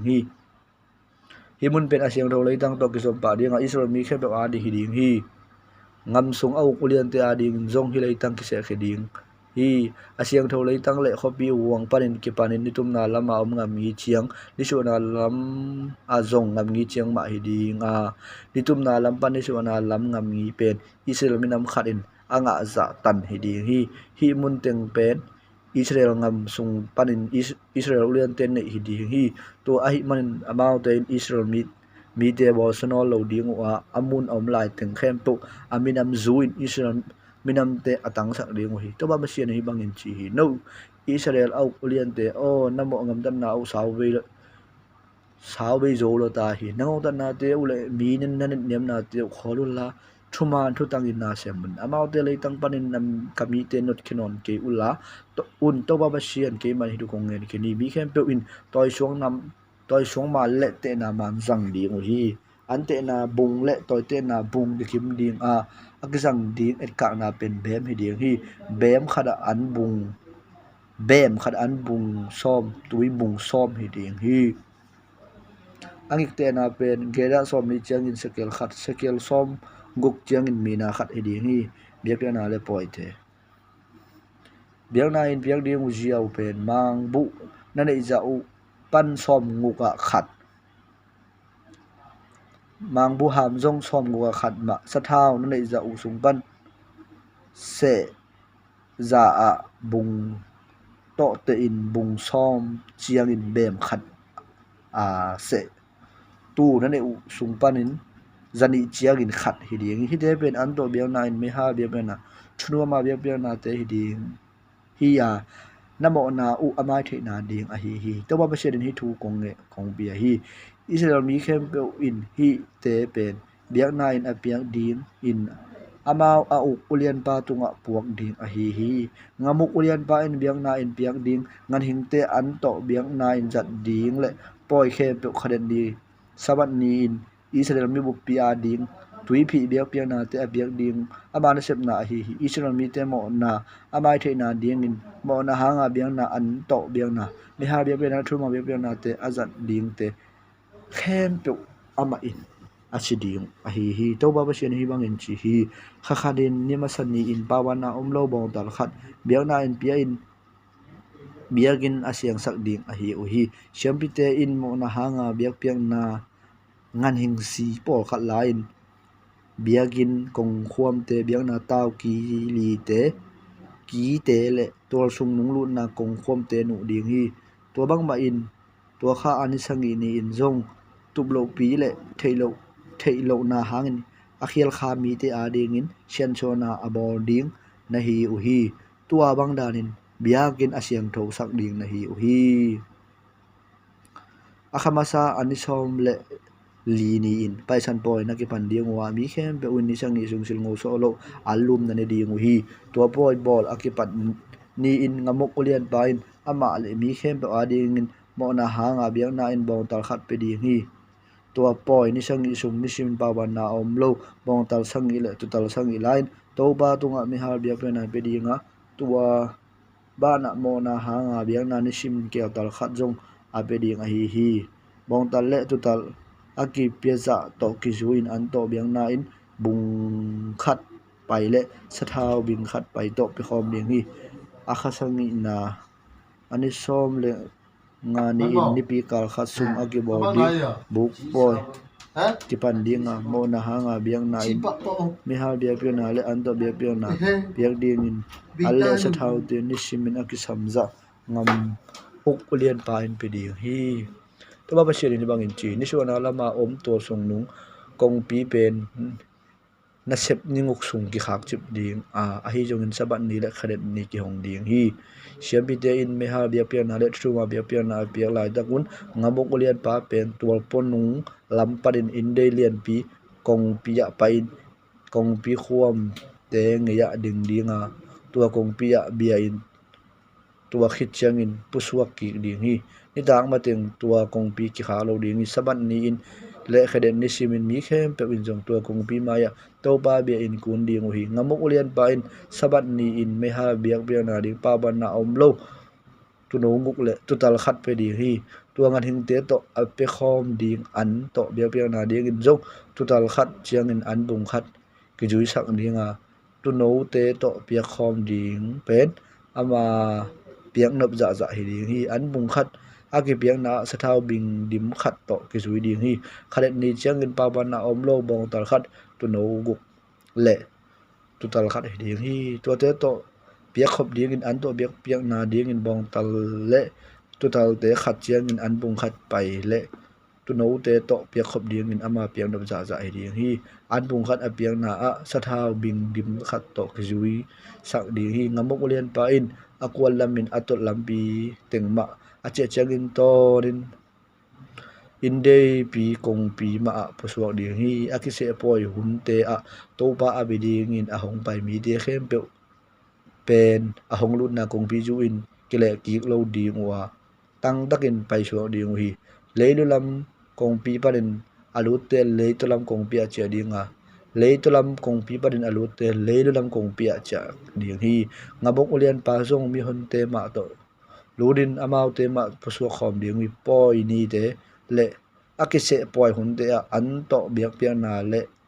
in piak ding pen bong tal a hi a tu tal a hi jongin khat chiang in an bung khat in zui dinga tu no te to piak khom ding te pen ami te piang nop za za hi ding hi an bung khat aki piak chiang in sathau bing dim khat in zui ding hi ngamuk ulian pa in ama ut thuin biak piak na mi ha biak pe na tho biak pe na a hi jongin khat pe pro a piak chiang in ama lut na ding ni su na lama om to sung nung kong pi ki hon sak ding hi ama in saban ni in biak piak na aki bol ma bangin ape ding hi ama aki che ki khit chiang in akong pi ki khak ding hi ngamuk ulian pa in mi ha biak pe na ina piang ding in pa ba na om lo kum khat apha tu no kha jing sang simin to pa tunga biak na in ape ding hi ben ni simin aki pe ding hi mangbu nel lo dim khat le ame khopi ding sa thau hai khat to an to biak biak na in jong ni simin pe ding hi me ha biak biak na ngei na pen akip pai sok ding a hi to bangin tu no mangbu nel le sa thau jing sang simin to pa tunga akip pengin nge ding a hi to ba ba se hi bangin chi hi ngamuk ulian pa in ama nei sa le tang mun khat pe pe atapa khat pe pe tunga apiak le tua leitang anga tapa in alu ngam in nei pai so di hi a hi jogin ngamuk ulian pa na ma na sem de khat pe pe tunga leitang apiak le so tang na ku batun changin to leitang pen apia ngam uk pa nei sa hi so ki di ba yam chi le to leitang pen ama nei sa hi ya ama le atapa te bekin nei pai so thai di mu hi ngamuk ulian pa mi dang te nei sa leitang lak sak ngei lo di hi ama tunga akipia leitang sung parin atapa te lak sakin bol se lo di hi atapa te khen ni khebek ding hi kami te leitang lak sakin bol se lo di chin ngerin hong chi hi to chang in ami pa in biakin tol sung nung le to lama am kong pi nge ya in dei te hong pai pi hi in dei pen siam pi te zat ti nga siang tho in dei te a hi ama in tua in dei te om na ni tum na lampang mong hong ko ka hi mun pe siam pi te in mo na le khel na hanga biak na in a ki pia sa te a huan mun le an to biak biak na te a em na ding mun a hi pen tual ponung a biak na sa le al te pai pi halloween tua a siang tho na te to tual ponunga ommi te alo sakha lo na ding a hi hong chi to changin tual ponunga hong pusuak pia atual kiu li te hong lakhi tua tual kiu li ke kiwa tual no khat chiat na oma tua no te pen pi song ngong ngiat sao in pi som li ngiat zaya avek win angol na ki ni tua tual no li te na kom ding in suang ke chiang chena tua a kom te belin mấy khu nóm hi mi pa in hi te pen mi te in biang na in apiak sa te biakin sung na sem te in a huan na an buk a hi hong chi hi som li le gu biakin pana luang dam na tui tua chang in biakin lut na kong kha ka hong pai pi ki hi biakin kong khak sang kim noi panin tui luanga biakin ngat na ni suwa na lama luang sukin biang na ta le to lampang ton sukhi tua chang in ami pai le lu lam kong pi ton in hong pu suwa pi hi ni suwa na lam kong pi polama hong pai pi hi le to lam kul kong pia atui hong luang khia hi ami pa in ate na pi chang toin atui luan na ni su na lam pi tu khat janguk som nge chang dong te suka atui ke hong ngap tan sakhi atui pen siang mi chang bek thu hi to chang in pi zakhat pi tu khat janguk som ngiat te su le to chang atui hong ngap tan saka ka khuk chang tum hi tua chiang in pi tu khat janguk som nget chang te su le atui hong ngap tan saka ka kong che hong tu mi tua chiang in pi tu khat janguk som nget ma te su le a atui thu lota hi manin ki ngap jo non ke hi thu lota a hi manin atui ipek lo buak a ki kan tan jo ding hi lo hi tua chiang in amai mi a je ke lo hi te khem pe hoi dakin cham te nong chi tua chiang in ami pa in tuangun ngei ma a hong pai pi ki ga tua lai mun katun chiang in angul lang ni tuak a singkung tampi dak apo kamu hi amain ke kianga hi tui pen ni su ana lam mano in ngam sung no kin zoran kwama luang sukin si tui pi sunga tui tung hi si tui pi atun changin hi tui pen tui siang so sak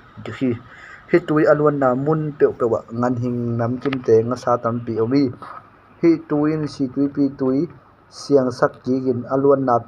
pewa nun ta na om sak ki ding hi egeri khwa panin egen liam khwa chang dong tui pi dunga nga sa te dingin omin tua dunga ange nu zalin pho keu ding hi meri tanen tui pi tunga nga sa om za ma bangin nga sa nam tam pi om ding hi a hi jongin tui pi dunga om nong lakte le bol te a om tui te siang lo ding a chi khuk ding in atua chi ma in om lai ding hi gun pang tua ka anga anek ding in singkung nam khem pe po ding hi ate te pu ngei lo ding anga zong kiloi ngei lo ding hi biakin parin alwang khia tuinga dingu a hi manin khasimin ate aga thak ton dung ding hi aga thak nga ton dung ding hi asinga te an ding hi ringa ate de jatuin gi jang ding hi hong chi hi ngam ngi te le leitang hom na tua chang in to ba pa chen in ke chianga islaminam som nei te ngam ding in leitang hom ding agam ngi ding chiang hi ding hi joseph minam te a ding aga za ni hi ding hi ngam apu pa te utan ding in kapiang na ding thu amau te tunga thu pi takin ka ke chiam jo hi to a hi manin tuin no te laka akikim dim in homun lelulam ngam ngi pen be jane tui pi pan in ki pan in hetra khopia hamat khwalu na a zedet khopia tua pan in betura le sebeda khopi te a hi khwate pe damaska khwa ngam sung le hamat kumpi ngam ki kala omi tua pan in hajra khopi haran kumpi ngam ngi a om hi ding hi lelulam ngam ngi pen be jane tui pi a ki pan in ni suana lam mano in ham damaskal hamman ngamnia om hazran khopi chiam hi ding hi nisora lam ngam ngi pen damaskal hauran ngam ki tu ana pan hong ki pan su hi zoran ngun tu zui suka zoran nguni tum na lam ting israel ngam hi nisora lam pang ting giret ngam hi a tua panin si tui pi ki mang sukin tama khopi chiang hi suk ding hi leitulam ngam ngi pen tama khopi pan in hong ki panin meri bo karat bual rong hong no hin tua panin sak nitum na lam mano in egypt ngam ngi zui do win beri den tui pi sun ding hi nitum na lam ngam ngi pen beri den tui pi hito win hamat kholut na to akitang chiang hi to ding hi tua hi chiang in hi ngam sung teng no Israel minam te laga homun no te ading in nei kip ton tung dingu hi ngam hi ding hi leitang na hom u chiang in no te laga hong te ngin ta anei khin za minam dang te jong no te ma bangin tan na pe ding hi kamau te pe Israel minam te tak tak te ma bangin nangai sun ding wa Israel minam dang te ma bangin leitang hom na ai sok thai ding u hi no te laga ateng ngam dang mi te amau te na minam te to kit leitang a hom ding wi to ba sian hi tung ngen khin hi leilu lam ngam ngi pen medina dwi pan in ki panin hatron khopi a hamat khopi lun na a tua panin damaska le hamat ngam ngi ki to na la sana om hazaral khopi chiang sun ding hi minam khat in leitang khen khat chian nga ding wa aki kala ngam ngi te pen ngam bup minam te ngam ngi panin ngam bup mitum na lam ngam ngi chiang hi ding a leilu lam pa ki hom bu akipan suk ding hi leilu lam ahung nung pe na dan minam te azoma asa minam te azoma natali minam te azoma marsel minam te azoma fm minam te azoma rebe minam te azoma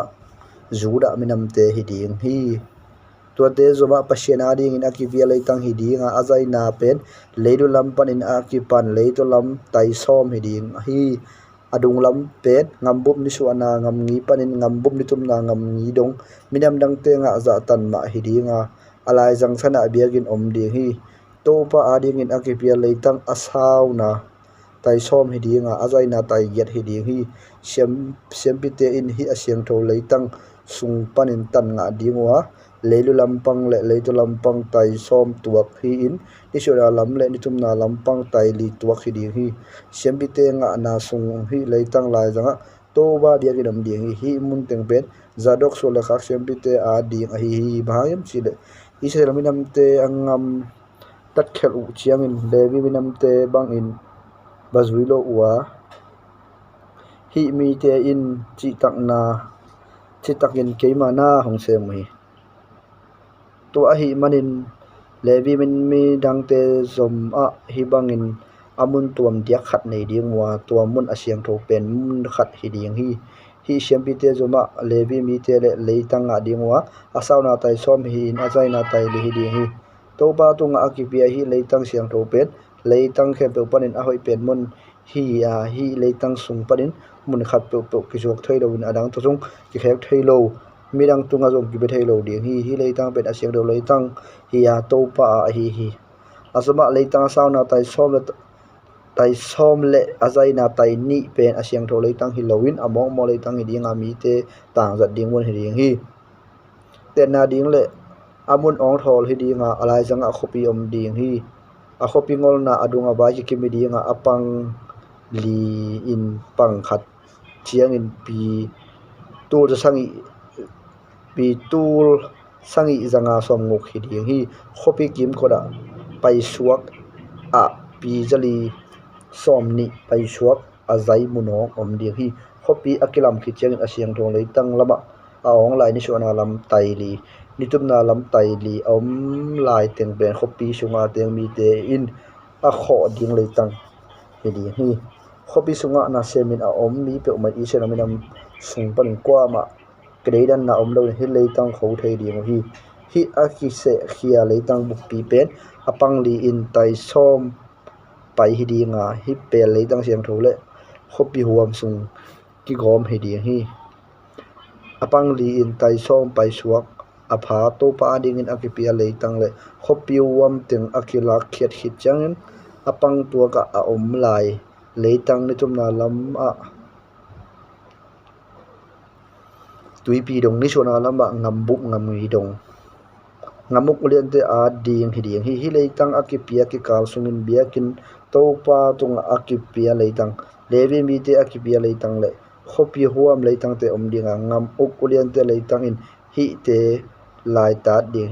hi ngam uk ulian te leitang pen leidu lam a zuda minam te leito lama benjaminam te ki kala om ding hi leitang panin leito lama isramina om lai te in leitang nga ding wo ki kala ngam ngi pen ngam bum ni sona ngam ngi pan ngam bum to ngam ngi hi dinga leidu lam pan in a hom u a ki pan suk ding hi leidu lam a ki khung nung pe na anga ading Benjamin minamte azoma Shimon minamte azoma Asaka minamte azoma Zebulan minamte azoma gat minamte hiding hi leito lampana in gat minamte kipia leitang buba ngambuk ngam ni dinga tama kopi pan in kipanin Mary Boret buano ding a tua panin saknutum na lamano in Egypt te ngam ngi zui dinga meden tuipi a top ding hi tua kangen bangin isina minamte in akhangin alu asuk ding leitang ding in amaute tung akipe ding leitang a hi to ba sin hi thu kung ngen khin hi ku kong pia le khopi min a khopi sungalu na ding ku kong pi om hi a khopi kul pang li te pang khachian pi tul sangi zanga som nguk saw hi apang khada ku kong pi thum chiat oma israminam te khat chiat tam hi leidu lampanga om ku kong pi thum te in reben jula le levi tam hi nisona lampanga om Joseph minamte dan minamte le leidu lam ngampa om Shimon Asika Zebulan tam hi nitumna lampanga om gat asa netali tam hi khopye kim ko da saw na pi tur som thum jani som li pa a tua ki pan hi khopi min pen hilaya to pa om hi ki chidi ngi hong chi hi